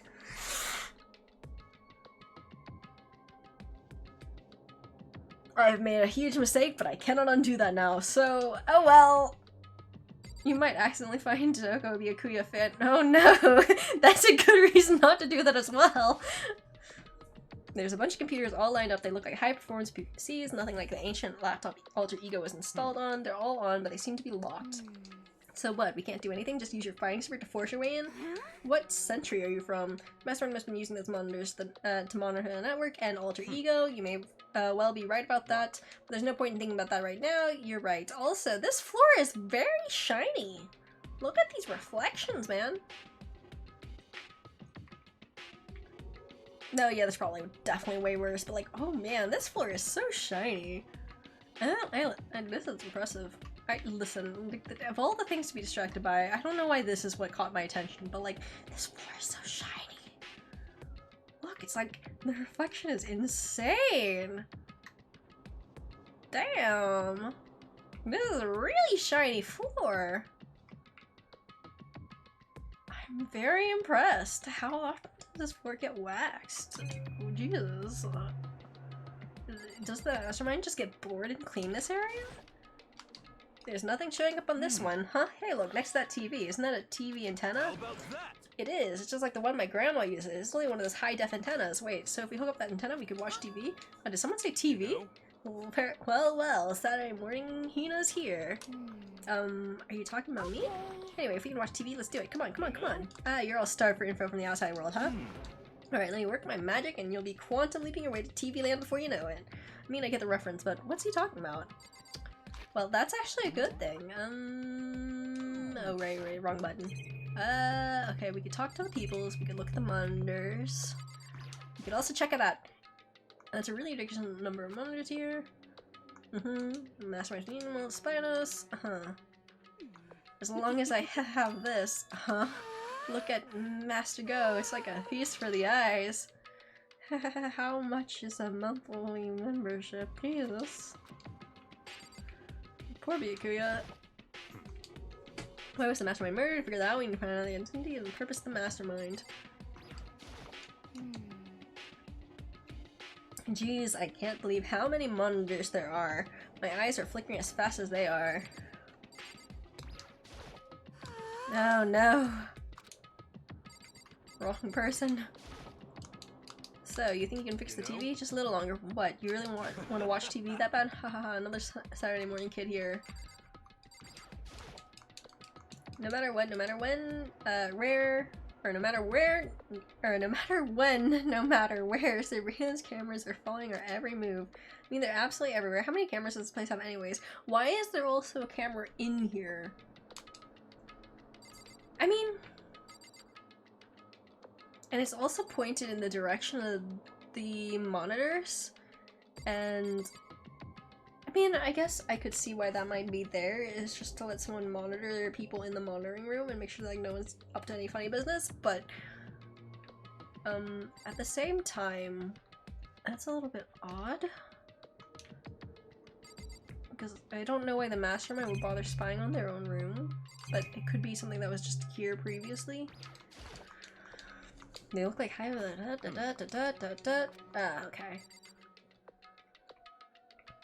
Alright, well, I guess that leaves this. The door's kind of creepy. It's got a picture of Monokuma on it. What could be inside? Rattle, rattle? No luck. The door's locked, huh? We used the key that opened this room. Let's give it a try, just in case. Nope, no good. It won't even fit in the keyhole.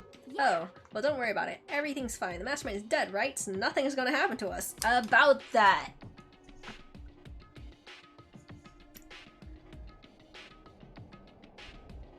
Also, the fact that there's a surveillance camera here makes me wonder.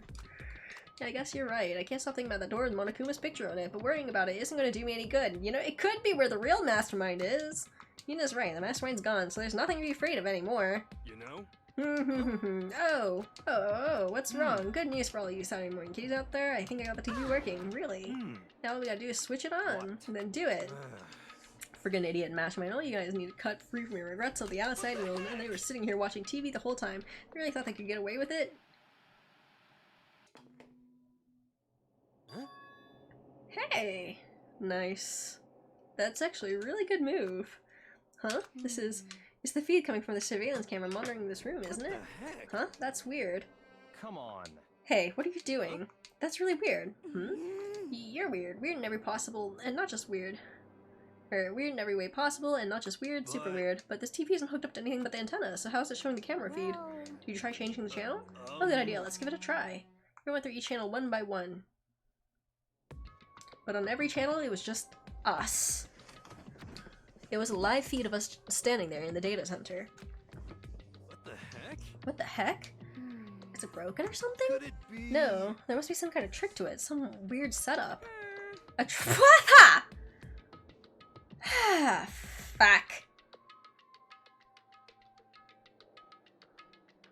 A trick? What kind of trick? Actually, I'm not sure, but... Huh? Huh? What? What? Well, that confirmed it. I guess it wasn't that big of a spoiler, other than the idea of the body, but I guess it wasn't that big of a spoiler.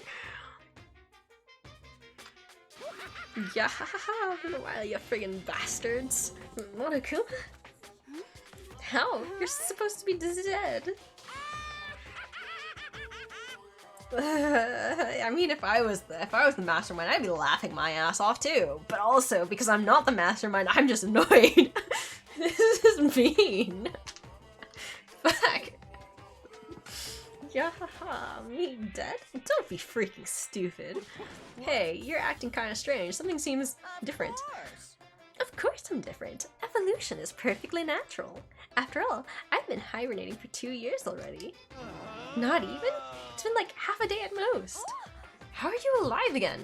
Oh yeah, that's it. The look on your faces right now is sublime. That's what I wanted to see. The moment you went from hope to despair. Don't tell me. You pretend to be dead all for this moment? Why would a bear pretend to be dead? You're the ones who should pretend to be dead when you see a bear. I don't think that actually works. Well, does it? I don't know. I think if I remember right, it works on some bears, and for some bears, it's actually a fucking horrible idea. Like, for some bears, if you just play dead, they will actually fuck you up. They're more likely to fuck you up.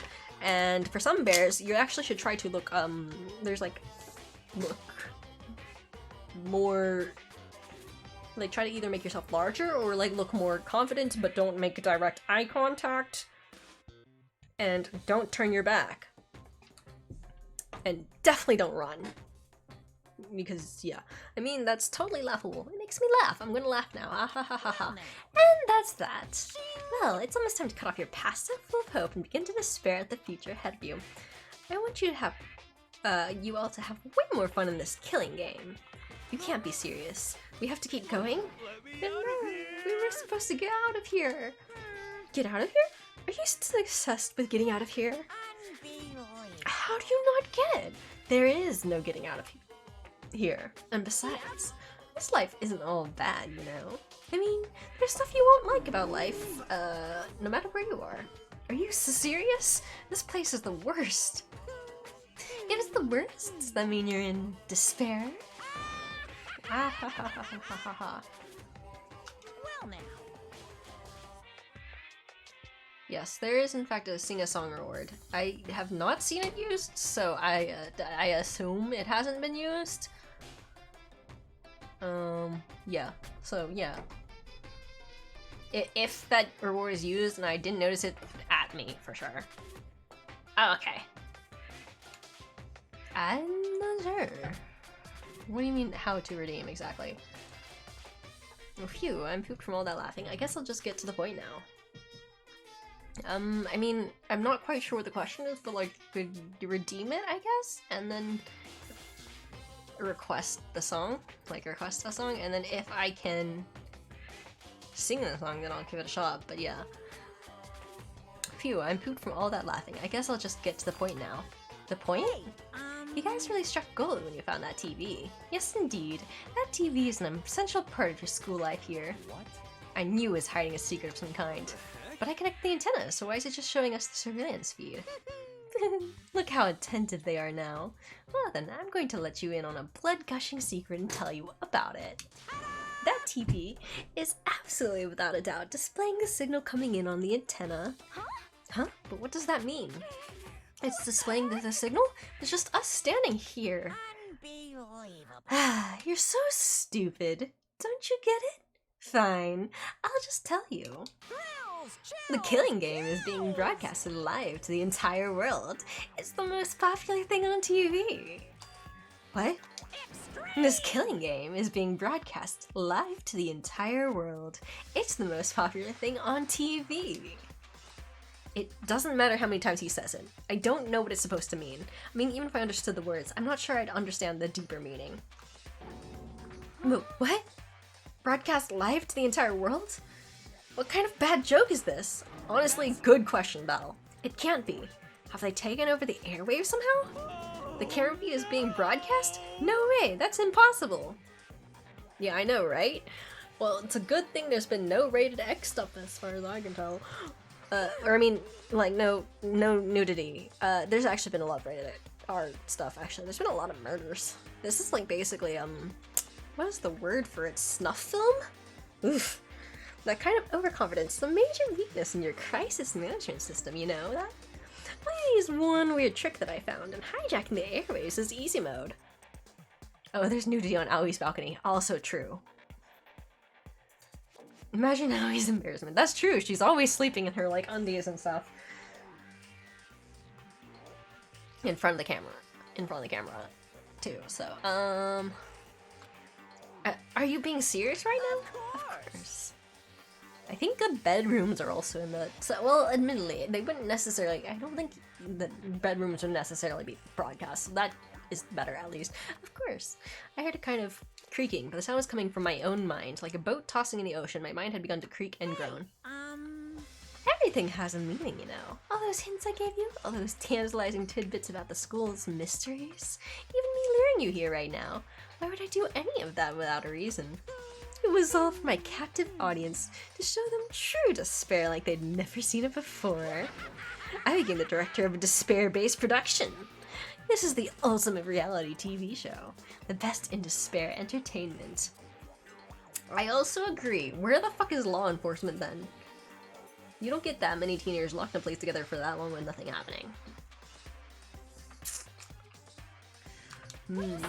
You're lying. If this was on TV, the police and everyone else would be going crazy. Ah, there's a reasonable reaction. Yeah, there's no way they wouldn't have tried to come and rescue us. What if they already did? Huh? But then again, it's not really any of their business, right? Sure, some people might yell at their TV to try and warn you, but who would actually come here to help? Don't you think that's possible? I don't really know it personally, though, so whatever. This can't be. But to take control of all communications like that, you need an astronomical amount of resources. Yep. So how could things have come this far? Well, that's a secret. There's something you all need to do first, remember? What? Yeah, duh. There's the little business of...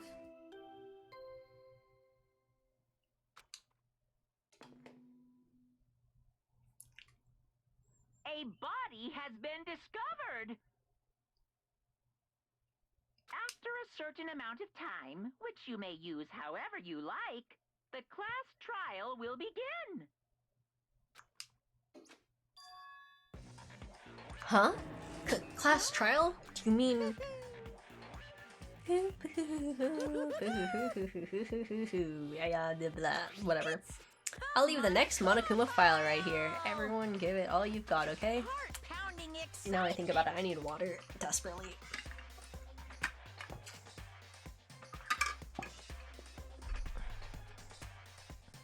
Okay, things are gonna get pretty crazy from here on out. You're in for a heck of a ride. I can't wait! I can't wait! And then he was gone. Reality was incomprehensible, the truth hopelessly out of reach. All we were left with was despair. We stood there for I don't know how long, frozen in place. I couldn't think. It took everything I had just to keep myself standing upright. I don't understand any of this. What's despair entertainment, and how is he still alive? I'm sick of this. I thought that finally we could get out of here. Actually, I would say, well, hey, I would say this is actually a really good tactic by the mastermind. Like, if I really had thought the mastermind was, like, dead, this would definitely, and I was one of the people here, I would definitely go over the edge from, like, finding out. This is basically, like, that tactic where, like, you basically stage fake escapes, like, fake prison breaks, and let them get really close, let them think they're finally out of the woods, and then reveal to them that all the time this was all planned and you were never escaping in the first place. We totally had you in the palm of our hands the whole time. We knew everything you were doing. Wasn't it funny that you tried so hard to escape and you thought you actually had a chance? But it was just a little game we were playing with you. And then that's actually one of the greatest ways to break people who try to escape and make them stop trying to escape, because then they start to doubt any sort of escape plan. Even if it's a legit escape plan, they'll be like, oh, but is this a real escape plan? Or are they just fucking with us again? And yeah. So, yeah, this is definitely one of those, like, ways that people, like, fuck with other people to, like, break them and make them learn to stop trying,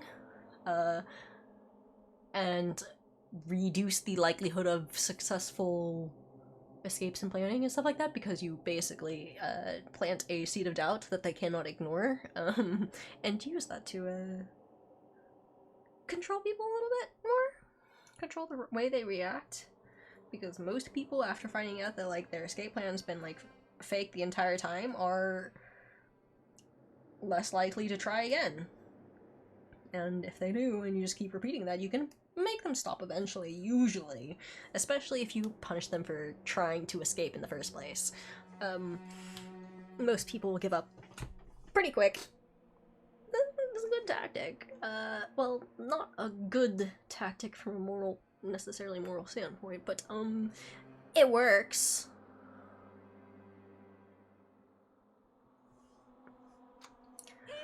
And plus, what do you say about a class trial? Well, that part's obvious. The class trial is the class trial.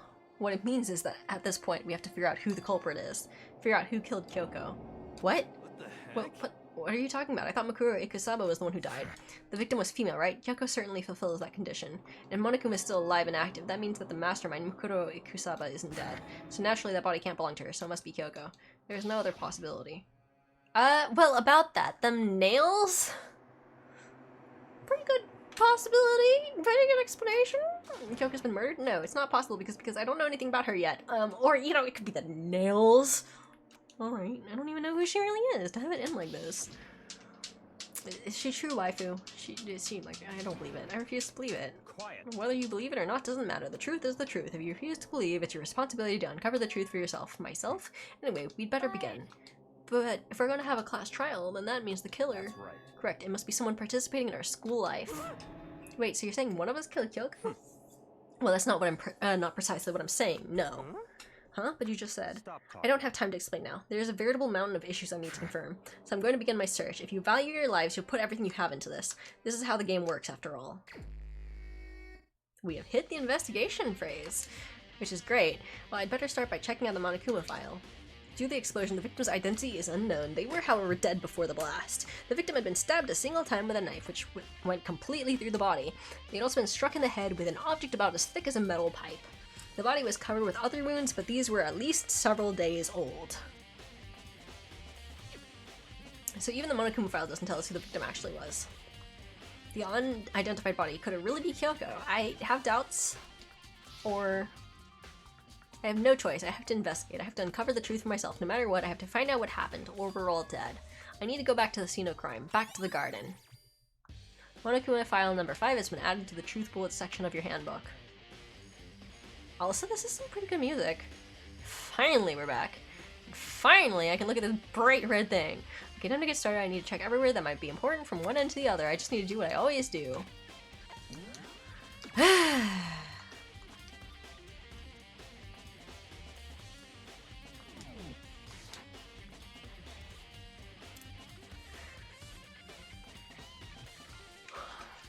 Well, I mean, I could tell you. I could confirm who has nails and boots like that. These look like fragments of something. They're all burnt, so I can't really be sure, but I feel like I've seen something like it before. But where? I wonder. Wait, was it there? I have to double check that later. I have a guess. Fragments near the dead body have been added to the truth bullet section of your handbook. Oh wait, nope, never mind. I don't have a guess. Never mind, I don't have a guess. Red fragments. Okay.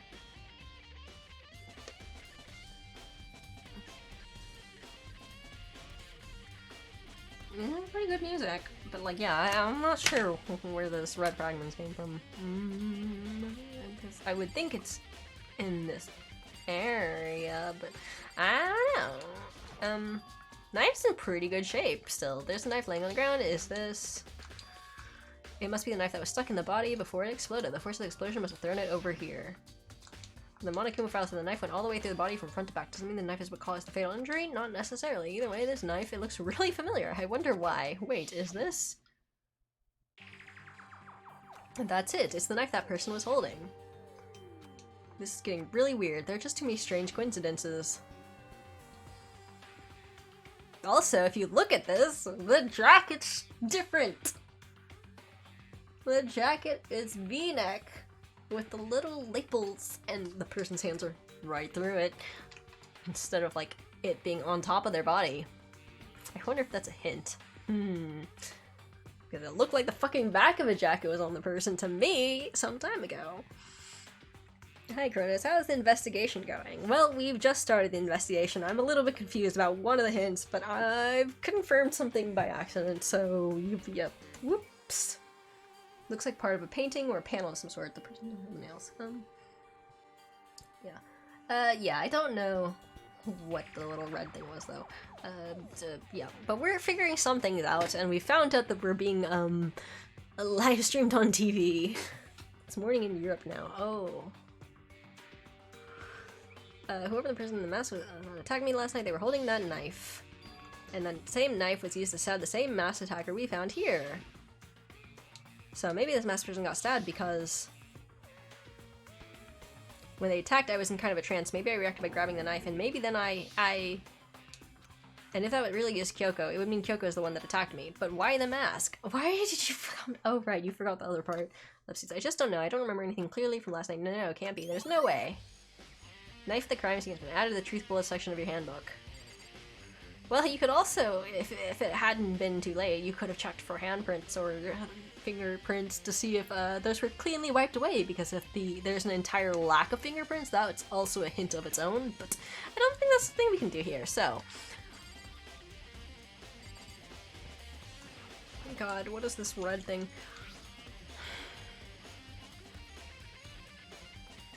See, I thought for a bit that it was like the little sprinkler panel, because I remembered it being bright red, but the sprinkler panel is just fine, so I don't know where this red thingy comes from, but it does look like it's bolted in something. I saw something a lot like them somewhere else. Fuck. If I check the body more thoroughly, maybe I'll find out for sure if it's Kyoko or not. Well, there's the fingernails. Huh? There's something weird about the body's fingernails? Oh, these are fake nails. They're really long. They seem like they get in the way of normal activity. Fake nails been added to the truth bullet section of your handbook. There's something on the back of her right hand. It's a tattoo. It got burned, so I can't make out the whole thing, but it looks like a picture of a dog or something. I've never seen anything like it before. Tattoo in the right hand has been added to the truth bullet section of your handbook. Can we not note the water? The white jacket the victim was wearing got totally burnt up. There was only one little piece left. Hello, can we not check the water? Why is there moisture underneath the body? Lower half of the body didn't get wet at all. After the body blew up, the top half got set on fire, so I dumped a bucket of water on it. Okay, that's where the water came from. Which explains why the bottom half isn't wet. There's nothing strange about that, right? Okay, so that's where the water came from.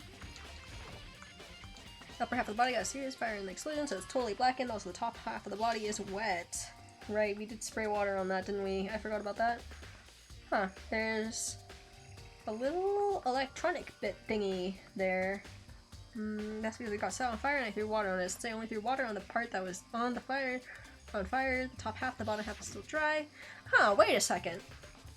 In other words, there's nothing strange about the top half being wet. I think that red fragment, was that the bomb we took out of Monokuma's body? There isn't, right?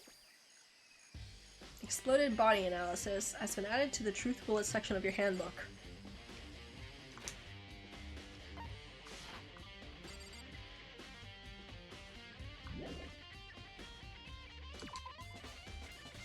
I need to go to the gym. Oh, yeah, I think that's the gym. Oh, can I not just teleport there? Oh, maybe I can't leave yet. I don't think I've seen everything there is to see. Yeah, okay. Fragments laying around the body. Oh, okay, so that, okay. Hey, isn't that useful? Remember, there's some chickens in the chicken coop. Hey, there's 4. There were 3 hens and 2 roosters. Now there's 2 hens and 2 roosters. I wonder what happened to the missing chicken. Did it get used to feed a plant or something else? I count 4 chickens. Huh? 4? Yo. What's going on, Makoto? Oh, I'm glad you're here. Listen, do you remember how many chickens there were in here? Of course, there were precisely 5. Yeah, right? What's wrong? There's only 4 chickens here now. We're 1 short. Huh? Ah! That's so weird. I wonder when it disappeared. I was down here just before nighttime last night, and there were definitely 5 chickens then. What are we gonna do? Going from 5 to 4 is gonna have an impact on the structure of the world.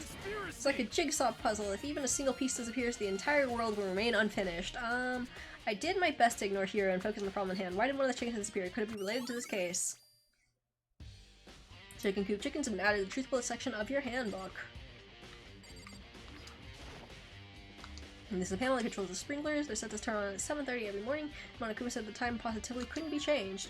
Huh? Hold on, so the sprinklers turn on at 7:30 each morning, right? Then if the body was here before then, the sprinklers should have gotten it wet. That's true. So the murder had to have happened between 7:30 to 9. Or, well, the body's appearance.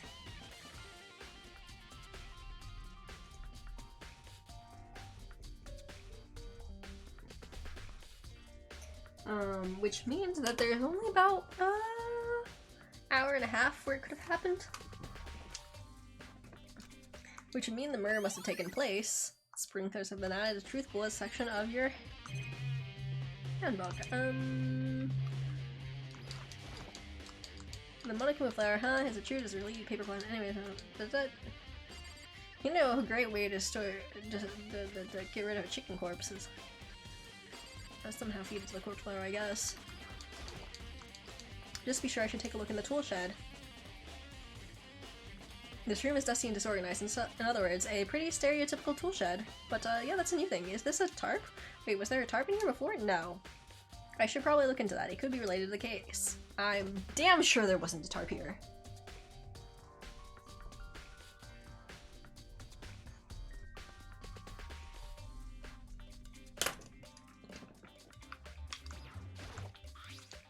The top is wet and covered with mud and grime. Huh. Top is wet and covered with mud and grime. Interesting.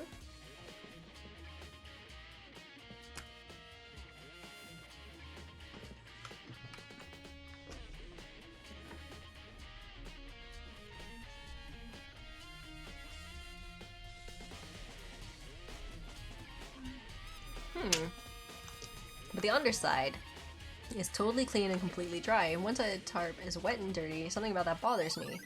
Well, that means the other side was used to wrap something, or cover something. Tarp has been added to the truth bullet section of your handbook. That's the one thing in here that concerns me. Alright. Use the tool shed, yes.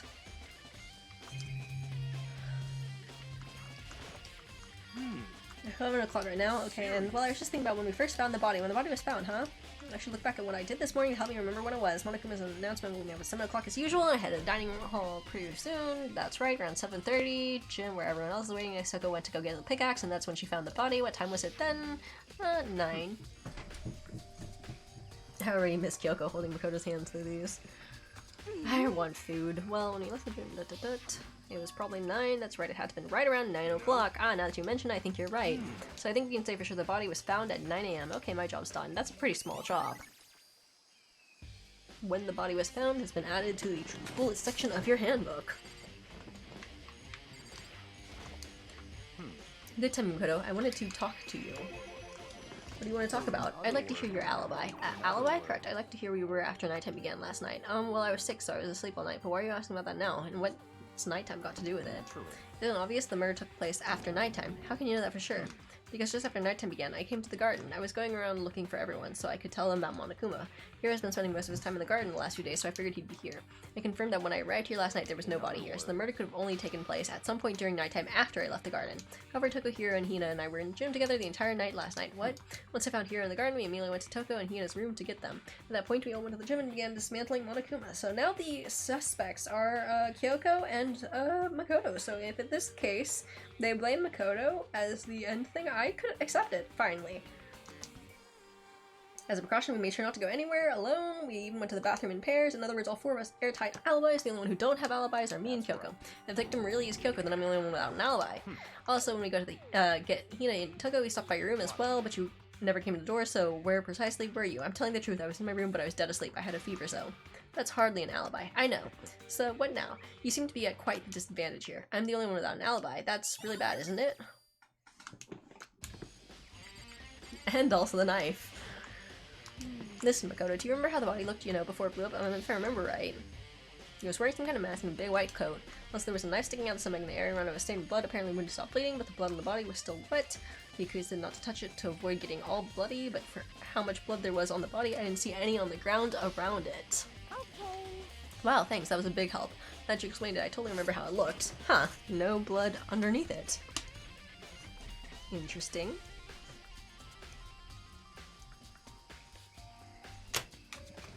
Not having to talk about it like that helped me remember it a lot better too, so thank you too. Body before the explosion, then added the treatable section of your handbook. I think I've checked everything I need to in this area, but I'm not done yet. There are other areas I need to check. Specifically, the fragment I found before, there's somewhere I need to go in order to confirm my suspicions. I need to find out more about Kyoko. Is that quote really Kyoko, if that's true? Was that also Kyoko who attacked me last night? But you wouldn't be hiding the body. Probably. If you find out more about her, maybe I could answer that question. Kyoko is never the kind of person to talk about herself all that much. Maybe if I can get into her room, I'll be able to find out more about the key to her room. Ah, yes, he has it. I will simply limit your options again. Just give up. Give me the key to your room. Okay. I don't have a choice. I have to see if he'll let me borrow her room key. Well, we can do that later. I should note that before I forget that too.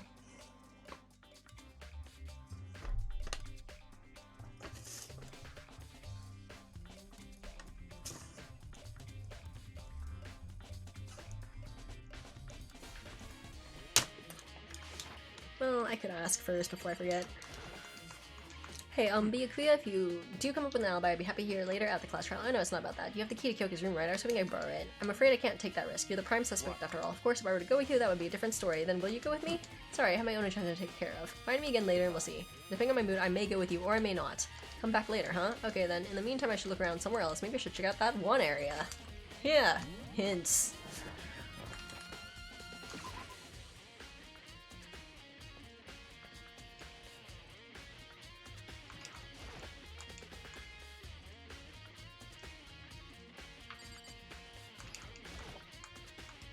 Kuma's lying dismantled on the floor, but I figured it wouldn't be here. You know? I just found something. What is it? It's what? A bomb. There's one installed in every Monokuma robot, I'm sure. A bomb? And that bomb went missing. There's no doubt about it. The fragments I found in the garden.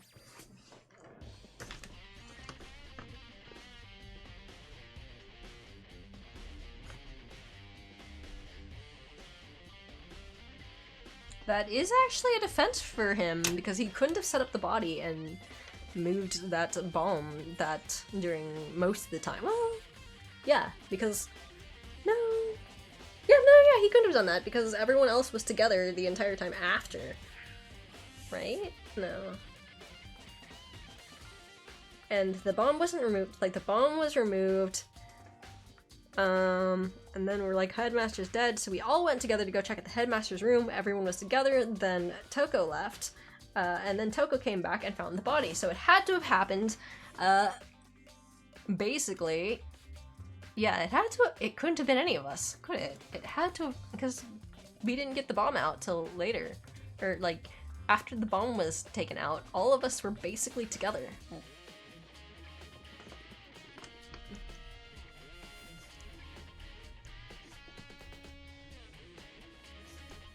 So there's no chance to take that bomb and plant the body.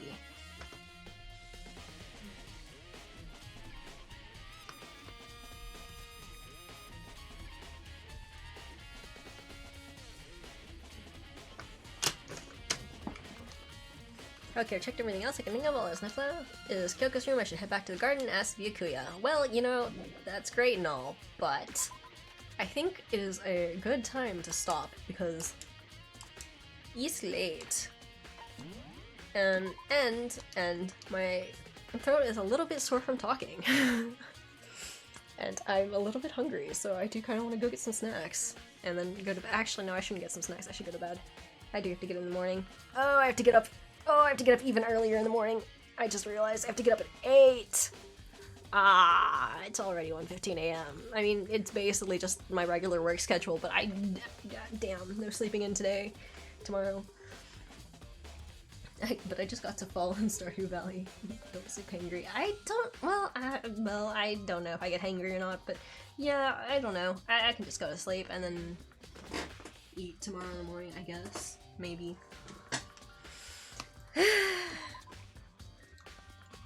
Alright. Thank you for hanging out and, oop, wrong buttons. Okay. Thanks for hanging out and watching me stream. Also, I enjoyed your stream, Calvin, if you're still around here somewhere. I don't know if you are. Yes, there was some progress made, which was nice. I think Fish Lips is live. Am I crazy? Is he live? Is this a real late night stream?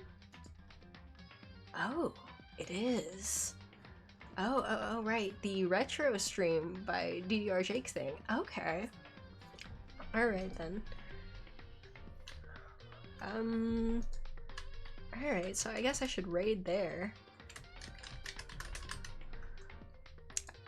Yeah, I don't think raids disturb anything, so yeah, I should go do that. Alright. Sleeps and eat well, yeah. I'm gonna maybe not eat, but probably go sleep. So yes, thanks for hanging out, and I guess in a bit we'll just go take a quick look at Fish Lips, just in case people still want to watch it. So yeah, good night everyone, for those who it's nighttime for, and good day to those who it's morning already for. I want more points for songs, alright. If I hit end stream, does that end the raid hosting?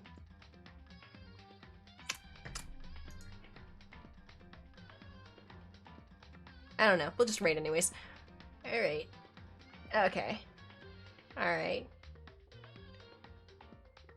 Guess we'll do the raid thing first.